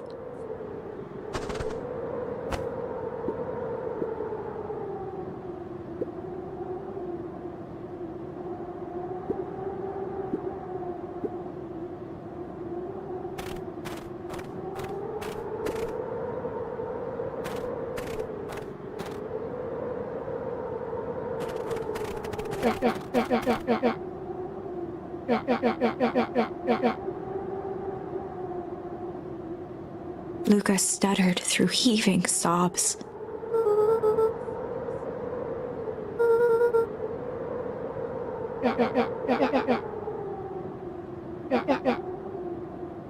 Iggy gave Luca a solid smack on the back of his head.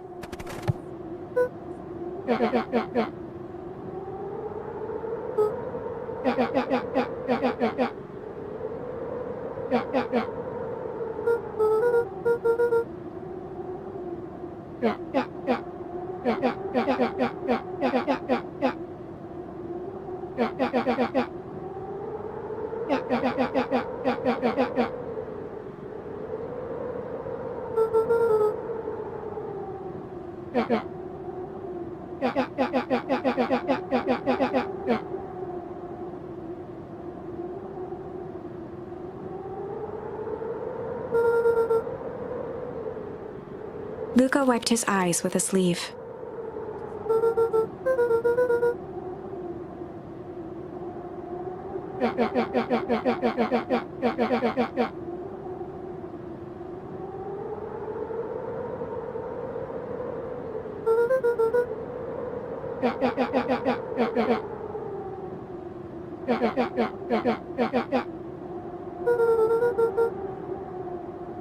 Iggy flashed a mischievous smile and cracked his knuckles.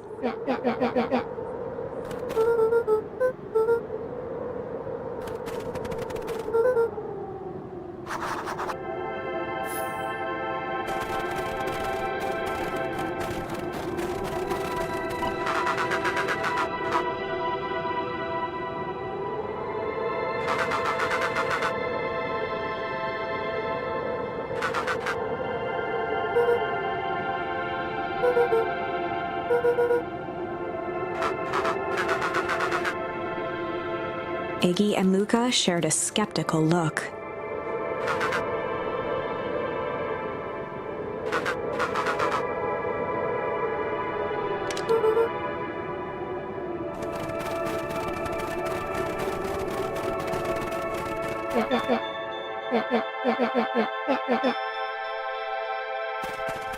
Iggy darted behind a large pine and began digging furiously. He emerged holding a shoebox with a crude skull painted on its lid.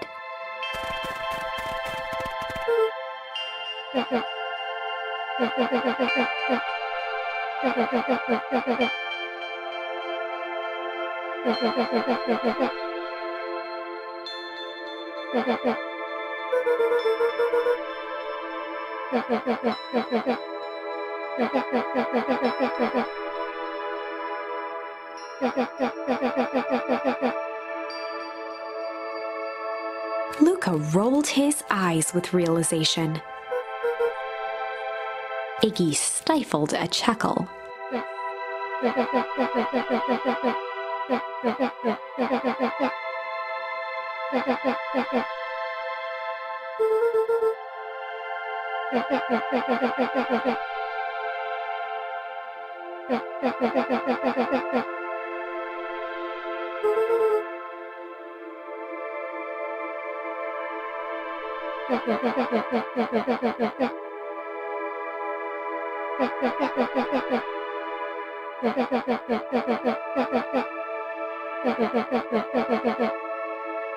Iggy triumphantly raised the shoebox.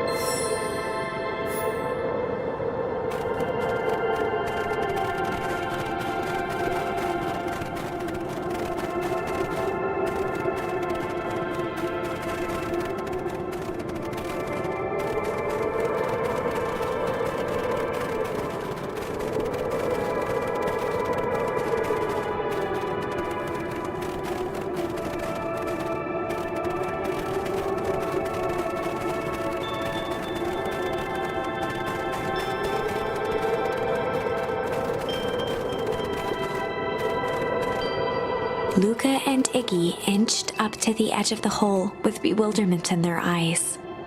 Arctic air breathed out of the cavern in heaving gusts.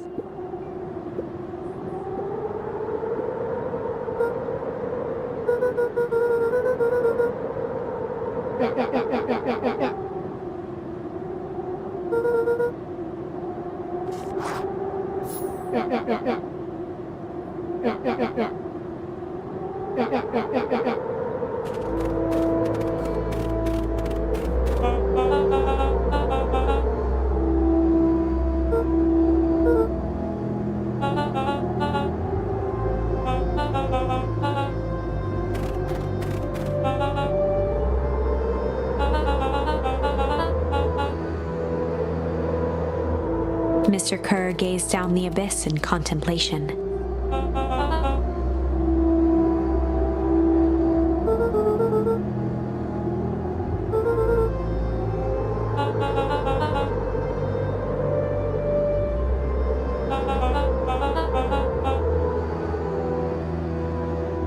Kerr scratched the back of his head.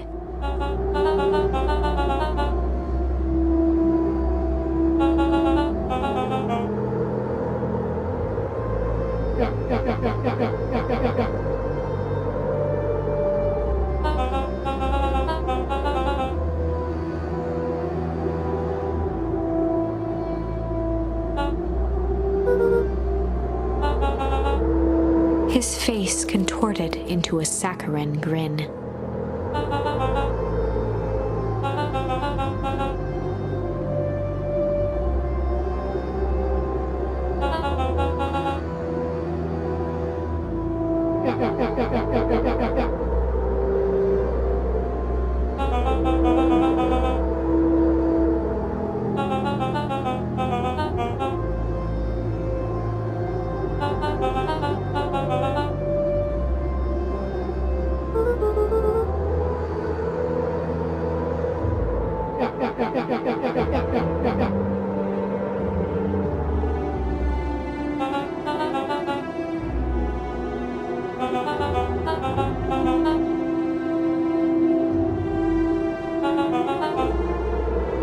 Kerr snapped his fingers.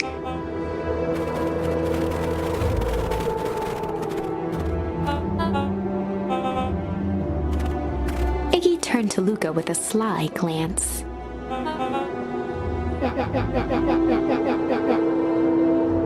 Iggy waved the box into the air, threatening to drop it down the hole.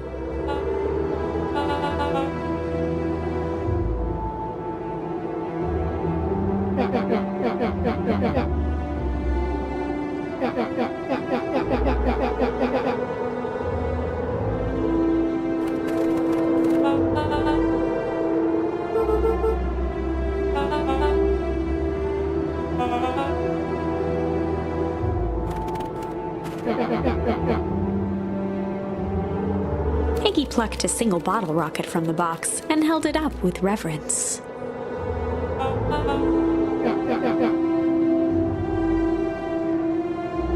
After a long pause, Mr. Kerr flung up his hand with frustration.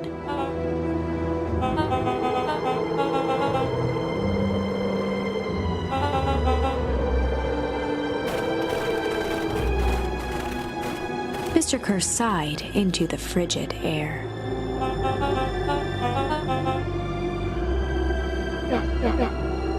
With a nonchalant flick, Iggy tossed the firework into the hole.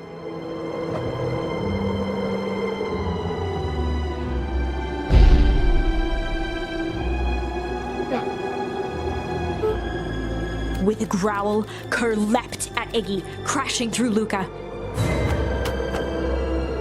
Iggy tried to twist away, but in the struggle they both tumbled over the side. Luca dove forward, bracing Iggy's hand just before it slipped. His grip was made precarious by the cold, wet snow.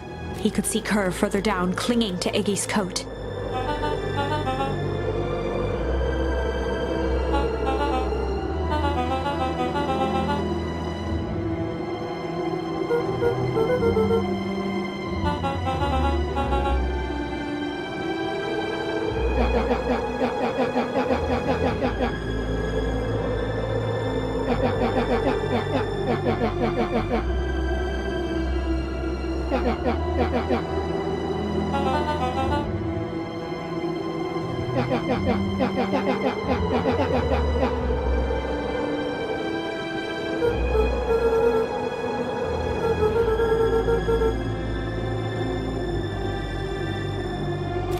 ﷺ gasped with insult.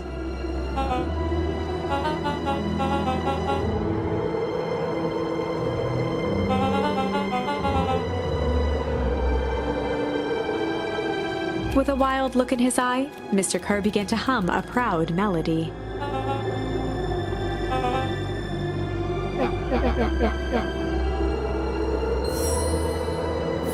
Luca's hand began to cramp. His voice began to crack.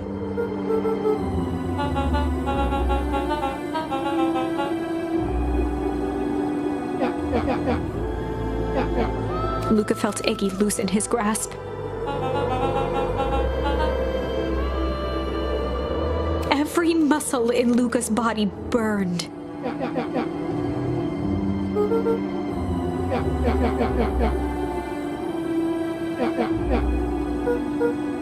Luca felt his hand slipping.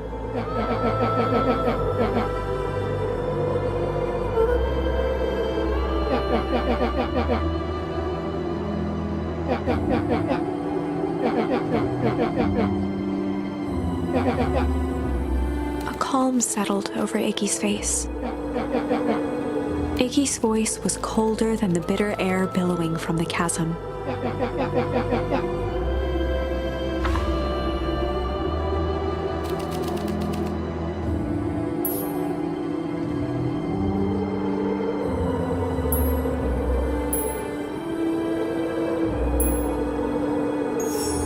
Luca had no choice but to accept Iggy's request. With a quiet blink, Luca watched a teardrop sail down into the howling void. As his fingers slowly gave up, he met eyes with Iggy.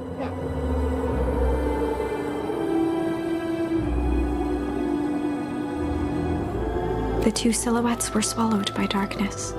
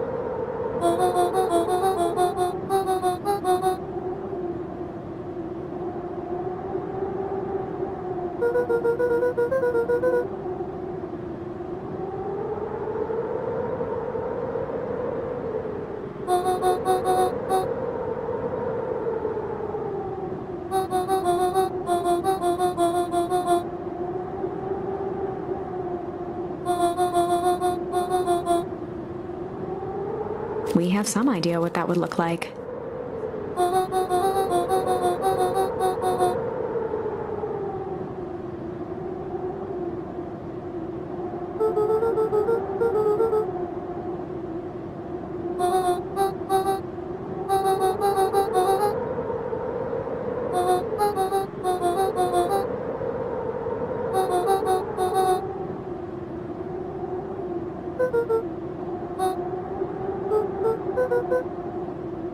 A fierce twinkle flashed in Nat's eyes.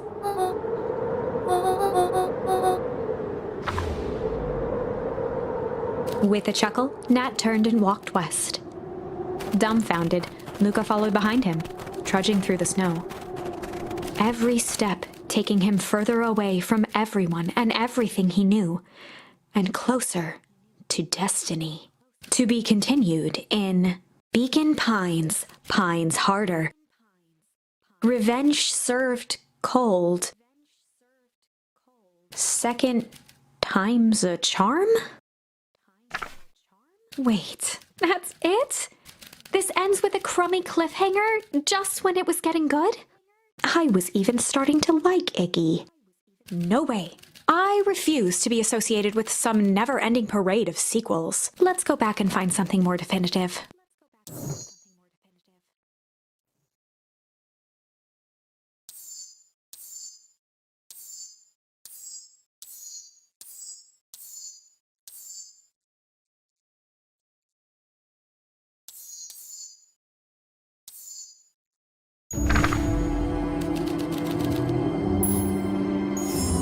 Luca had no choice but to refuse Iggy's request. He tightened his grip and reached for the walkie-talkie in his pocket.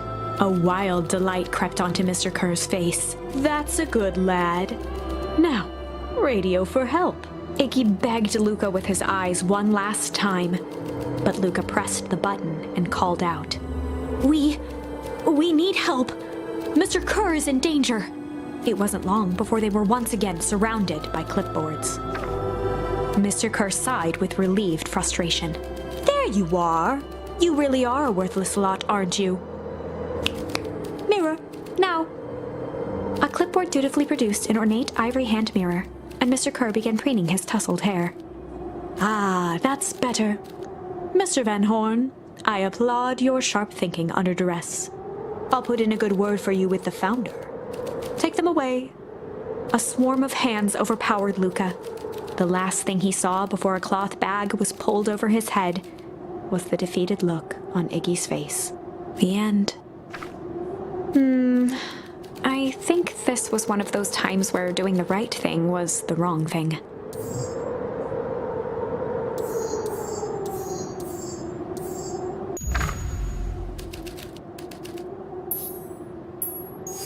And in the stillness, he began to hum. After the death of his father, Luca had trouble sleeping. Each night, his mother would sit at the foot of his bed and hum a gentle melody. It was the only thing that could calm his mind. The only thing that, however briefly, could make it all seem okay. That melody pervaded every memory Luca had of his mother. Shivering in the raw snow, he began to hum it out loud.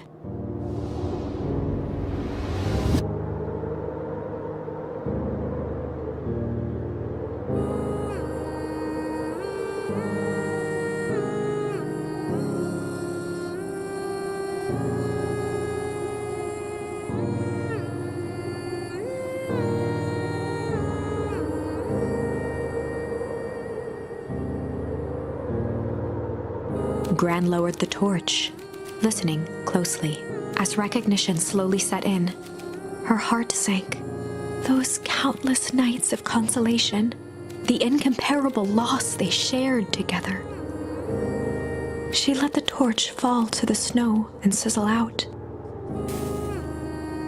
A few steps toward Luca was all she could bear before dropping to the snow herself. Through a flood of tears, she began to hum along, note for note.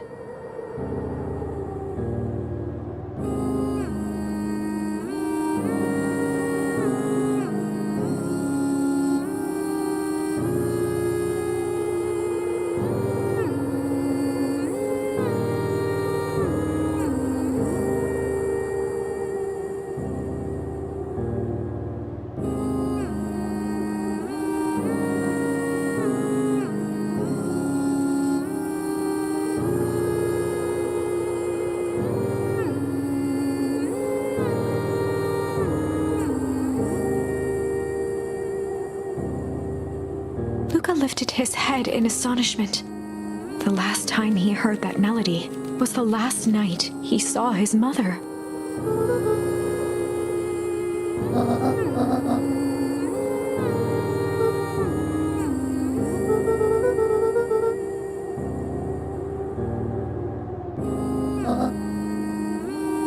Luca blinked through blurry, watery eyes, trying to see more clearly. He could just make out the impression of a familiar face. He peered across the snowscape at the woman on her knees. Something about her was undeniably his mother. Only smaller, older, changed.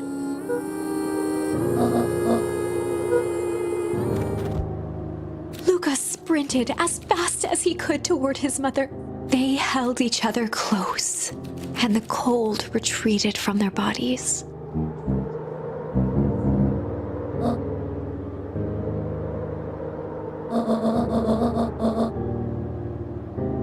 Eleanor looked down at Luca, tightening her embrace in an appeal for forgiveness.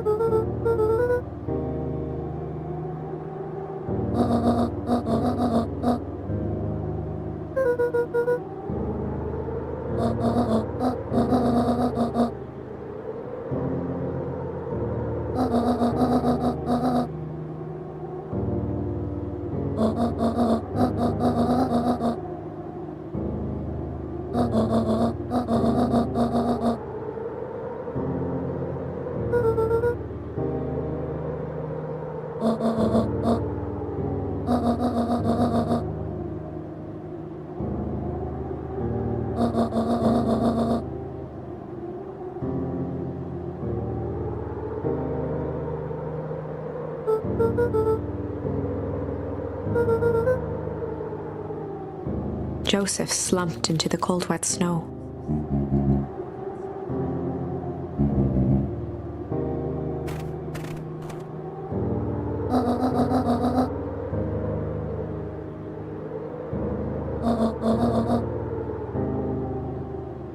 For the first time in a long time, her voice felt like her own again.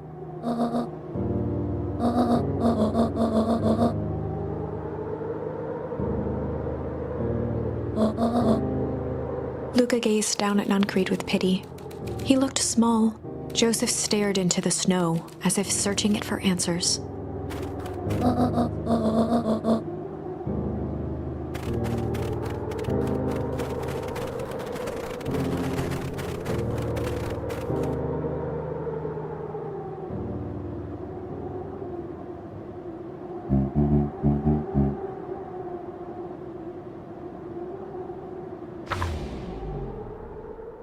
Chapter 9. The Devil You Know. 7 months ago, Eleanor Van Horn crept down the maze of sterile hallways under perennial harvest. She stopped in front of the large steel door marked Deep Engineering. No turning back now. She raised a trembling hand. The stolen keycard worked as promised, and the door buzzed open with mechanical efficiency. She was immediately hit with the smell of disinfectant. It was some sort of laboratory. In one corner was a desk covered in papers. Across the room stood a tall metal pod with hoses protruding from its base. She rushed to the desk and began shifting through the piles of papers. They were experiment reports on something called Tempus liquamen. There were dozens of them, every one stamped failed. Eleanor heard the sharp echo of footsteps approaching. She was out of time. Her eyes scanned the room, eventually landing on the strange pod. Muttering a curse under her breath, she dashed over and dove inside.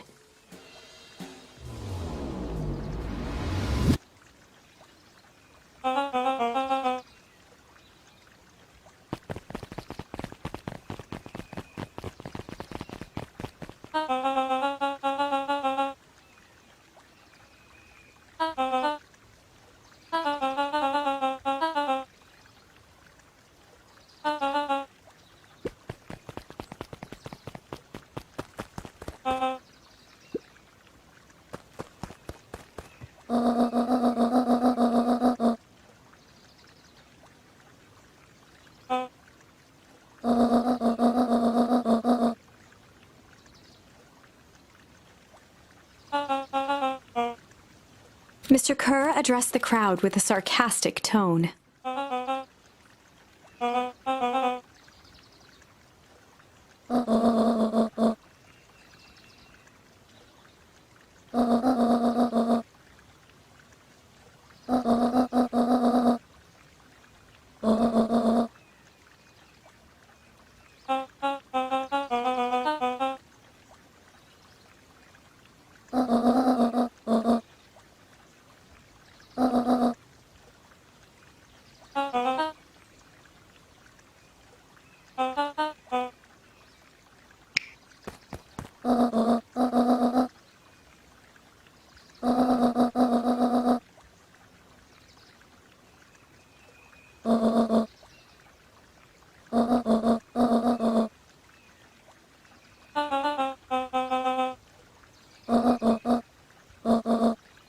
Whispers filtered through the crowd.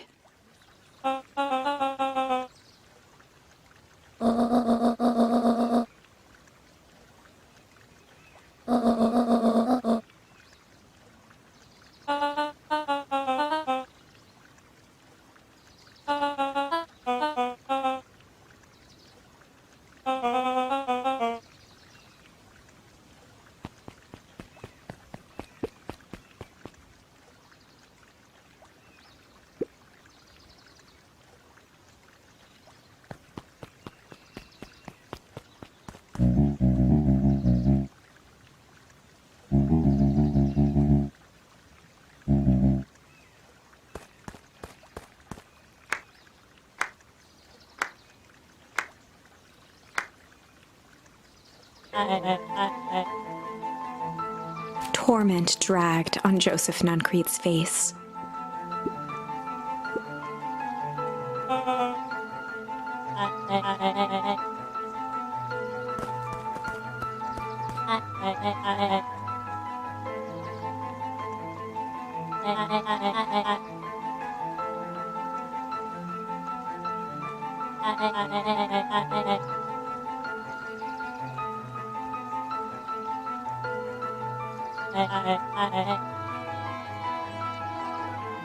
He paused for a moment, plucking a piece of fuzz from his sweater and discarding it to the ground. ЌÄ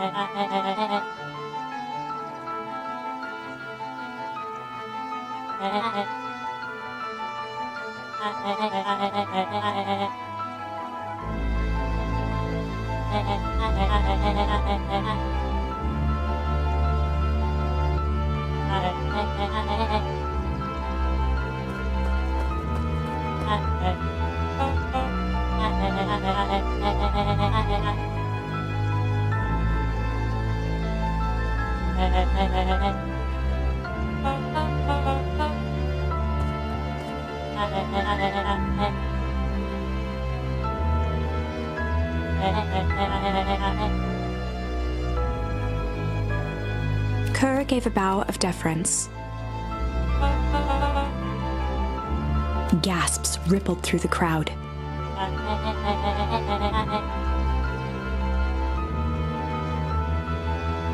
Solomon pulled a glass vial from his pocket.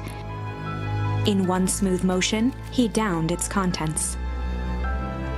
A triumphant smile grew across Solomon's lips. His body and face began to contort and expand as he disappeared into a belching green mist.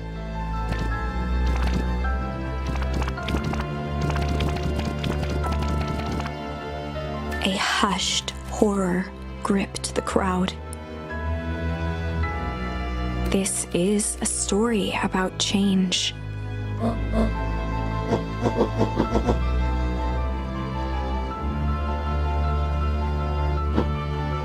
Sharper examined his new hands.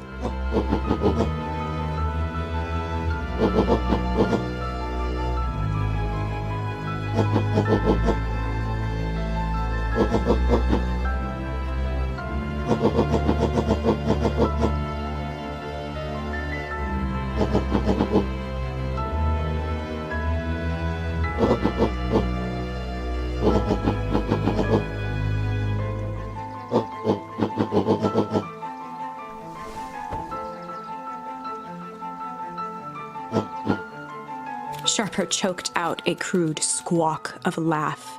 Frustrated grumbles sprinkled through the crowd.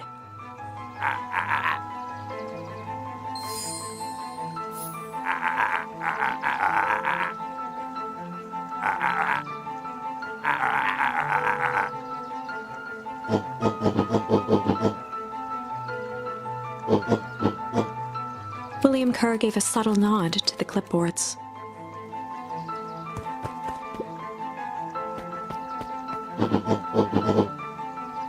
A helpless quiet settled over the crowd.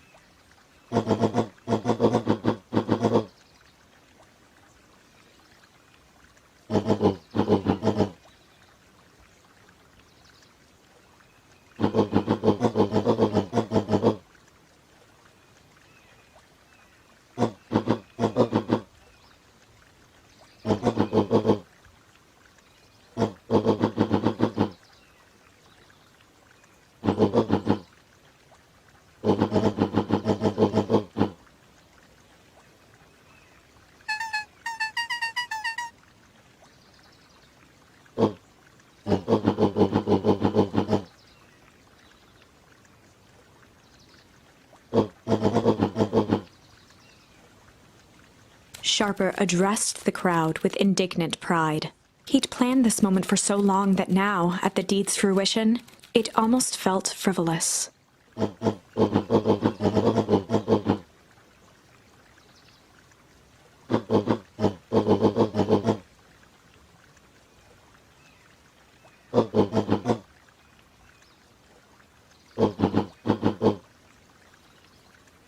Mr. Kerr flourished a preposterously elaborate bow.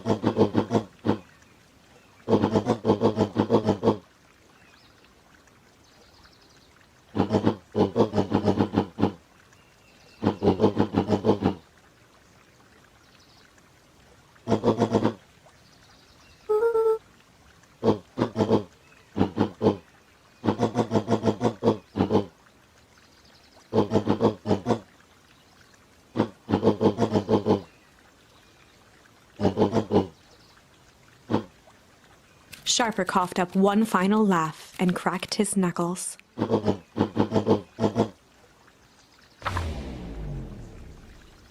And so, Sharper set about remaking the town in his own image. The fertilizer factory soon reopened for business. Sales rose steadily as more and more farmers across the countryside began to swear by its miraculous properties. Beacon Pines became famous, a secretive town that, for the right price, shared its gifts with all. Gifts that became more and more necessary in a world where winters grew longer and longer. The end. This is wrong, but things are becoming clearer now. You can feel it, right? We can't let Sharper win. He might just be the key to this whole thing. Let's see.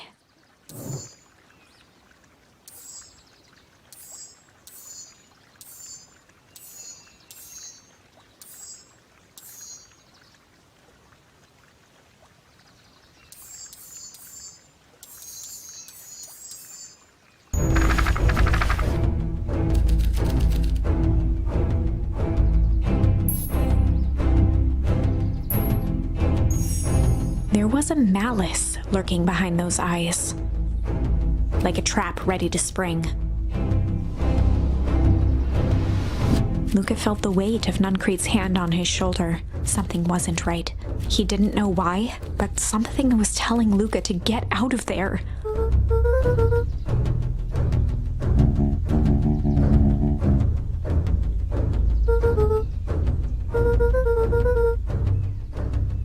Luca twisted free of Nuncreed's grasp.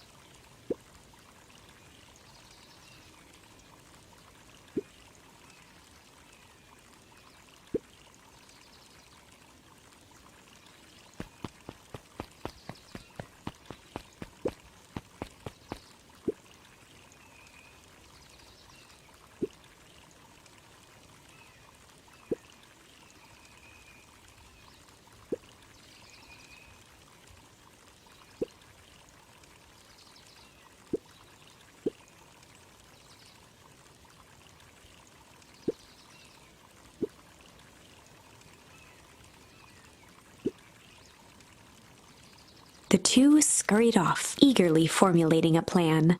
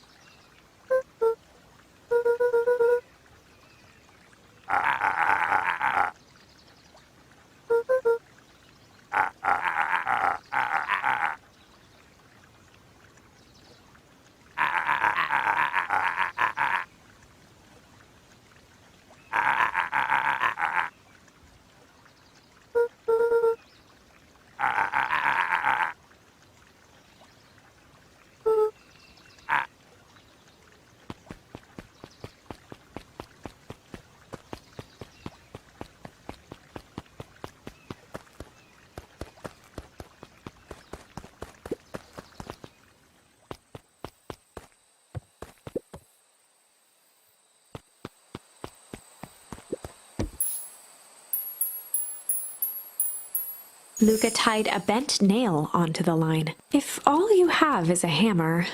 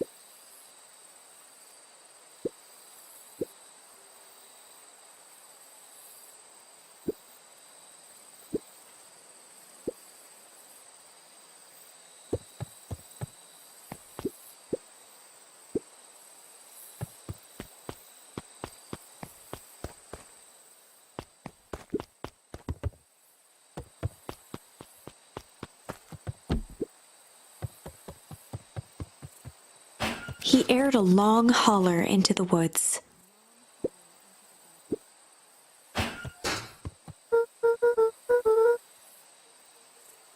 Luca felt his eyes getting heavy and plopped into the beanbag. He conceded to its lumpy embrace.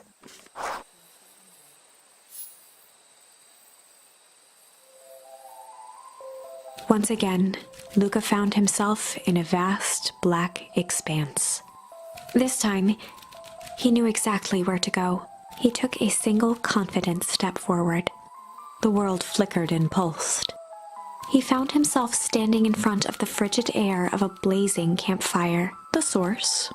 He plopped down cross-legged and gazed into the cold flame, waiting. Soon enough, the fire began to die out, popping sporadically, until all that was left was a single ember.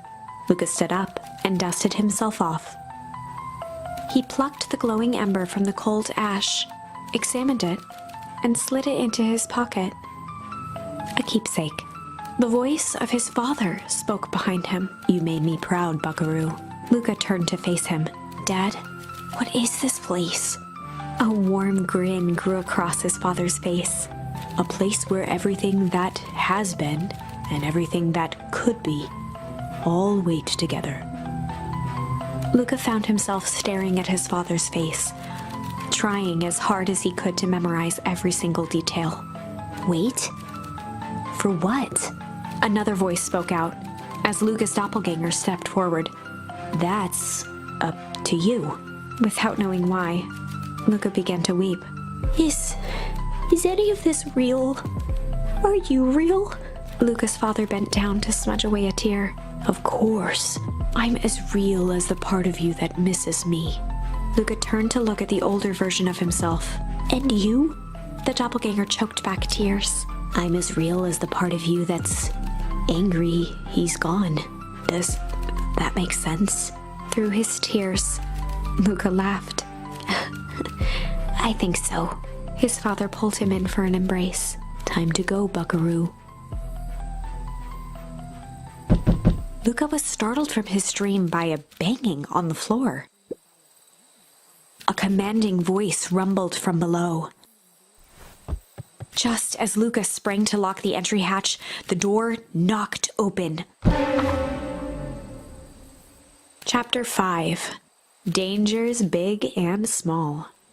Luca stumbled back. He heard the rope ladder creak under significant weight. Keeping his eyes fixed on the hatch, he inched backward to the balcony. As his hand grasped the door handle, Luca froze.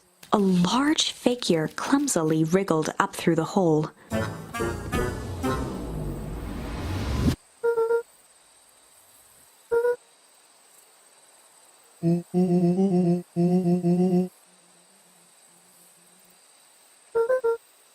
The large figure cocked its head inquisitively.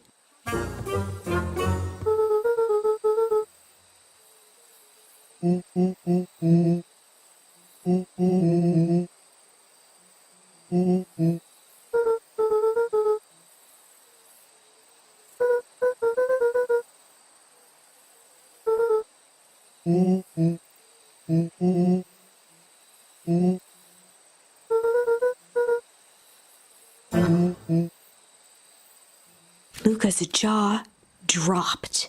He peered more closely at the man standing in front of him. Something about him was undeniably Rollo, only bigger, older, changed.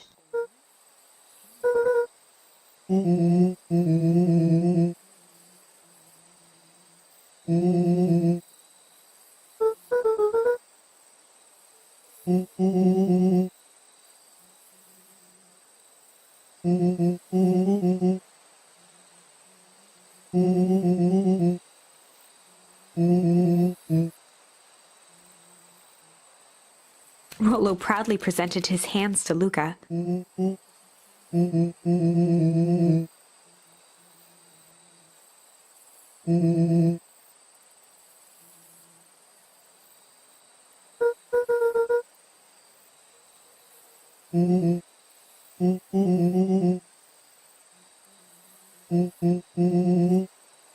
Luca moved to the side and pointed Rollo to his reflection in the balcony window. His hands shot up to his face.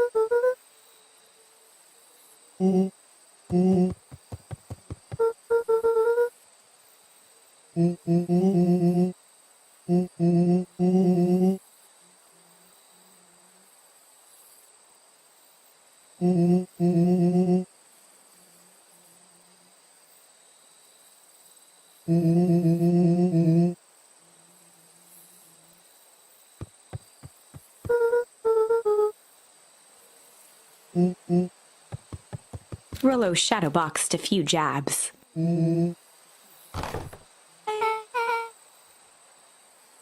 With a yelp, Rollo dove behind Luca.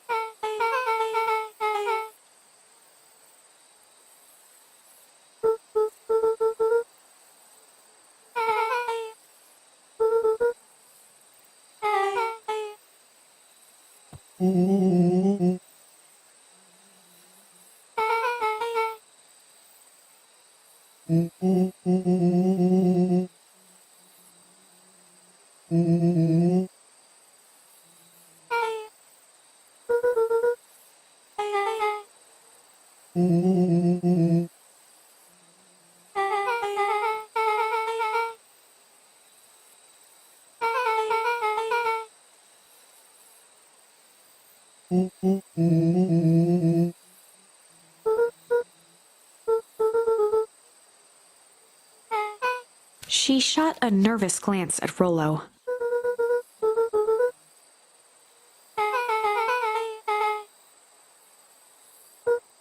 Beck's eyes narrowed.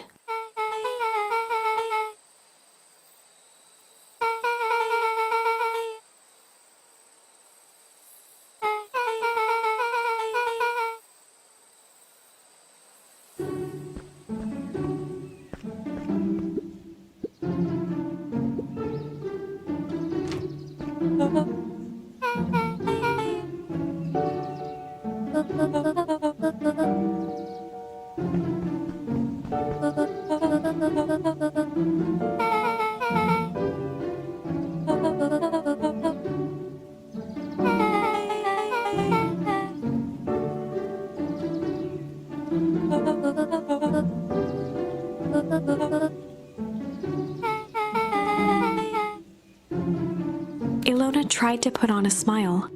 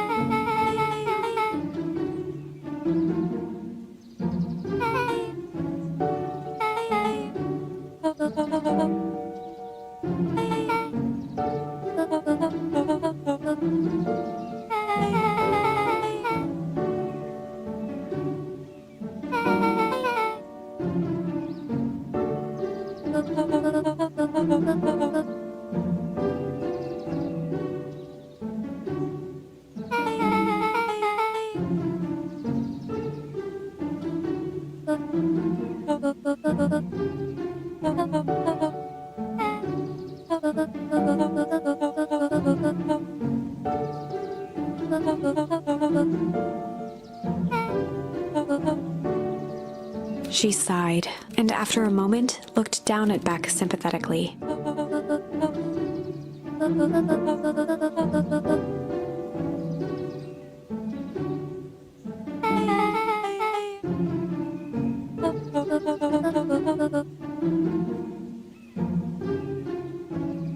She flashed a sly grin and tousled Beck's hair.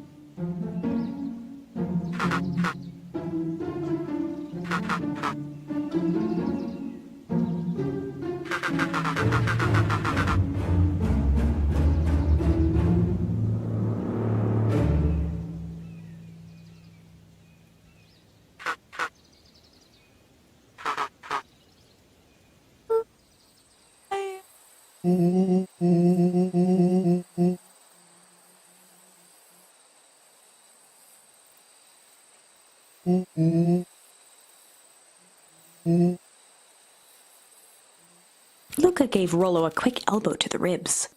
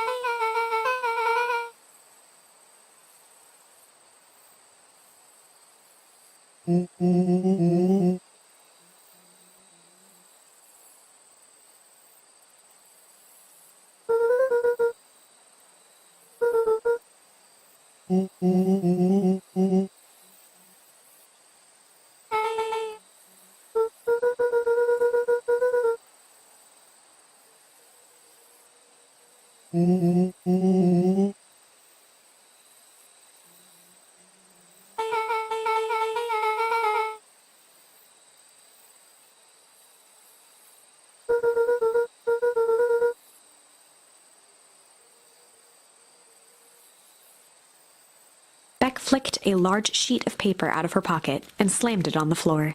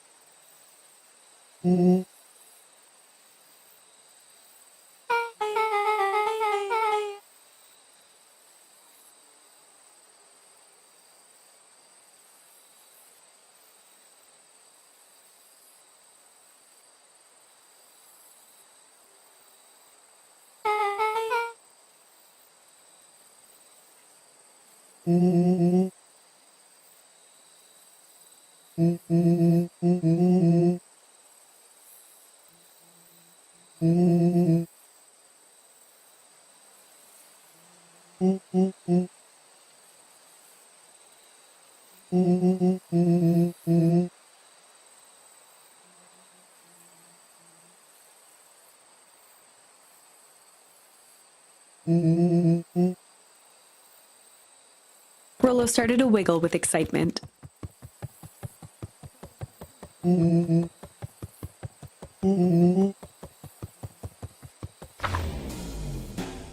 Chapter 6. The Heist. They spent the night's end huddled around that small map, formulating a plan to infiltrate the headquarters of Perennial Harvest. It would be no small feat, a modern facility equipped with all manner of technology. Not to mention the swarm of clipboards that would most certainly be scattered throughout. By the time the sun began to peek through the car window used as a makeshift balcony door, all were in agreement. This could just work. The final day before the festival would be used to prepare. They'd need to pool every resource at their disposal, pull every favor with a thread. Even enlist some unsavory characters around town with important tasks only they were suited for. Luckily, there was enough ill will and mistrust toward Perennial Harvest that alliances could be found at a bargain. Luca, Beck, and Rollo rubbed their eyes as they exited the treehouse. They hadn't slept at all that night. There was no time. The festival was to begin in one day, and they each had their assignments.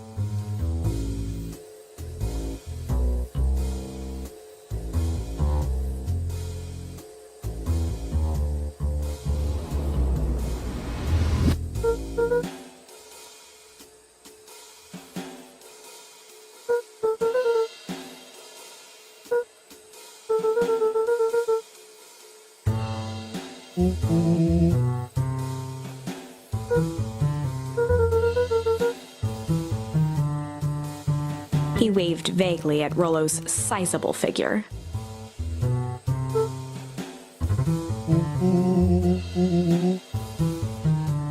Beck Jack snorted an involuntary giggle.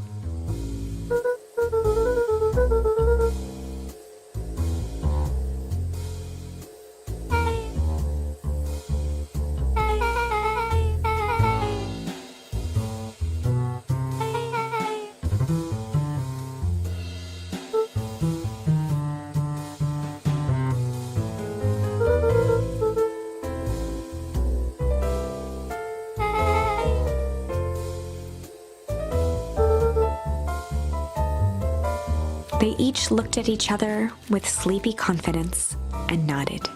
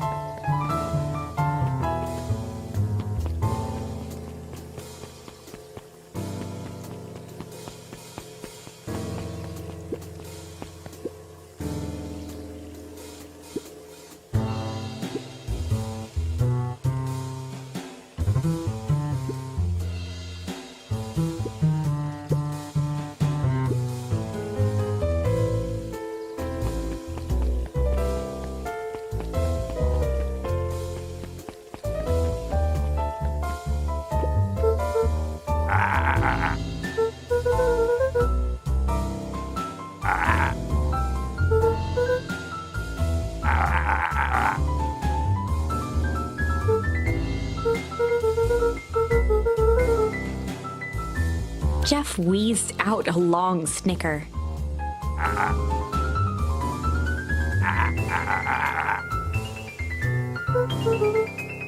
The joy in Jeff's face drained instantly.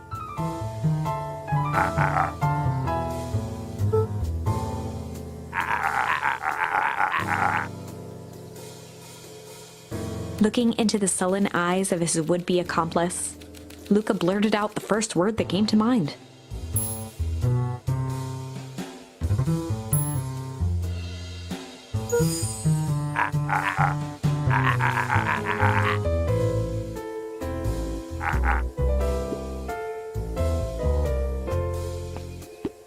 Luca wasn't ready to give up so easily. He shouted out again.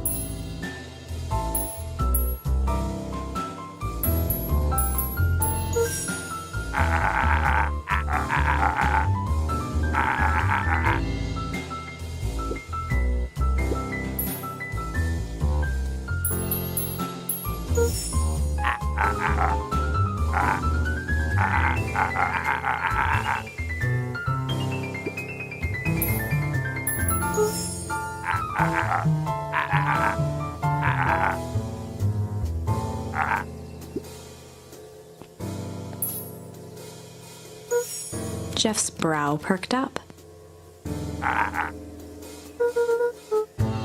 Sensing some traction, Luca carried on with vigor.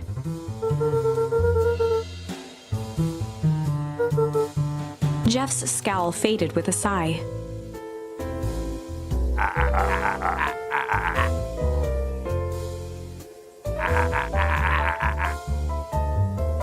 one good stomp of the foot was all Jeff needed to drive his point home.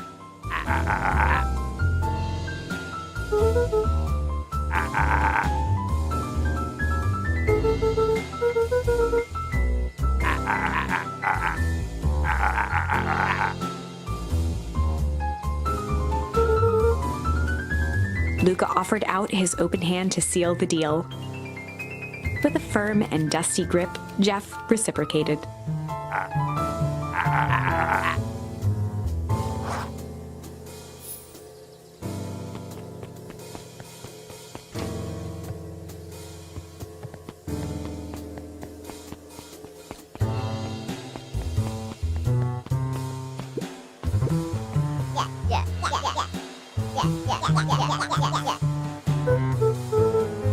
Iggy raised an eyebrow suspiciously.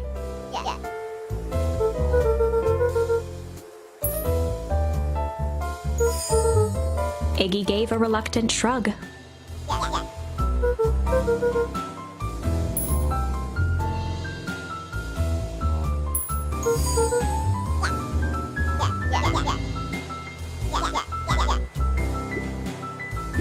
Luca knew they'd need Iggy and Tish to pull this off. He tried again. Iggy gave a reluctant shrug.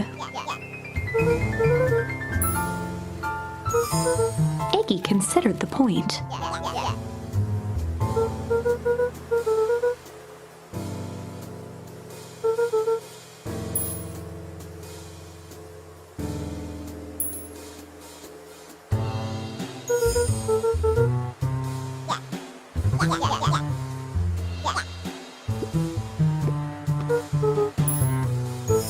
Iggy gave a... Iggy considered...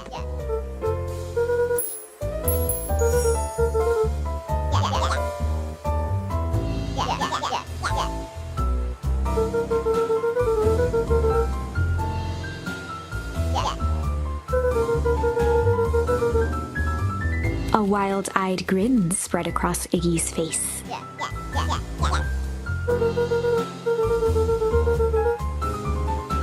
Iggy glanced over to Tish, who nodded in agreement.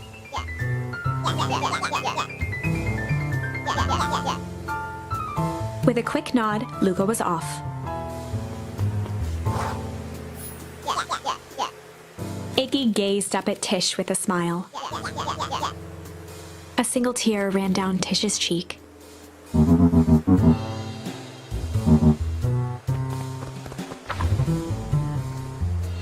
Chapter 7.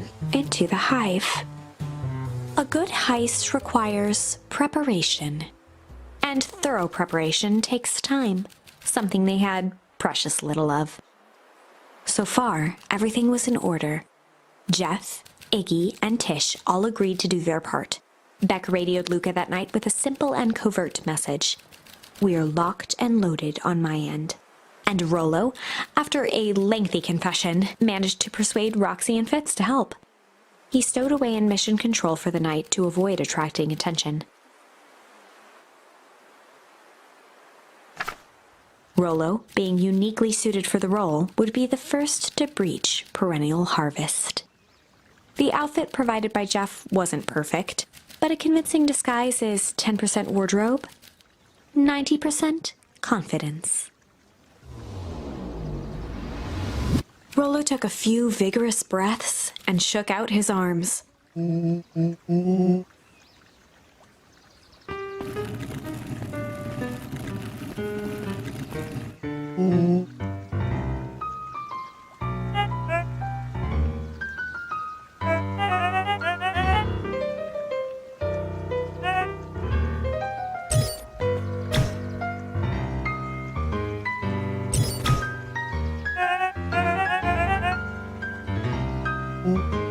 He had to think quick.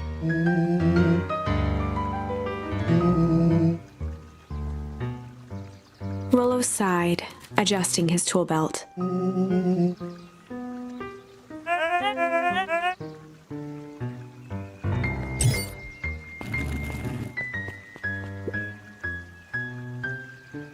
With a stroke of his mustache, Rollo proceeded into the Perennial Harvest headquarters.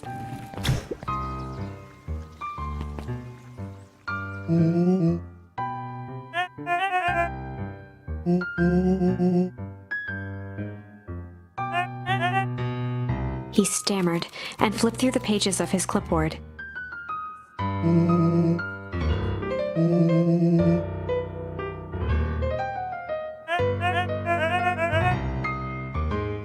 Rollo interrupted with urgency in his voice.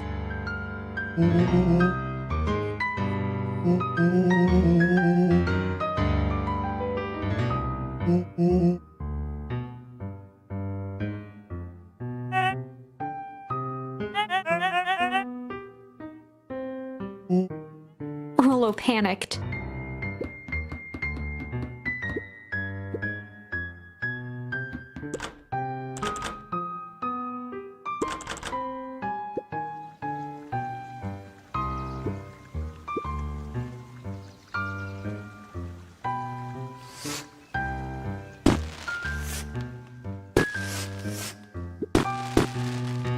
The distraction was enough for Rollo to regain his confidence.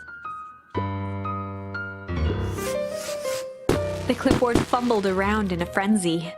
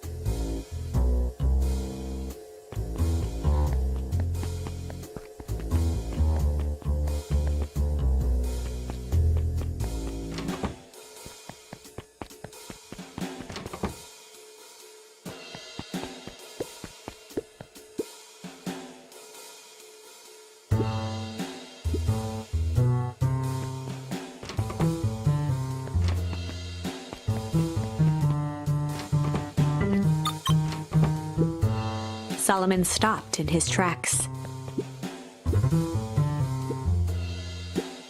A veneer of confusion flashed across Solomon's face. His words rushed out dramatically.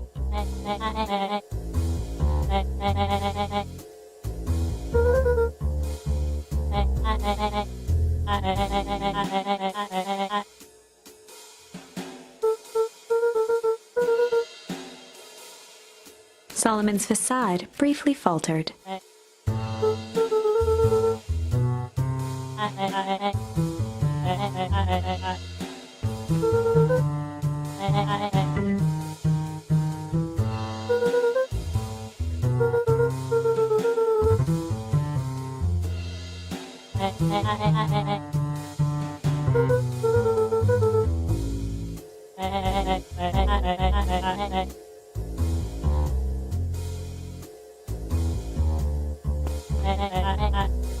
Luca happened to notice a plaque above the door.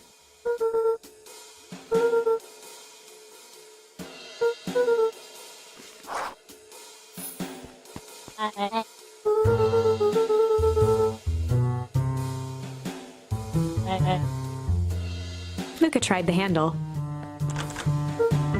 Solomon leaned forward to examine the mechanism.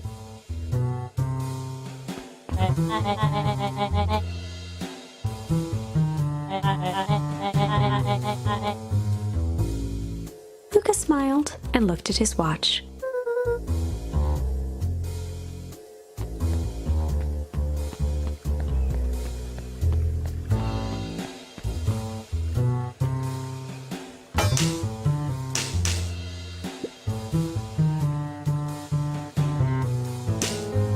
She mimed a quick hat tip and ambled off with a whistle.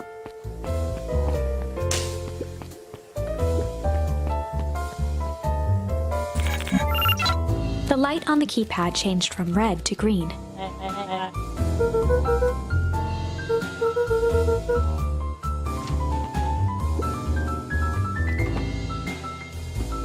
Luca switched on his walkie-talkie.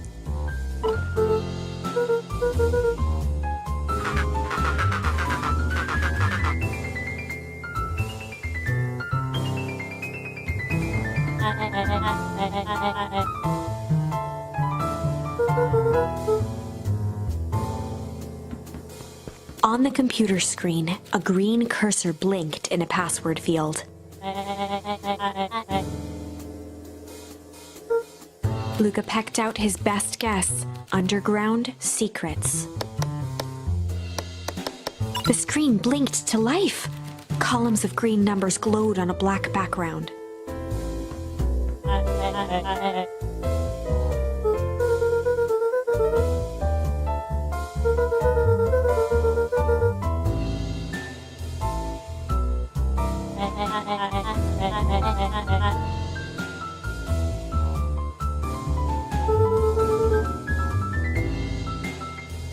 Solomon's jaw clenched into a half-smile. Luca quickly scanned the columns for number 24601.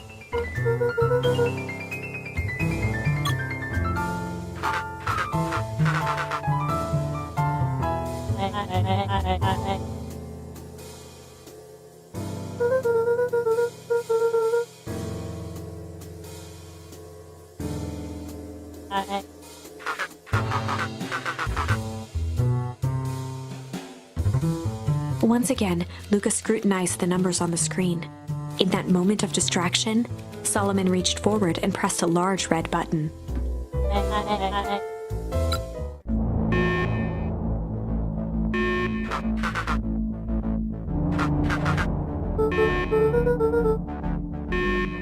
He quickly skimmed the screen with his finger.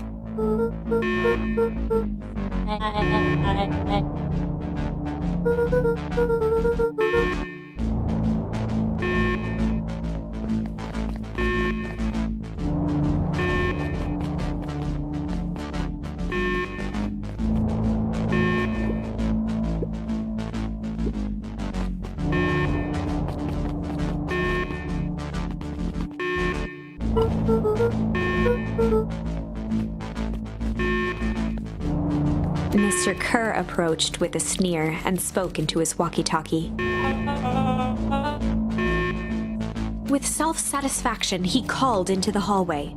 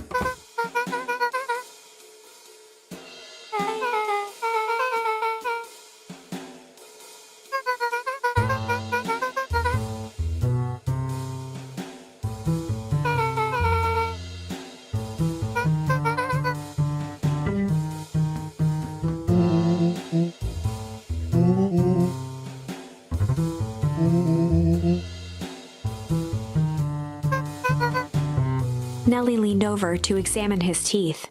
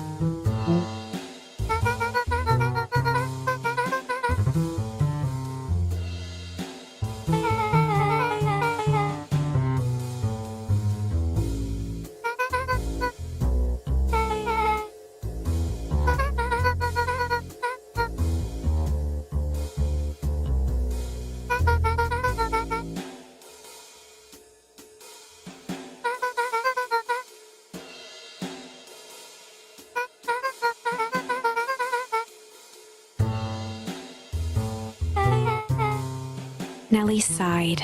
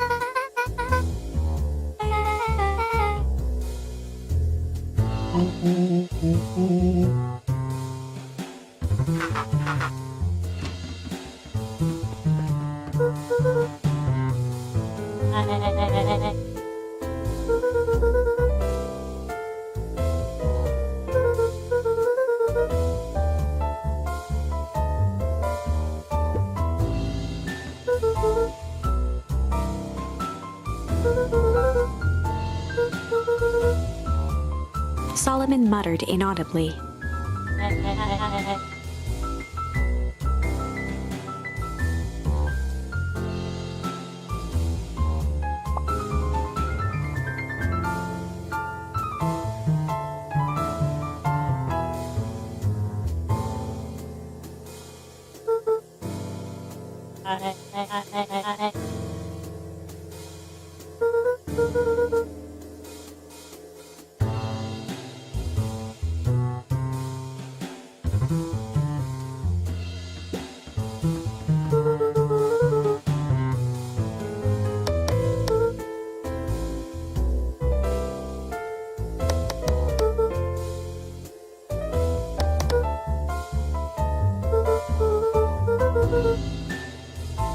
Solomon once again muttered under his breath.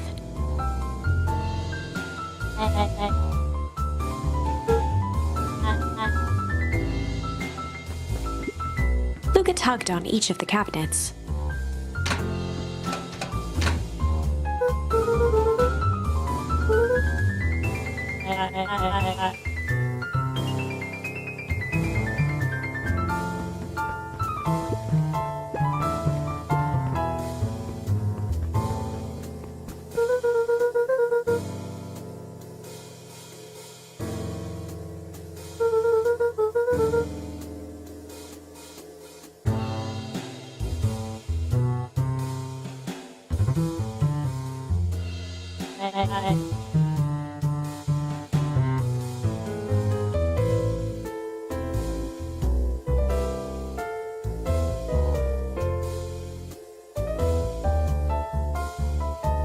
Luca held his hand up to the ashtray.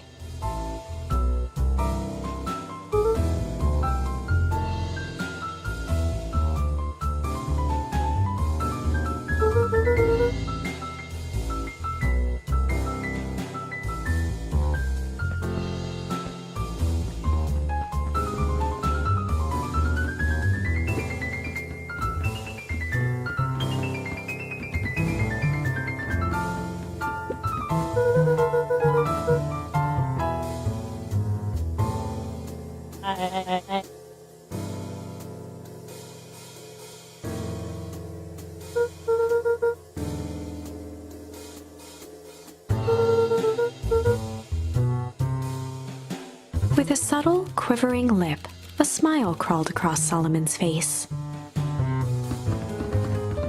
They heard the trampling of frantic footsteps from the hallway.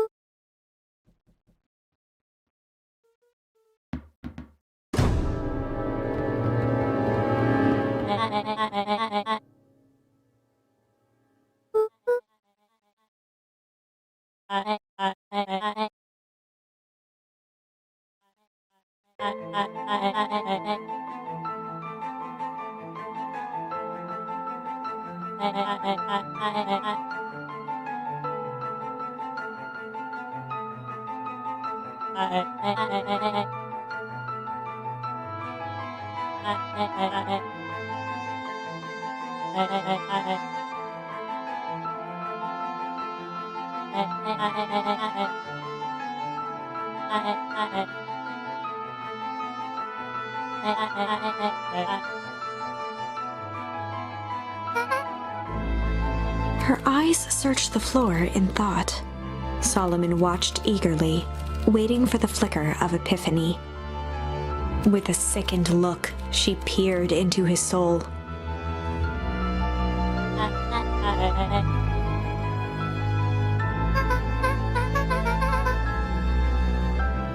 Solomon clapped with genuine delight.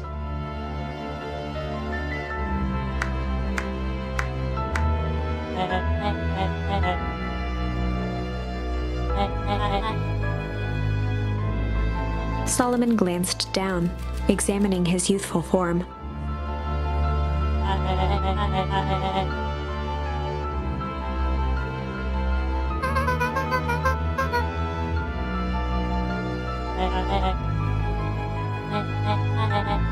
Kerr presented it with a theatrical twirl of the hand.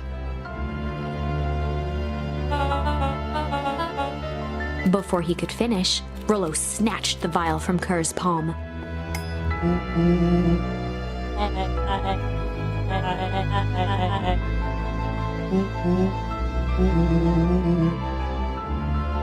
Rollo casually tossed the vial to Luca.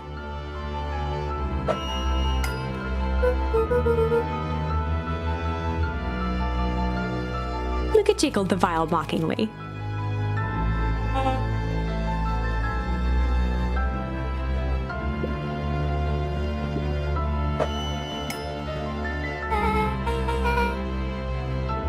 She held it tightly behind her back. Solomon sighed, speaking in crisp, measured syllables.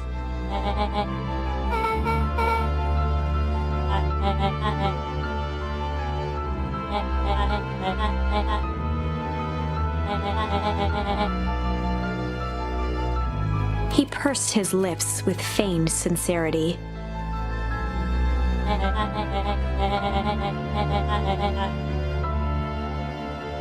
A deep uncertainty washed over Beck.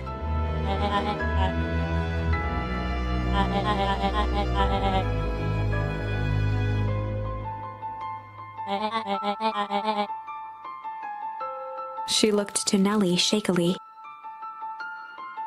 With a dispirited nod, Nellie sighed in defeat. Beck slowly approached Solomon.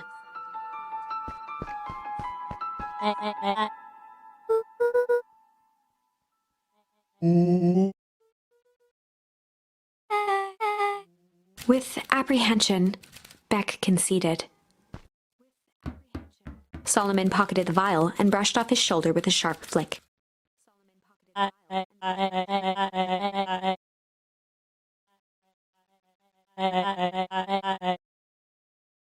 The blood drained from Kerr's face.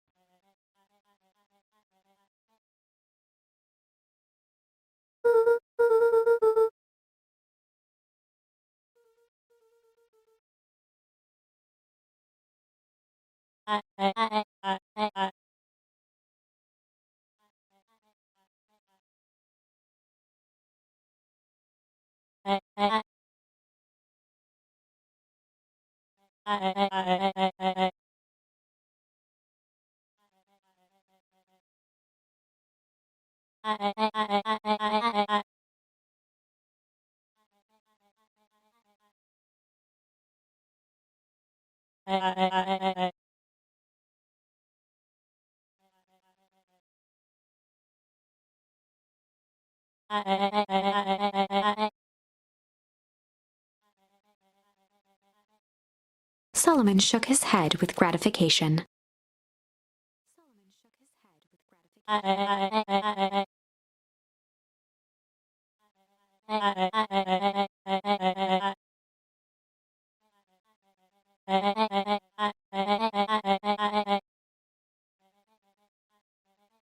A muffled applause resonated faintly through the walls.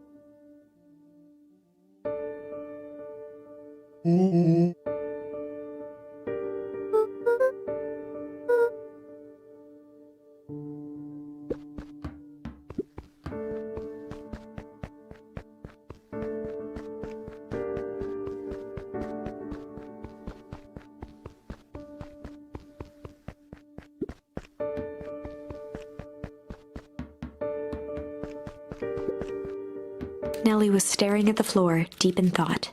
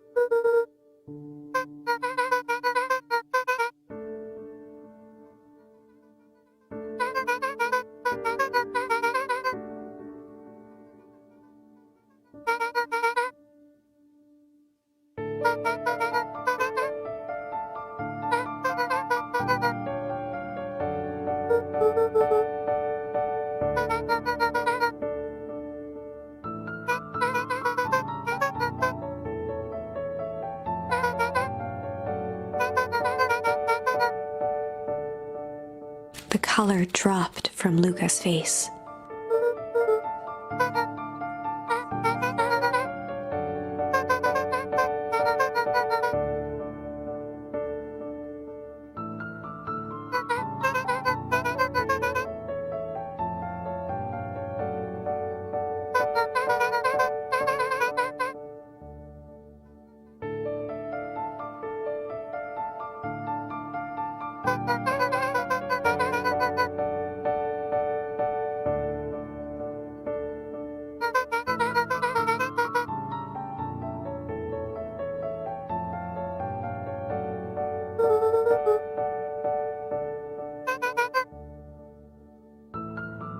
Luca was overwhelmed with emotion.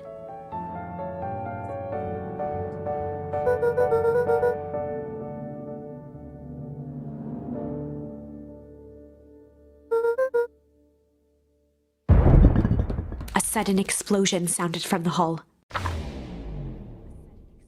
Chapter 8. Comeuppance. Ears still ringing, Gran picked herself up off the ground. Through the dust and smoke, she looked over to see Mrs. Fratelli helping Hiram Tolliver to his feet. She'd had to beg, borrow, and steal to acquire those explosives. How many nights had she spent visualizing how she'd use them to make things right? And now, her one shot at destroying the source, that damned hole that swallowed so much of her life, was gone. Traded for this jagged hole in a wall and a foolhardy shot at rescuing Rollo. With Fratelli and Tolliver at her side, she stepped through.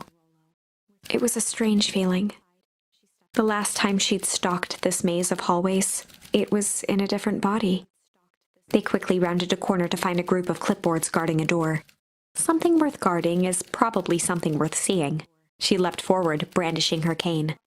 If her last chance at vengeance for things lost was truly gone, she would just have to fight to keep what she still had.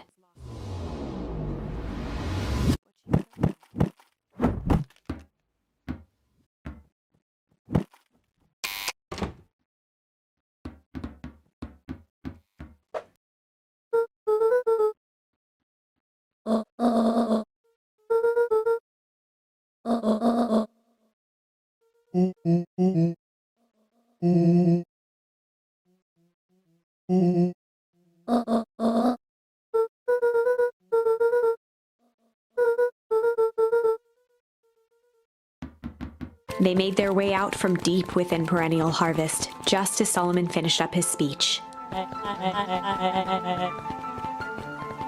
Solomon pulled a glass vial from his pocket.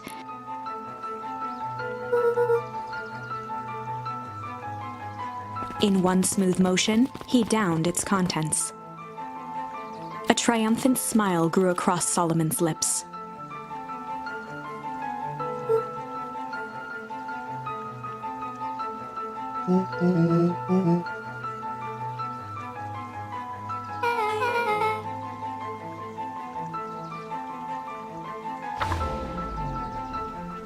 With a mischievous look, Beck elbowed Luca.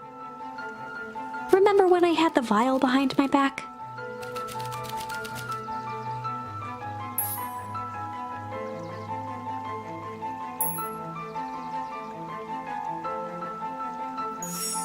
I might have tweaked his wonder potion with a little change.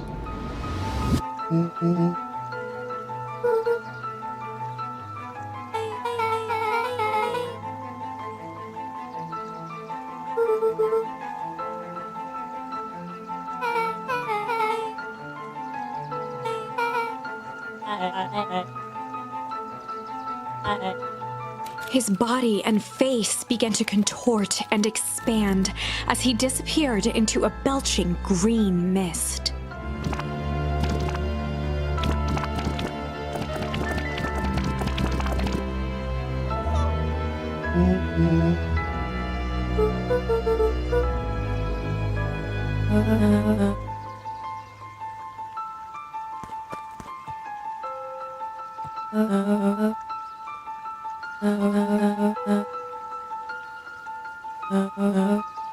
Eris awkwardly cradled the squirming child. She looked to her brother, her voice shaking with uncertainty.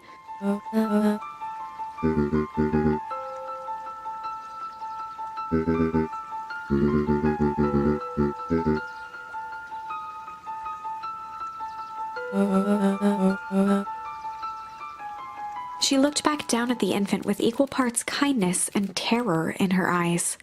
With a shake of her head, Eris addressed the crowd with a stern scowl.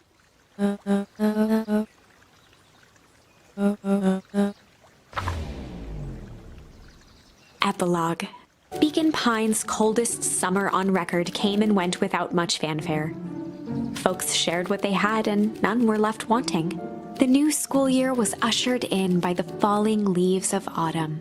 After everything Luca, Rollo, and Beck had been through, middle school was bearable. The chill of winter didn't seem to bother people much. They kindled a hope for a better future in their hearts. When spring arrived, farmers planted their crops with a sense of joy and optimism.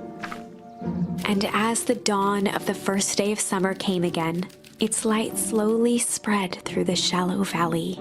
It crept over the town square, across the river, past the neglected welcome sign, and came to rest on a young boy sleeping at dawn, his mind at peace, knowing he is here for a reason.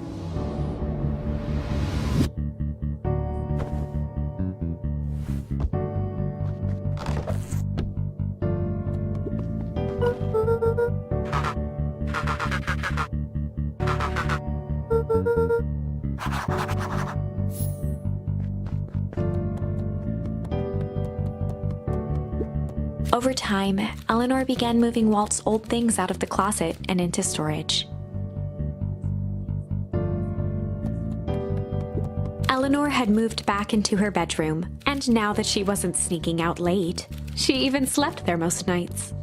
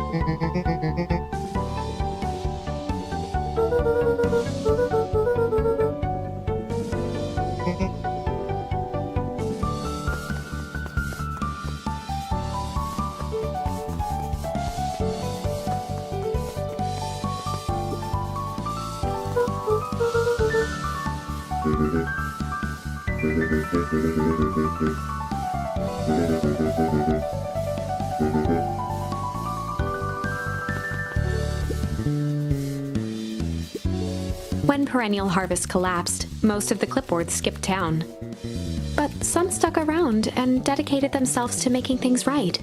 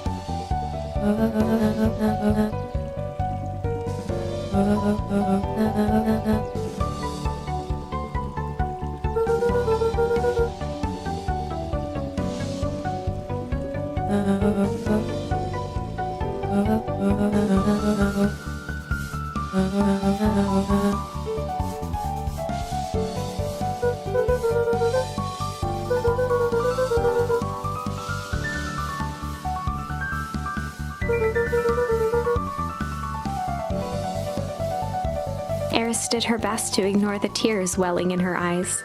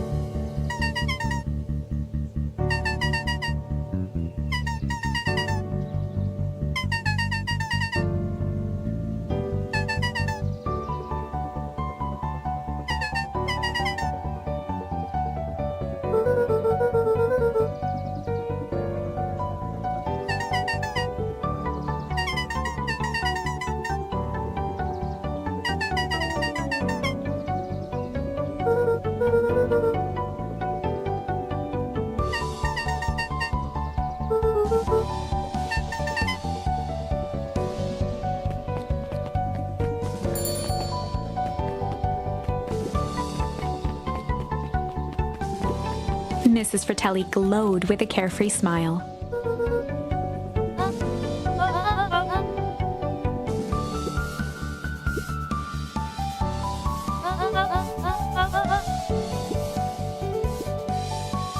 Mrs. Fratelli sighed with a zen-like calm.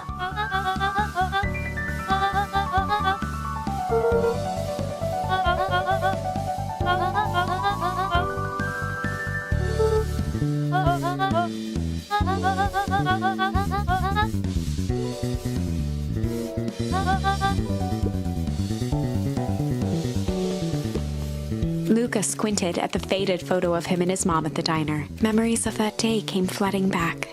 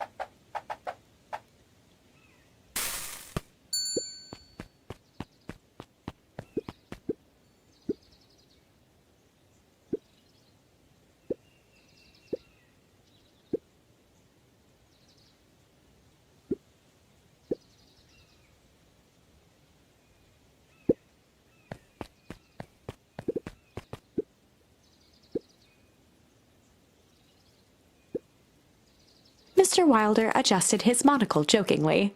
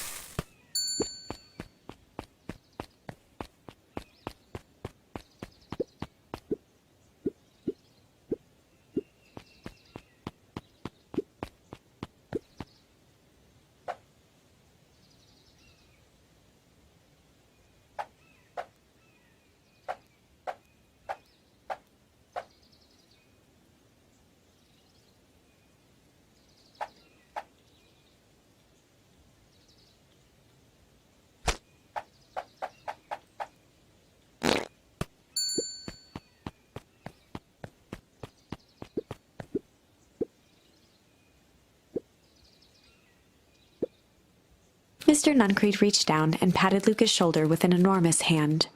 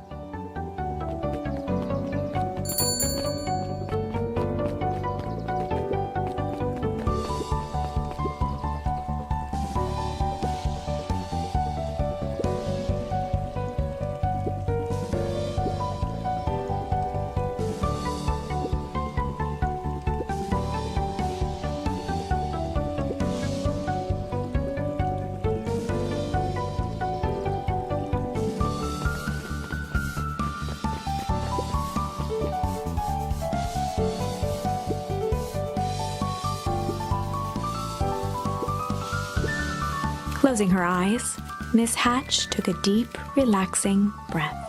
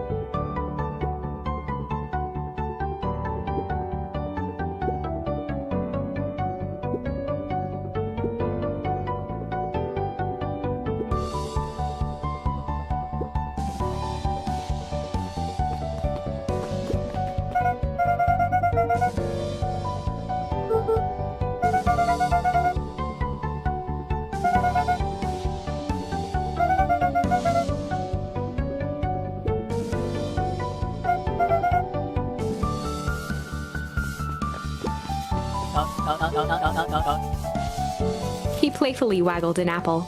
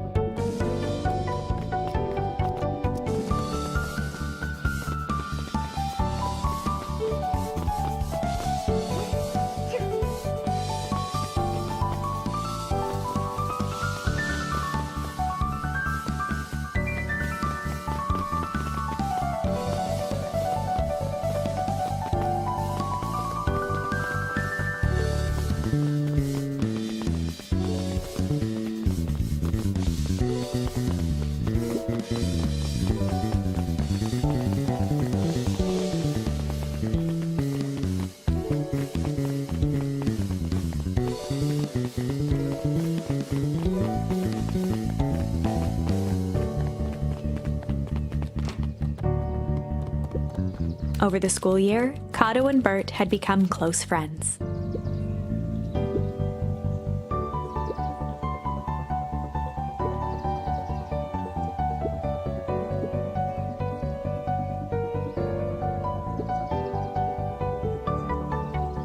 It typically went on like this for quite some time.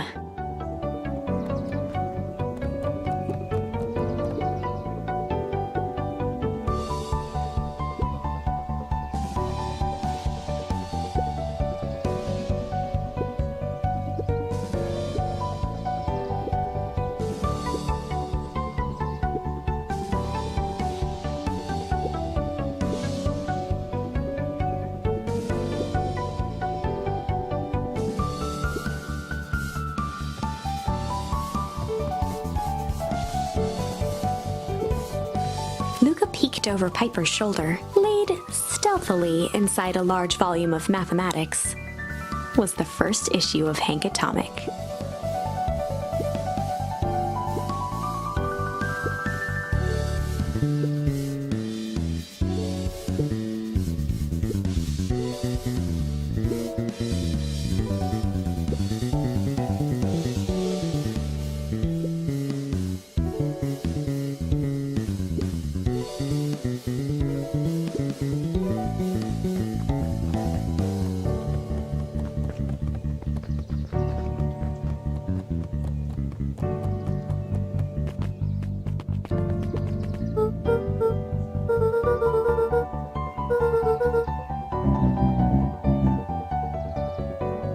Mr. Nuncrate shook his head.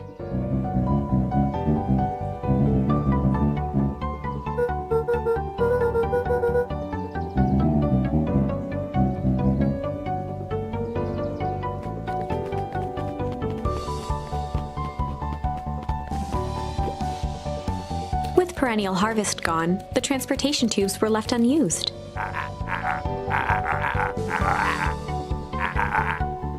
Well, maybe not completely unused.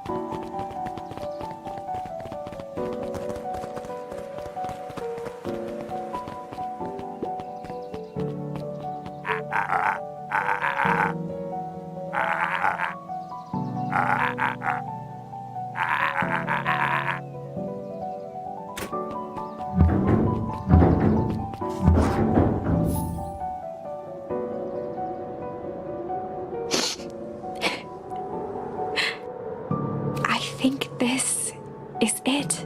The end I've been waiting for. Honestly, I began to lose hope of ever finding it. But then you came along. I don't know exactly how to thank you. It's hard to explain how much this means to me. It's funny, now that our time together is finally ending. I'm at a loss for words. Let's just watch the end together.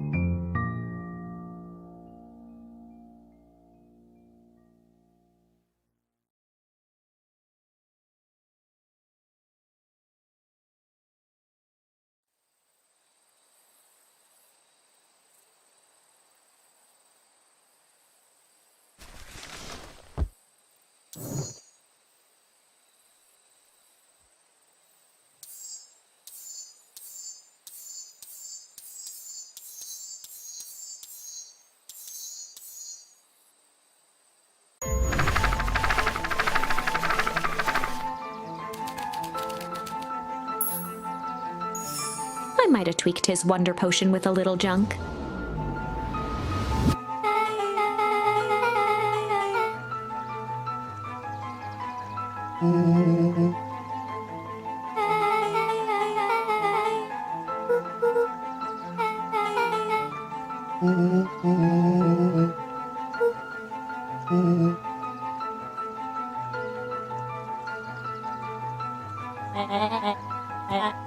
His body and face began to contort and expand as he disappeared into a belching green mist.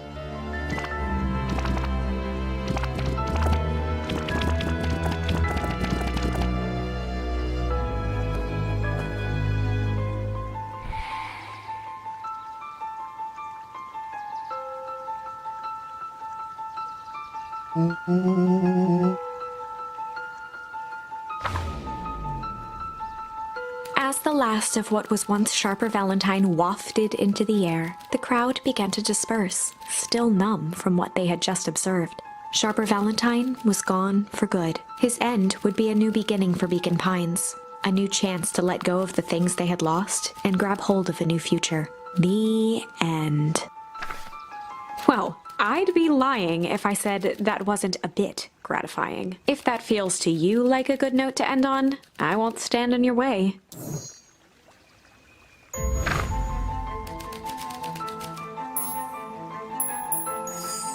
I might have tweaked his wonder potion with a little malice.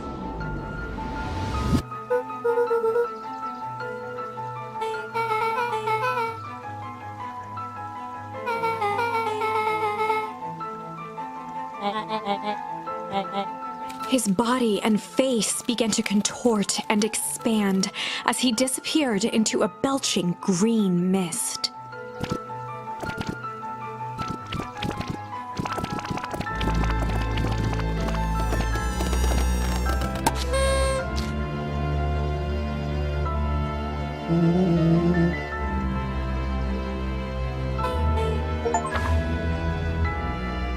The crowd gazed in stunned silence at the now empty stage.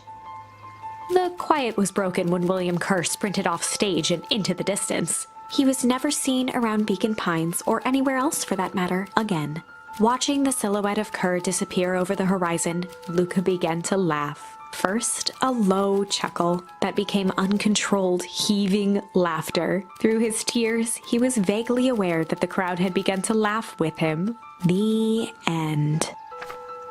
That was unexpected. Perhaps a bit of an absurd ending for my taste, but who am I to say?